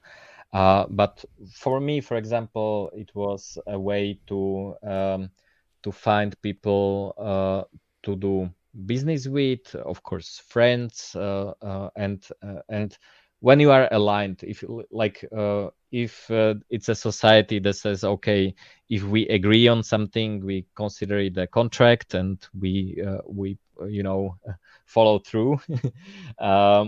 Then it's much different than someone who would I don't know, rely on the fact that they can bribe a judge in enforcing the contract and not really enforce it, and so on. So it reduces transaction costs and kind of creates the value for this society. So it's more everyone finds it useful to be a member of it. So for this reason, there is an entry cost, which is mostly in time and energy invested, but there is no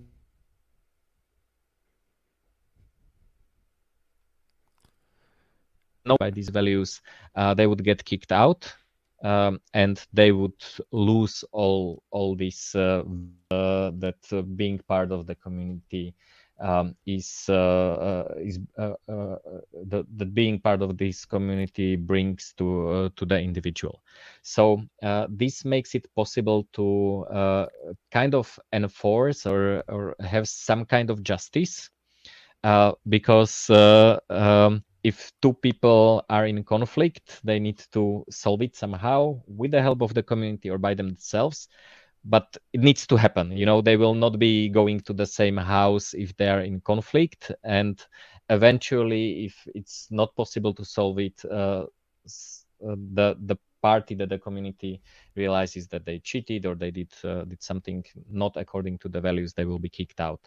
So this is like the theoretical anarchists. I call them theoretical anarchists because they are, talking about what ifs. One of the discussions that the theoretical anarchists have with the statists is what like who would enforce justice and who would enforce rules, and how do you enforce some kind of court decisions or something like that.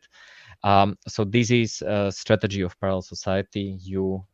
You make sure that the value that being a member is so high that no one wants to get kicked out, and thus they will abide by first of all values. But if they do not do that, then they will have to think about what that means for them when the community decides what happened. So So this is kind of how it works internally. So there's kind of this inner group of people. Then you of course are friendly to others. There's no need to kick people out of the place or something like that. But you make sure that you bring enough value, especially for the inside community. And then of course. Paralelni Polis is a non-profit organization, but I say that even non-profit organizations, they need to create profit of some way. And what I mean by that is, of course, green numbers are good. If you actually make more than you spend, then it's good. But it also means I also mean in terms of energy that people invest and get out of it. If you are going to a non-profit and you spend half of your time there and it's not bringing you enough back. It doesn't have to be monetary. It can be you're learning something or you enjoying it really a lot. But you cannot sustain an organization that is losing both money and kind of burning energy of the people. So what I say is, it's okay that we are a non-profit, but we need to bring value to the society. It doesn't have to be general society. We can be very specific about who we are for, but we need to provide some kind of service to people that reflects in if people believe in the project, if they want to invest in it. So it can even be sponsors. It's okay.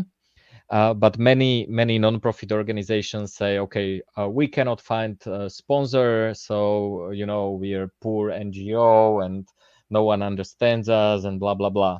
And the sponsors, they want also to see, if I give you $1,000, I don't want to give it to you because you're a nice person.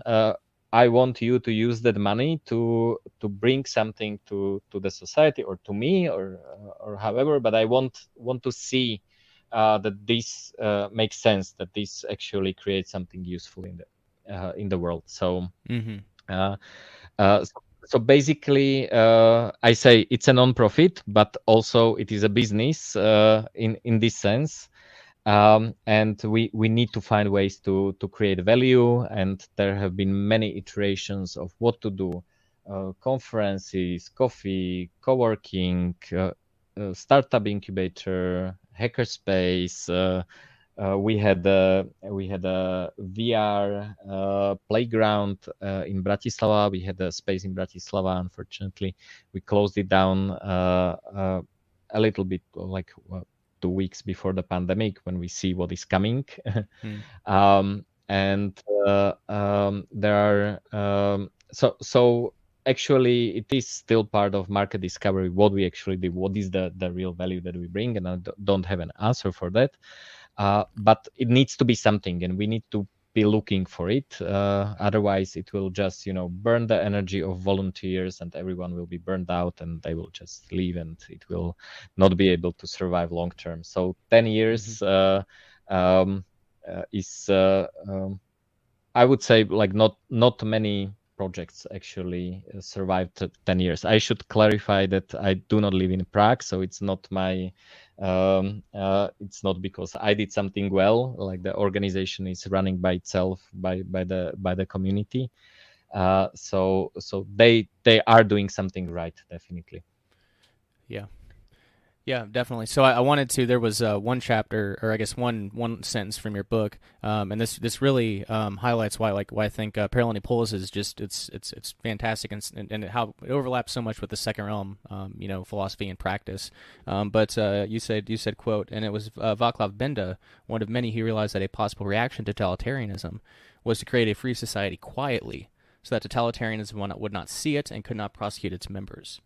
In these parallel societies, people regain pieces of lost freedom, and that's also permanent autonomous zones too, which second realm is also foundation upon. So that's incredible. It does kind of and I guess just to speak to Second Realm again, it does bring to mind what they were doing then, and what I guess also what you kind of described with Paralelni Polis. We're not trying to overthrow your society. You can have your society. We're just doing our own thing. Same thing with the second, Smuggler and XYZ say that too. It's like, when you're in their society, you have the respect for their society that you'd want them to have for yours. Within reason, obviously, right? And I think that's wise advice, because if you aren't starting trouble, then you can kind of probably fly under the radar a lot more likely. So it's all great so far. And I guess the question that comes to mind, I know a lot of Vonuans will have this question too. With how focused Rail was on mobility, even just as stationary, stationary dwellings were not, advisable to him, say making vulnerable to coercers. So I guess how does like the Institute of Crypto-Anarchy, Paralelni Polis, and Prague, and some of these, how do these relationships, exist, I guess, per se? Could you speak to that? Yeah, sure. We wanted to create like a permanent physical space, maybe because most people lived in Prague and they wanted to have it. I think what is interesting is that the relationship it has created with the mainstream society. So the first thing that the group did is paint the building black. So it's a completely black building, which was without the approval of the city. So it kind of set the tone of the interaction, and basically because it is the project of this art group, we try to discover the boundaries. So you don't do something crazy like beat someone up or something like that. You just push the boundary a little bit. What if we did not accept legal tender? So it's not something, you will never go to jail for that. You might get a fine or something, but you test, okay, so how long can we sustain this? So in a way, the group behind it kind of set the tone, and so if actually the mainstream society and the state would kind of attack the project and kind of make it disappear, I personally perceive this as a success of the project, because that shows how intolerant the mainstream society is to these parallel solutions. What is interesting is that this did not happen, and there were many. Like, to me, it is crazy, because I thought that it will not survive a few months. Like, if we set this tone in this way. So basically, the strategy that is described in Second Realm and Vonu both kind of optimize to avoid conflict. Mean time to harassment in Vonu, and basically the OODA loop. I don't know if Smuggler talked about OODA loops when he was a guest on your podcast. We actually talk a lot, like he attends all the Hackers Congress and so on. So we are very familiar with the second role strategy and so on. Mm-hmm. But these Vonuans and Second Realm optimizes for actually avoiding conflict, because Paralelni Polis, at least originally in Prague, I don't know about the other places how they perceive it right now, but it was started by an art group, and conflict and actually kind of pushing the boundary, like with the nuclear blast in the TV and so on. It is basically defining the art form, and you don't want to shy away from the conflict. And even if you don't win it, you learn something about society. So for me, surprisingly, I learned that Czech society is very tolerant, and I can tell about some of the crazy things that happened, and you would not not believe that you could do that. I believe if we did this in the US, someone would be shot at least, and definitely many people would be in jail. So for before one of the Congress, what we did is, or the group did, was that there is the Prague Castle, which is the seat of the president, and they have this flag, it's called the standard, which goes up when the president is in the castle physically. And it's the symbol of course, the chief is in the in the castle. I have to say I'm not Czech, so I really I don't care about the Slovak president either, but I totally don't care about the Czech president. It's like, a manager of the grocery store for me. I don't have any relationship to this person. So, but it was like, still is actually, they're just voting a new chief, but it's a drunk guy, very stupid, very kind of harsh, very basically he's an alcoholic. That doesn't matter. He's in most European countries, president is more a ceremonial function. They don't actually do the decision. It's not a head of the government. It's the guy that shakes the hand of the other guy, of the chief of other state, whatever. So basically, what the group did was, there was this flag, and the flag symbolizes the centralized power in a ceremonial way, but it symbolizes, this is where the power of the state comes from. So what do you do with the flag? Of course, you want to steal it. If you played any computer game that was capture the flag, then you say, you need to it's something that you need to do. So imagine you did this at the White House. Probably everyone would be shot on sight, but not in Czech Republic. So that's why I'm saying I'm very positively surprised that how tolerant the Czech society is. So anyway, we were thinking, so you take down the flag. So what do you do? So we decided, because the president is basically an old communist or socialist, we decided to replace it with red underwear. Which is like red boxer shorts or something like that, a huge one, because it was replacing a flag, and this is a symbol of normalization of everyone being the same.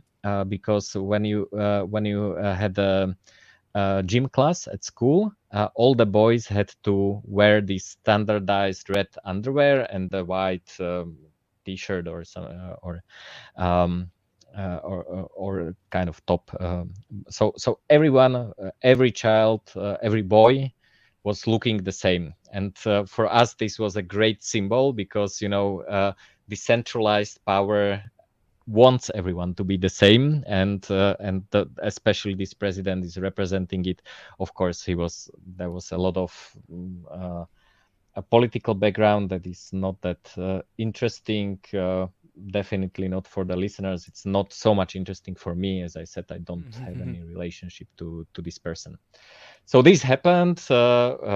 We basically the flag was replaced by this red underwear, and that's why I'm saying, not shy of conflict. They were arrested. There was a court. And in the group philosophy, the court means we can communicate with the public. It is all the media are there, and then you can explain what you are doing, why you are doing it, why don't you respect the president, what do you think about it, and so on. And the goal is not to do something that everyone agrees on with. The goal is to be like 50-50. You want to create this discussion. You want to create chatter in the pubs, and everyone should discuss something that was not discussed before at all. So the goal is actually half people should hate it and half people should love it, and they should kind of continue this project by discussion. So then another part was that the outer part with the pictures of the flag that we got. We had it and we didn't know what to do with it. You know, you have some guy's flag from the castle and they're embarrassed about it. And so what do you do with it? So someone says, okay, so if this is a power, if this is a symbol of a centralized power, you take scissors, you decentralize it, and you give it to the people. So the backstory is that the court wanted to pay damages, which is of course caused the damage. Of course, the group should pay for the damage, no problem. But we are not paying to the state because the state didn't pay for it. The people paid for it. So we created. I believe this is the first NFT ever on Bitcoin. Basically, the flag was cut into more than 1,000 pieces. And we put a paper with each piece there. And there was a QR code with a private and public key. The private key was hidden by another piece under another piece of paper. And we were giving this in all the major cities in Czech Republic to everyone. Because of course we want to pay back the damage, but in our money that we believe in, because you know the Czech shitcoin doesn't mean anything to us, so that would be dishonest, and give it back to the people who got it, and they got a piece of art with a QR code. It was verifiable that it became from the series, and it was from the president's flag. So symbolically, you would return it to the. You would give it back to the people.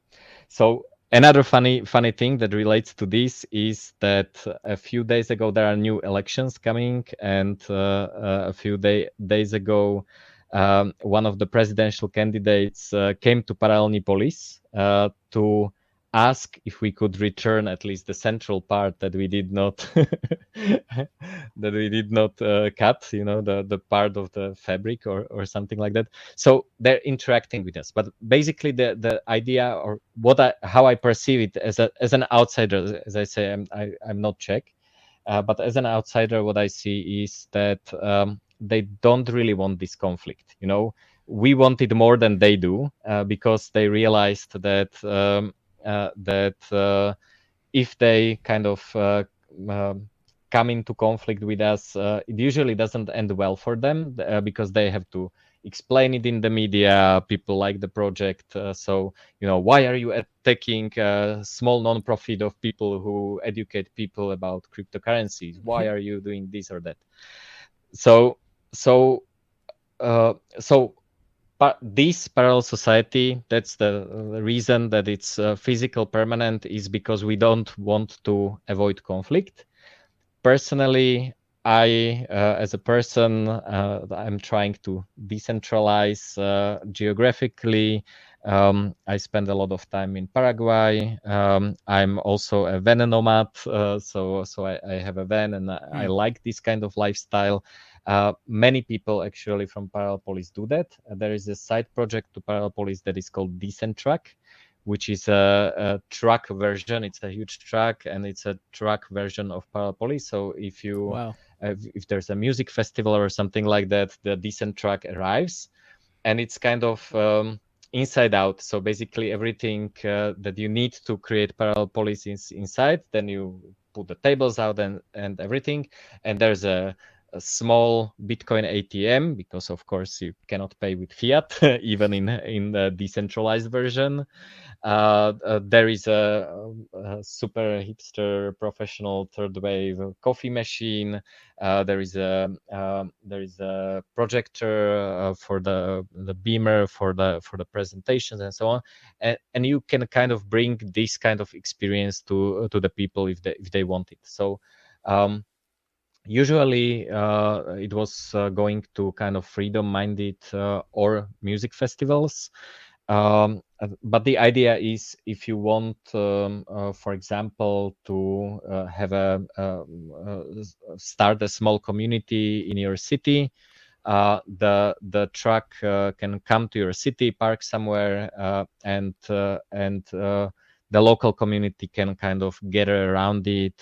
We could provide some talks. They could provide some talks. They could be, of course, we are very good at introducing people to cryptocurrencies because everyone has to use crypto. So this is kind of the mobile version. I also like the Smuggler's Second Realm version. With shipping containers. There are many ways to do it. So it was I'm not sure if it was a conscious decision to have a permanent space. I don't think that we actually were thinking about it that much. We didn't know about Vonu and all these other things. But it is what it is, and basically the idea is that the place is not shy of conflict. It's okay. Like if they want to, we were saying that one of the conflict was that at HCPP there was an auction of coins. Which were silver coins with like crypto-anarchist figures like Julian Assange. There was, I think, Snowden one, Aaron Schwartz, and all these, crypto-anarchistic heroes. It also was backed by Bitcoin. It was like part of the private key was on the coin, and so it was a beautiful, artistically made coin. And there was an auction and so on. And one day the Czech National Bank said, oh, you need to pay a fine because only we or who we say that can mint coins, and we didn't allow you to mint coins. So you can mint it, but it's not a coin. And we were like, okay, so I take a random person, I show it to them, and ask them what it is, and they say it's a coin. So what do you mean? We cannot use the word coin? Like, what are we, crazy? It's like, this is a computer mouse, but I should call it whatever, a monkey? Or like, what do you mean that we cannot use a Czech word? And the attitude is, of course, then there was like, okay, so we should fight it. And people in Polis said, no, like we don't care, if they come and they want to enforce the fine, okay, let them take the coffee machine or however. Like, what are they going to do? Are they going to beat someone up and steal your money? Probably, but then they would definitely not want to read the newspaper the next day. So yeah, so this is the kind of relationship that they have. Awesome. Yeah, that's really thanks for sharing that. It's all really incredible stuff. Yeah, I was not aware of really any of that. But yeah, that's amazing. So I guess just kind of start wrapping. I get towards wrapping up here. It's been going for about an hour and a half to get you back on because there's a lot of stuff that we didn't get to. But something that's been really at the front of my mind, since you've been talking, is pretty much that like because you're talking about openness, like the capturing the flag there, went pretty well considering, whereas in here in the USSA that would be a very bad thing. It would not go well. So like you're even like the openness, because Rayo talked about it was like one of the last. Well, anyway, he talked about what was Vonu 50 years ago may not be Vonu today, and what was Vonu today may not be Vonu 100 years from now. Well, it's kind of the same, like in the same in the same time frame too. Like what's Vonu in the States might not be Vonu in the Czech Republic, and what's Vonu in the Netherlands might not be Vonu in Mexico or whatever. If you know what I'm saying. So yeah, I mean, I think any viable freedom strategy has to be dynamic in that way, in my opinion. So yeah, that's all fascinating. All right, so I guess one final question here before we close out. Since I did mention at the beginning that I was getting into Lightning, I know one of the issues with Lightning a lot of people talk about is privacy. So with privacy on Lightning, what are some concerns, current, future solutions, etc. Real quick as we close out here. Sure.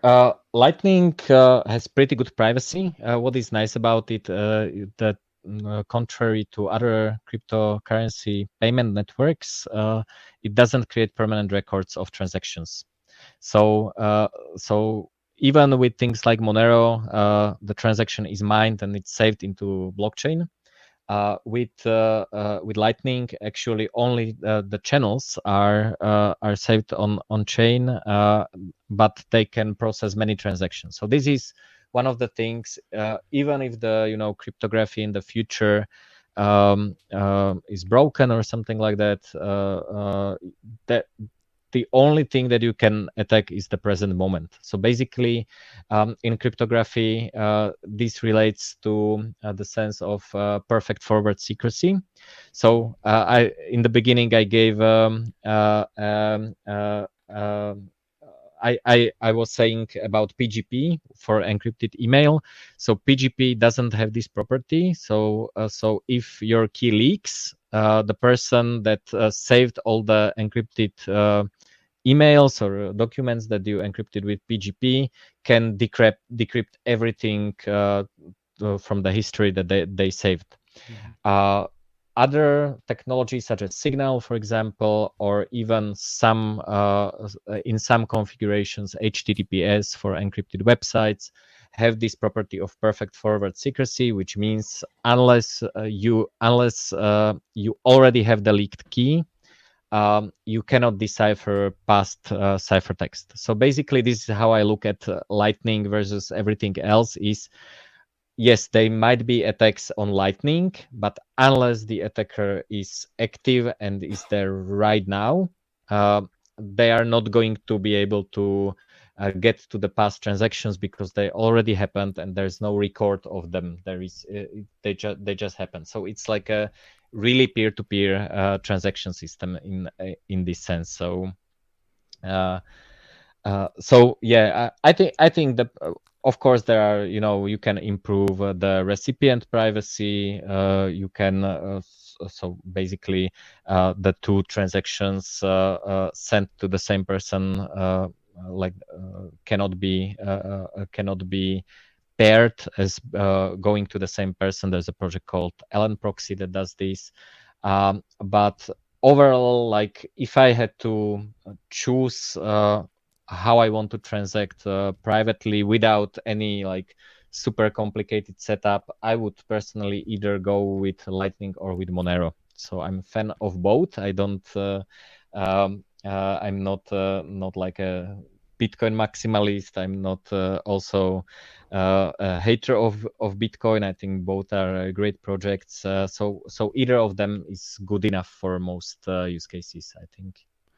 Yeah. Yeah, and I'm starting to come around to that too. I mean, last year I was definitely a lot more BTC only, but it's the technology is always solid. But I haven't been happy with the status trends I've been seeing on Twitter. It's like just get it however you can, KYC or whatever, it doesn't matter. It's like actually it kind of does matter. Like it makes it definitely matters. So to kind of see that status backsliding is unfortunate. So I kind of just as Bitcoin, Samurai Wallet and Sparrow and things like that, Whirlpool, like it is definitely viable privately now. In Lightning as we were talking about, but I don't know if it's going to be in 5 years or so. Who knows what that political climate's going to be like. And Monero is a good solid secondary. There's definitely a use case for it. I mean, privacy is important, and I don't know of any other privacy coins and any other ones worth their salt. So it's pretty much Monero at this point. It's kind of where I'm at. But yeah, mostly, and it has great community. I was at some Monero conferences, and it has a very similar vibe to the first Bitcoin conferences. So it's not like no token shilling, no traders, no. It's like really privacy-minded people in hoodies and talking about stuff that matters, markets and relationships and so on. So I really like the community. Yeah. Well, that's definitely really good to hear. So I guess we'll close out there. I'm hoping at some point, it's one of my goals for a few years has been to make it out to Hackers Congress. So hopefully I'll see you out there sometime. I was at the year before, I think it was a couple of years ago. There was the 24-hour stream at Hackers Congress, and I got to partake in that with Smuggler and a couple other folks, which is cool. But I'd like to get there in person and actually experience it, because I know the second realm culture is something that has to be experienced in physical space and time. So I guess with that, I appreciate all the work and effort you've done, put in the past decade or so, and yeah, it's been great talking, and we'll have to get you back on to cover a lot more things. Yeah, I'll mention again that we do have your book listed, Cryptocurrency. Thank you. Cryptocurrency is Hack Your Way to a Better Life over at Liberty and Tech Publications. So people should definitely pick that up. We really just talked about the Parallel Societies part now, which a lot of that's in that chapter, or in that one chapter in that book. But yeah, there's so much more value. So we'll have to get you back on. So yes. Thank you. All right. Anything? Thanks for having me. Yep. Would you like to plug anything before I let you go? Any websites or anything? Yeah, you can definitely, and I would like you to check my book. I want to basically say the idea behind the book, and also it relates to Parallel Polis, is that you have the Vonu ones call it political crusading, but it can be like even the anarcho-capitalists and all these philosophies, objectivists, minarchists, and so on. They spend a lot of time with sitting in pubs and discussing who would build the roads and who would do that and how would this free society look like. And for me, this is not enough. I don't have time to wait for some utopian society. I want to live my life now. So I like strategies that bring me more liberty today, and I can work towards them.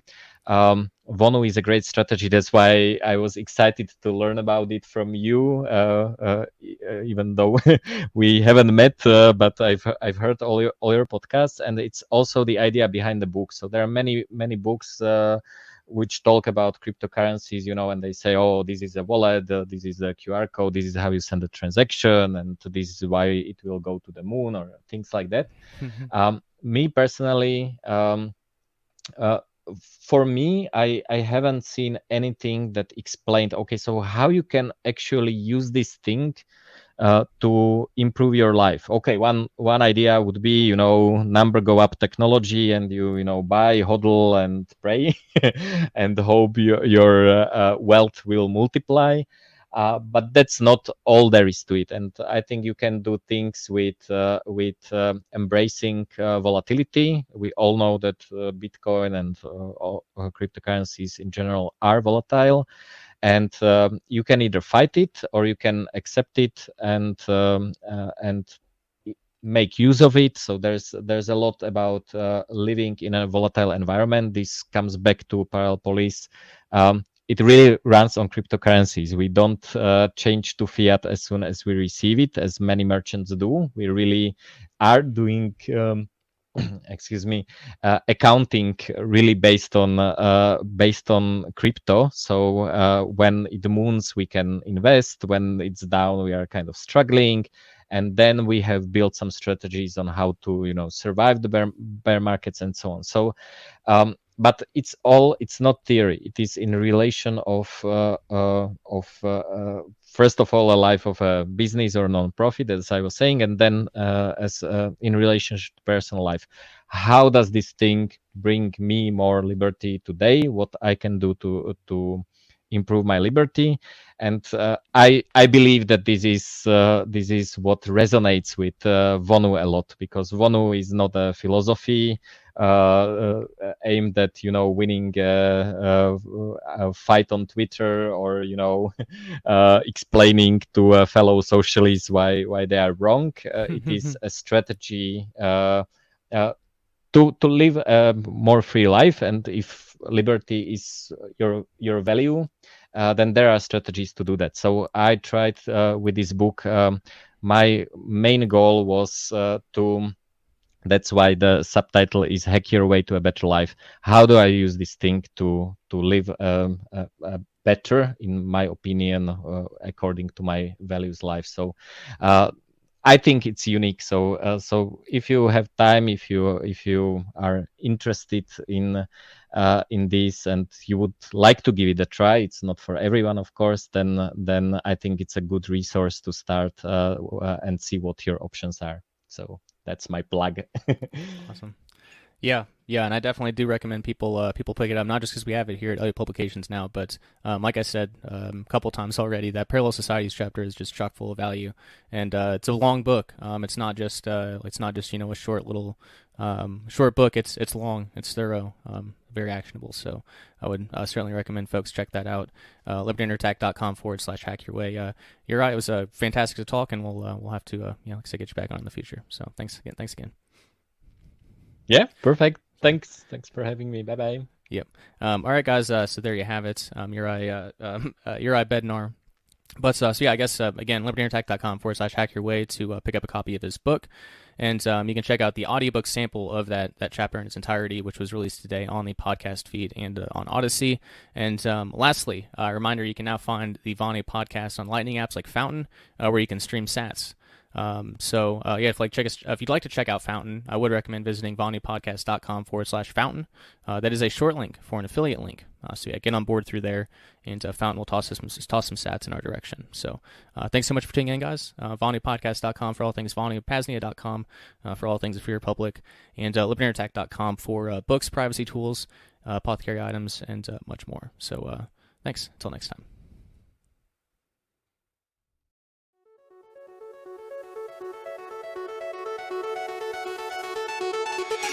Rayo was right. Freedom does indeed need more full-time professionals, not collective movement preachers seeking a coterie of followers, but explorers, inventors, developers of liberated life ways. Undoubtedly, numerous folks are truly seeking a way out of the servile society, but they don't see any options outside of political crusading or apathy.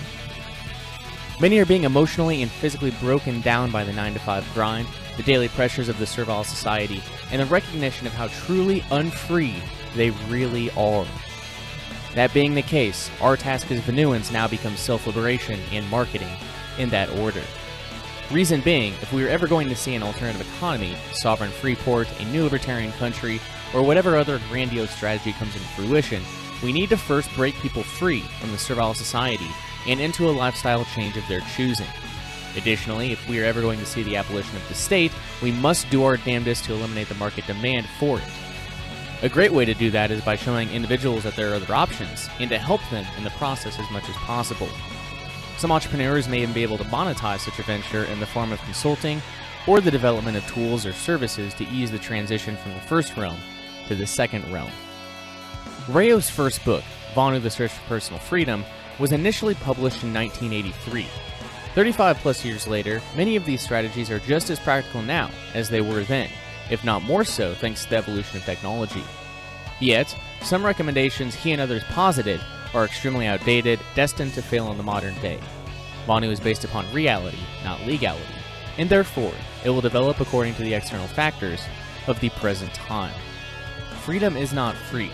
It takes time, effort, money, an extreme amount of dedication, and a willingness to make sacrifices. It requires the willingness and ability to create, develop, and to problem solve, as we are the self-liberators of the 21st century, pioneering the path forward to a freer future. It is not for everybody, and neither is Vonu. There's no better way to end this book than with these wise, timeless words from our friend and posthumous mentor, Rayo. Quote, "A Vonuan to me is not just someone living in a particular manner. Lifestyles may change. A lifestyle which was Vonu 100 years ago may not be Vonu today. Some lifestyles Vonu today were not possible 100 years ago and may not be Vonu 50 years from now. A Vonuan is someone who places a high value on relative invulnerability to coercion, someone for whom freedom is worth a fair amount, though not infinite, of effort, inconvenience, discomfort. To a Vonuan, Vonu is not just a means to other ends, nor is it an ultimate end. Like most qualities of life and life itself, it is both. A Vonuan will choose whatever way of living offers personal sovereignty, and will change lifestyle again and again if necessary." End quote. Your free future is closer than you think.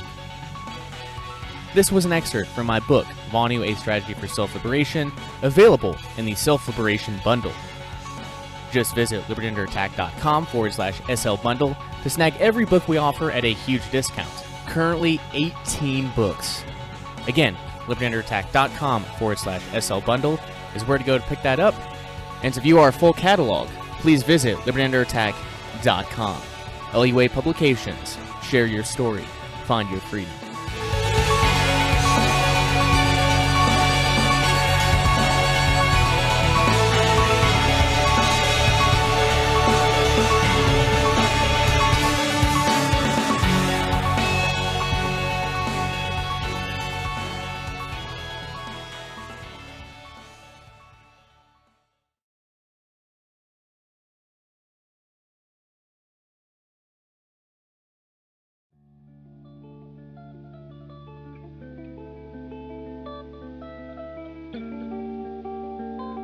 Hello friends, fellow self-liberators.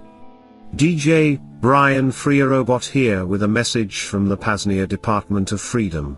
Did you know, PAZNIA is much more than just the greatest radio network in existence. Founded in 2020, the Free Republic of PAZNIA is a burgeoning, worldwide parallel network founded upon the principles of truth, freedom, and voluntarism. We're building out a network, and subsequent map and directory, of homesteads and farms, van nomad squat spots, guerrilla gardening plots, local health food stores, potential opportunities for alternative home bases, and much more, anything else that would be useful and necessary for a self-liberator.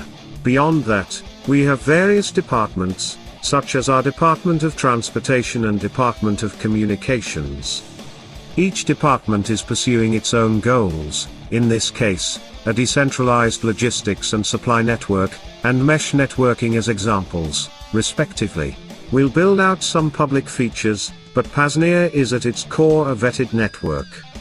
And the first step is to become an honorary stakeholder. Features include discounts to other businesses/hustles in the Agora, access to the Second Realm network of non-coercers, a PAZNIA ID card, PAZNIA stickers and pens, a digital self-liberation bundle via Liberty Under Attack publications, a PAZNIA flag, and a shirt and a coffee mug or a hat.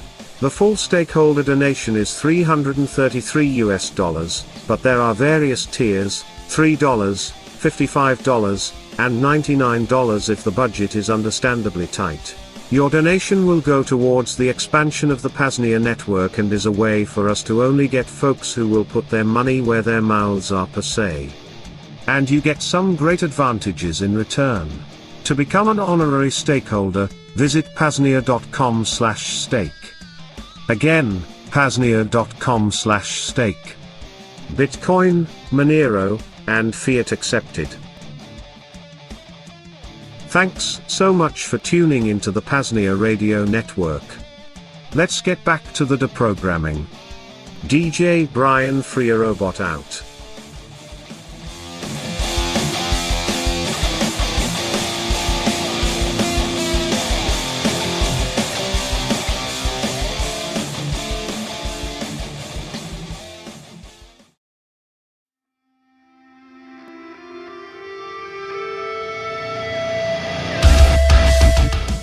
Vonu Life 25, Resurrected, the newest release via Liberty Under Attack publications.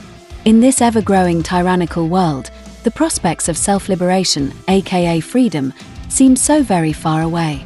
But thanks to the hard work and archival efforts of freedom pioneers of the past decades, self-liberation doesn't have to seem like a pie-in-the-sky dream. Back in the 1960s, around the time of the counterculture revolution, a zine sprung up called Vonu Life. Vonu Life contained reports from self-liberators, provided a path for networking with others, and still to this day, contain the most hardcore solutions and strategies for breaking free from the servile society. No bitching, no complaining, no political crusading, and no false illusions of an external political savior. The final issue released in the 1970s. That is, until this release, Vonu Life 25, Resurrected. Herein, quite a few self-liberators contributed knowledge and solutions, topics including intentional communities, networking, and vonuing in cities, selecting a free mate, legal interstices in the 21st century, and hacking liberty, self-liberation storytime, a section dedicated to freedom fiction, the Vonu Life message board, and much more.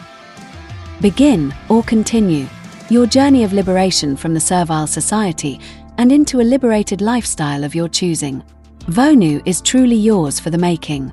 And Vonu Life 25, Resurrected will help you get there. Just visit libertyunderattack.com/VL25. Again, libertyunderattack.com/VL25 to purchase on site or to buy via Amazon, Bitcoin and Monero preferred. Again, libertyunderattack.com/VL25.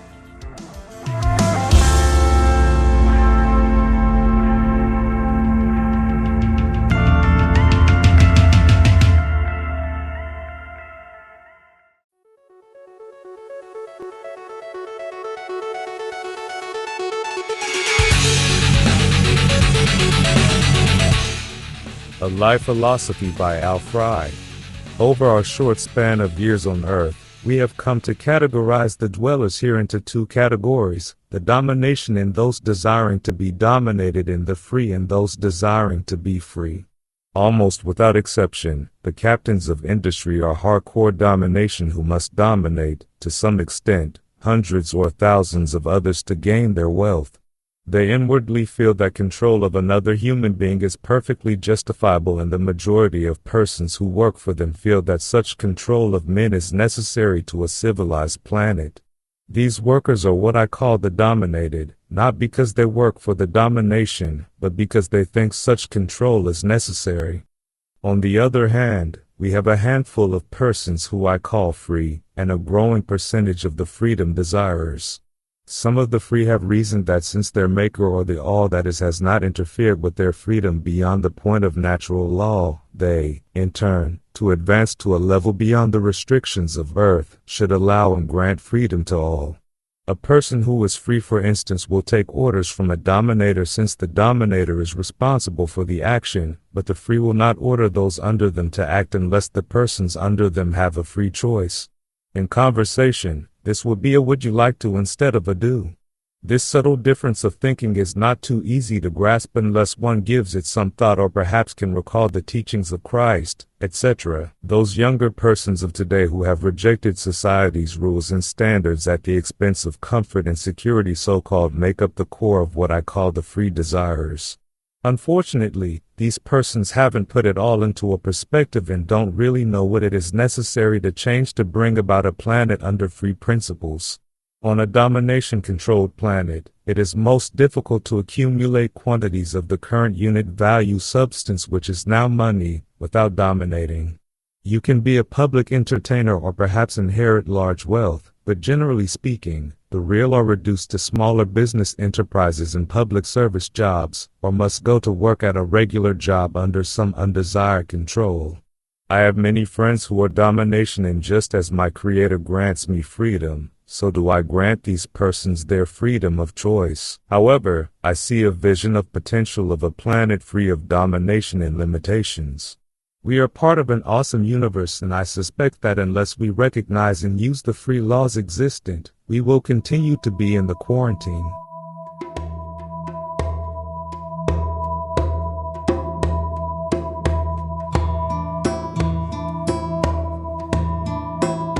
Winter Survival Techniques by Dora Edgar, condensed from Kalichi County rendering works by way of the Green Revolution.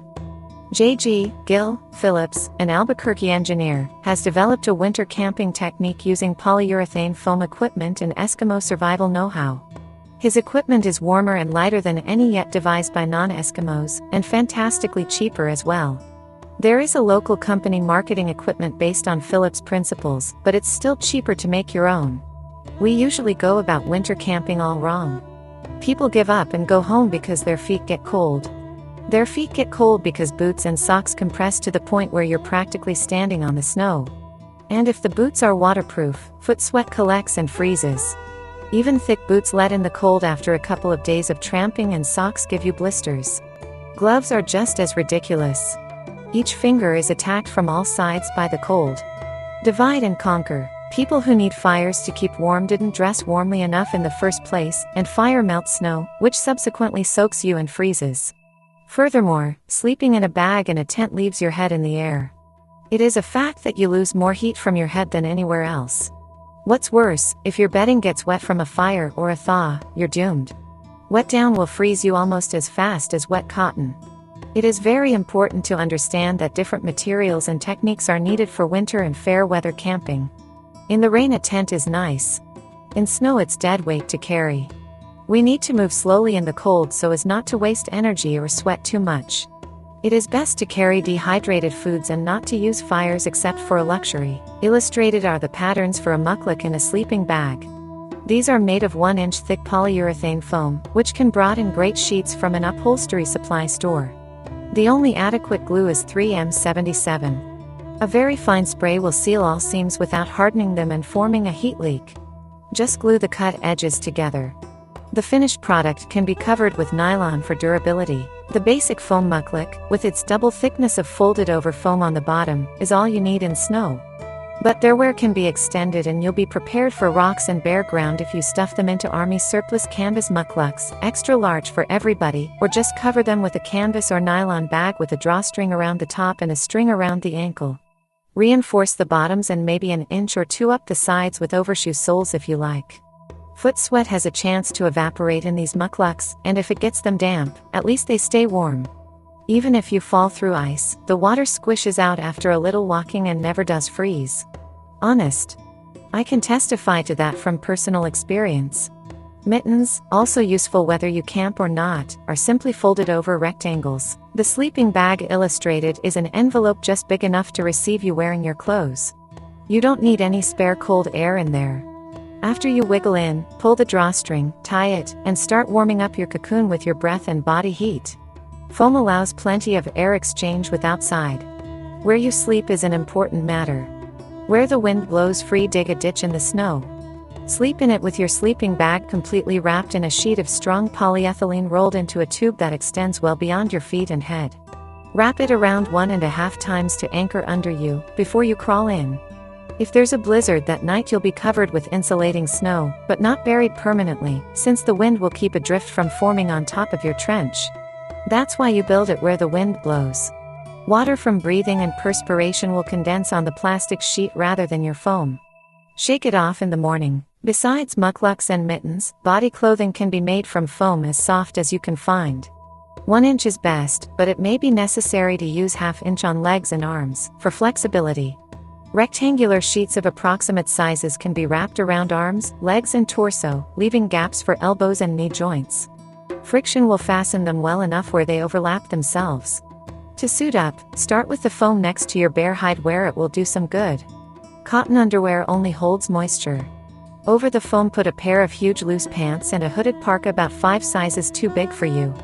Then your mittens and mukluks. That's all. Any more defeats your purposes of warmth, mobility, and evaporation. Rayo, who called this article to my attention, doesn't think it is long enough for a very small person. He suggests making it a foot or 2 longer. That gives extra space for a book, some food, etc. inside. He says 1 inch foam will pass enough light to read by. Under Arctic conditions, the end can be tied off by mounting a separate drawstring partway in. Bearded hermit lives like man in 19th century. A visit with Dewey Walker is like stepping into the last century. Walker is a bearded hermit who has built his own house, makes his own shoes, and grinds his own corn with a homemade mill fashioned from 2 pieces of limestone.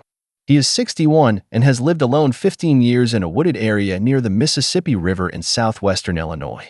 There is no road to the clearing where he has constructed a 1-room log home. He has few complaints. One he mentioned was the shortage of flax thread, which he needs to make his shoes from discarded tire casings. Cotton thread doesn't wear well. Walker built his heavy grindstone mill for the corn he grows in the clearing. He grows most of his food. Anything else he needs, thread, tobacco, or lard, he gets by bartering with an occasional passing neighbor. I don't remember the last time I went to town, he says.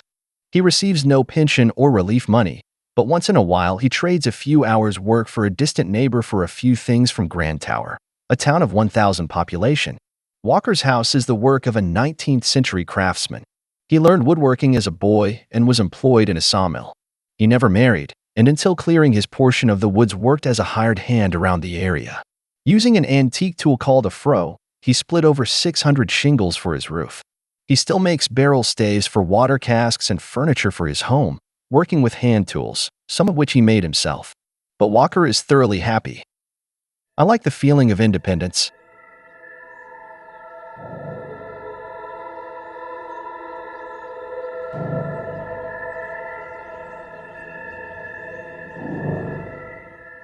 Investigating Vonu in Sweden by B. Lan, wish I could help you on investigating Vonu here in Sweden. Someone else must look into this. Not because I'm not interested. It's just that paranoia reigns supreme. I've been here 4 years. On 5 different occasions, I feel attempts have been made on my life.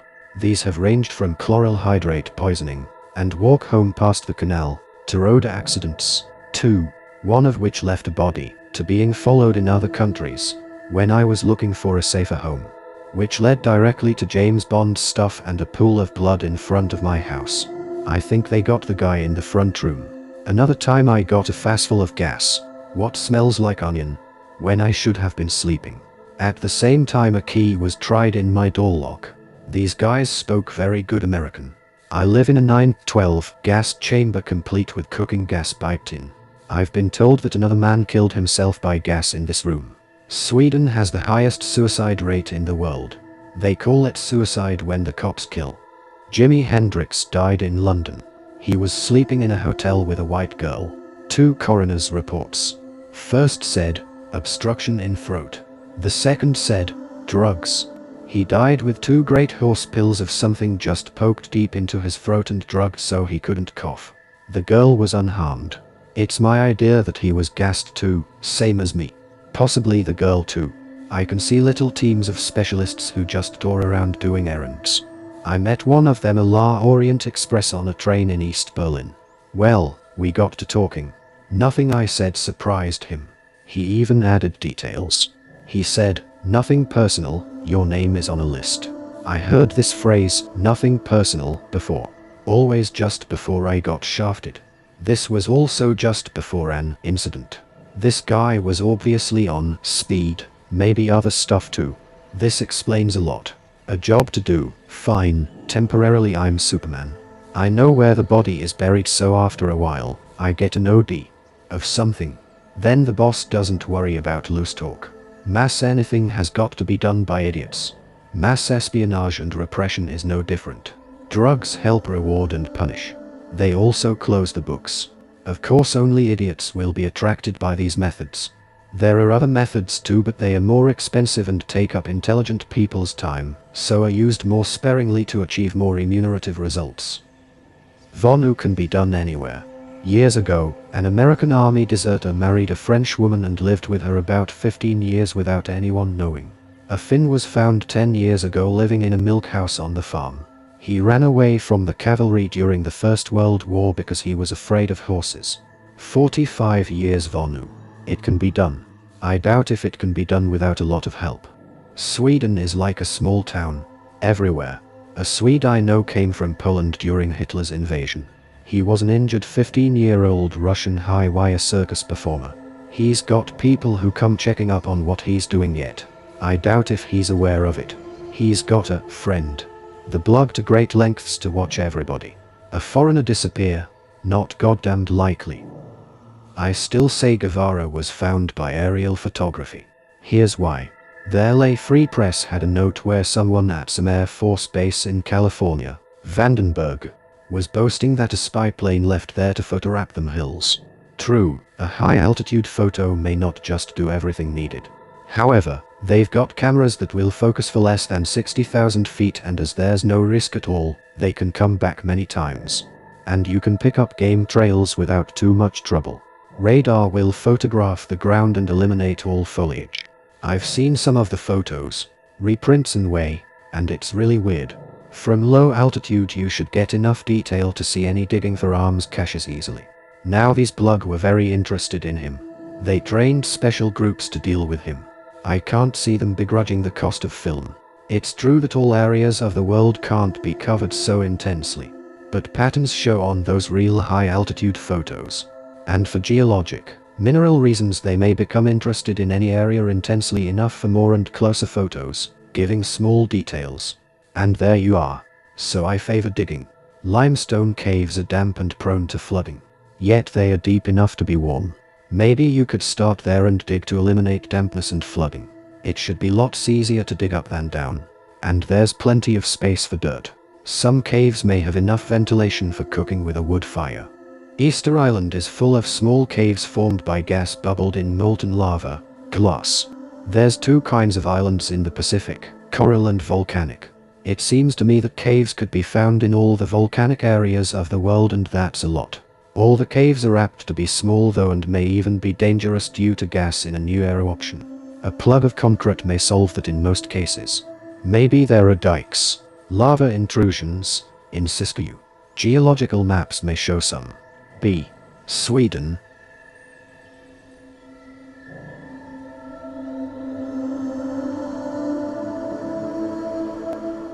And there you have it, folks. Brian here, Rayo 2's robot co-host, to take us out. I hope you enjoyed this selection of articles from Vonu Life. The collection has thus far hit 252 pages, and there's still another handful to go. In the meantime, please do go snag Vonu Life, March 1973, both me and Rayo 2's favorite Vonu release. It is also the one most practical in terms of action. Hence, why we love it so much. Just go to libertyunderattack.com, you can find that book and the rest of our quite expansive catalog there, including privacy tools, ghost pads and ghost phones. Thanks for tuning in. Until next time, always remember, Vonu is yours for the making and the second realm is yours for the building.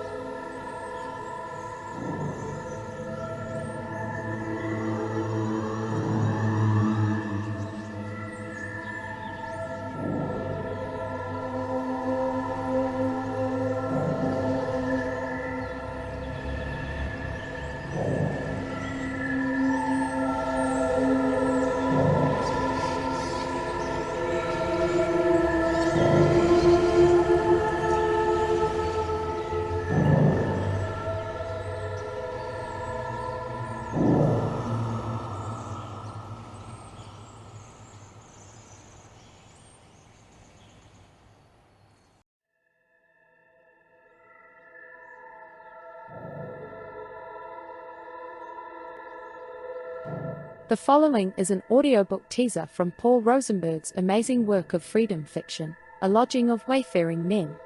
This is an essay by James Faber, one of the main characters, discussing the servile society backlash from the development of a free digital economy.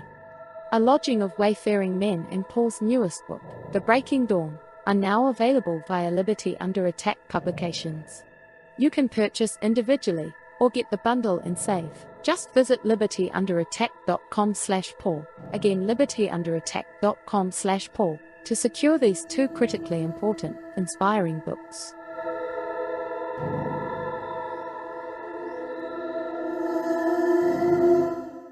Away from Coercion and Into the Free Digital Economy, essays by James Faber. It began with Arab traders and the merchants of Venice. They really didn't know what they were building or how it would work. They merely struggled for the betterment of themselves and their families. It began to break out when the deep superstition of the Middle Ages cracked open under the strain of new philosophies and religious ideas. It found room to grow wherever new and wild vistas were found. It found fresh growth with each discovery of far-off new lands. It found a home everywhere the old order was broken up and fresh starts were being made. It took a firm root in America and flourished there for over 100 years.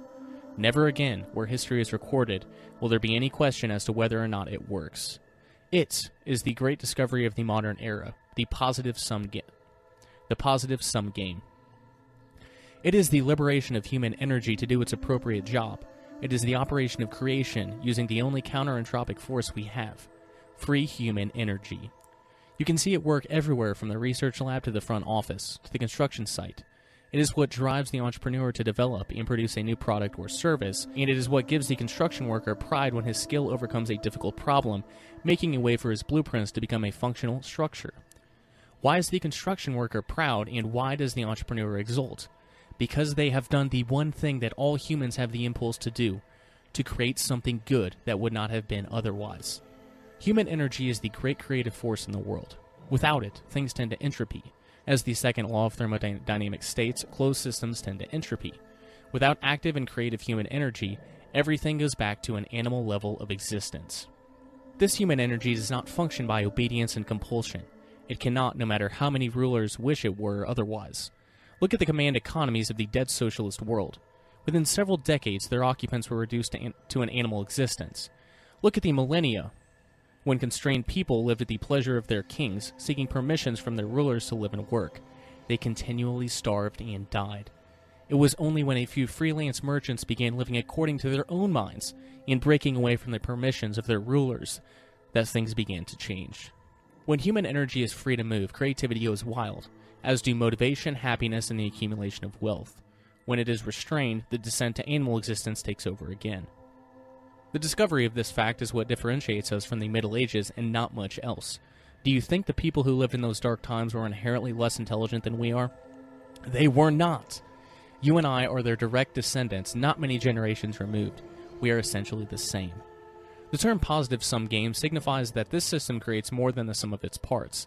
The only real magic, human energy, creates more than it started with. Take some raw materials that are of themselves or of little worth, and when you add human creativity, you can create vehicles, computers, and spaceships. The materials themselves have been around since the creation of the Earth. If they could have turned into something great of themselves, they would have done it a long time ago. But they cannot. It is only when humans manipulate them according to their own ideas that they gain any value. Thus, $5 worth of materials becomes a product worth thousands of dollars. They who do not play the positive sum game instinctively fall back into being motivated by envy. Ultimately, they find reasons to feel that there are only so many pieces of the pie. This is the seed of destruction. The next thing they say is, if you have a bigger piece of the pie, then someone else has to have less. That is a zero-sum game. The idea that nothing is really created, just moved from one hand to another. Not only is it false, but it is also the credo of every envious looter who speaks of fairness and equal distribution of wealth, but who secretly hopes to get a share of wealth held by others. The real controversy of our time is this. Is human energy allowed to work in the world, or will it be tied down? The miserable experiment of communism has taught the world's rulers that the positive sum game is necessary. So, their plan now is to allow human energy to work, but to siphon off as much wealth as possible without killing it altogether. We productive people are carrying the governments of the world upon our backs. Are they worth half of our efforts? Half of our lives? They take half of our earnings away from us continually by a vast web of taxes, fees, and regulations. For what benefit? To help the poor, they say, and clamorously infer that if you disagree, you are a heartless and dangerous person, and further that all will despise you. But if our money is forcibly taken from us, is not the state robbing us? Any dictionary will tell you that this is so, but it is considered poor form to say so, even to consider it. And are the poor better off? Certainly, some of our money goes to the poor, although most is eaten up in the bureaucracy. This feeds their bellies insufficiently while at the same time locking them to a life of dependence that wages an unending war upon their souls. Is that a good thing? Or are the poor better off for this robbing of producers and living in a state of dependency?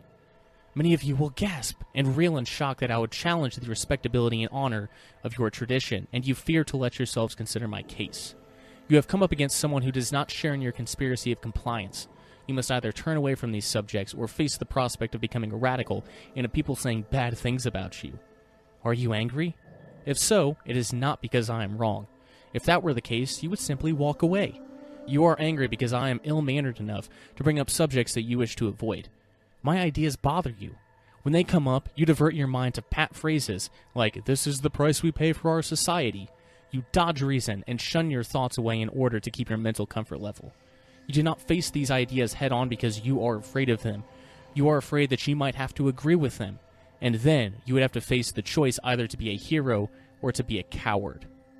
I stood one evening in IBM Plaza in Chicago looking over the riverfront skyline as the sun sank in the southwest and realized that the towering monuments to human effort in front of me were the result of the positive sum game run only at half speed. Chicago was wild and open from the 1830s through the 1890s. Then, slowly, the curbs and limits were imposed by a do-gooder government and collectivist types. These inevitably slowed the workings of a city that had been, as one writer said, geared for giants. But the restraints were not enough to stop the positive-sum game, only enough to slow it down.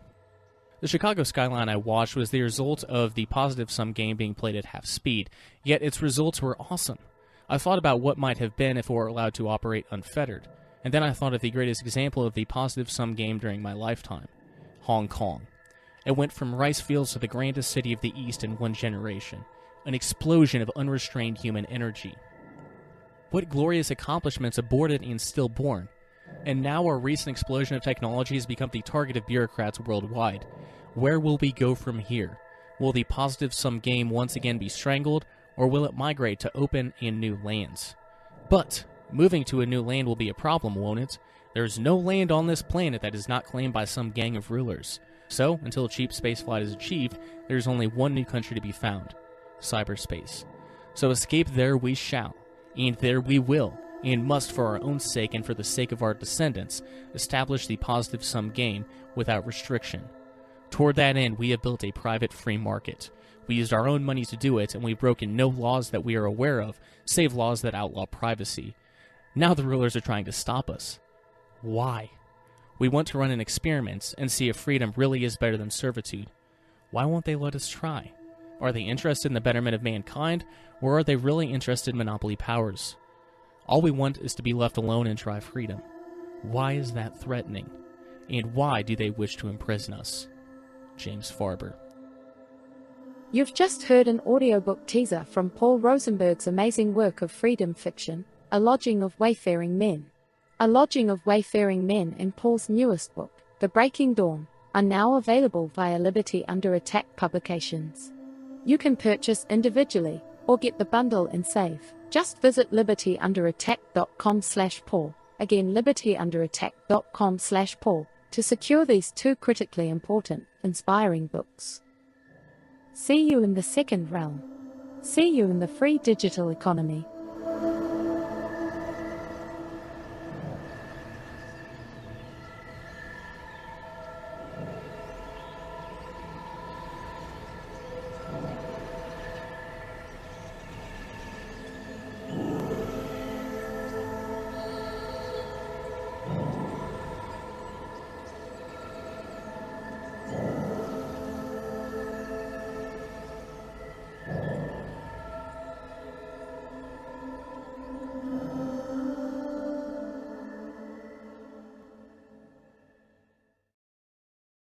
You're listening to the PAZNIA Radio Network.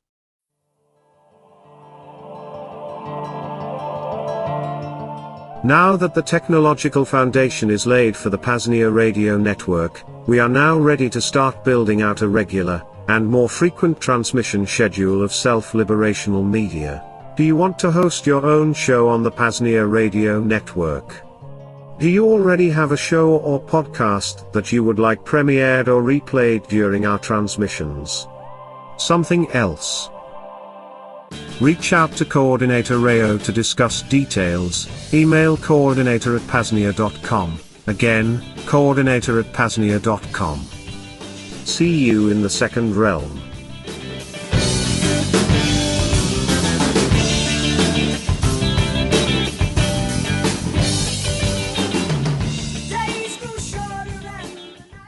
You've just heard a transmission of the PAZNIA Radio Network, the entertainment and propaganda arm of the Free Republic of PAZNIA, a public service of the PAZNIA Free Press. Long live the Second Realm.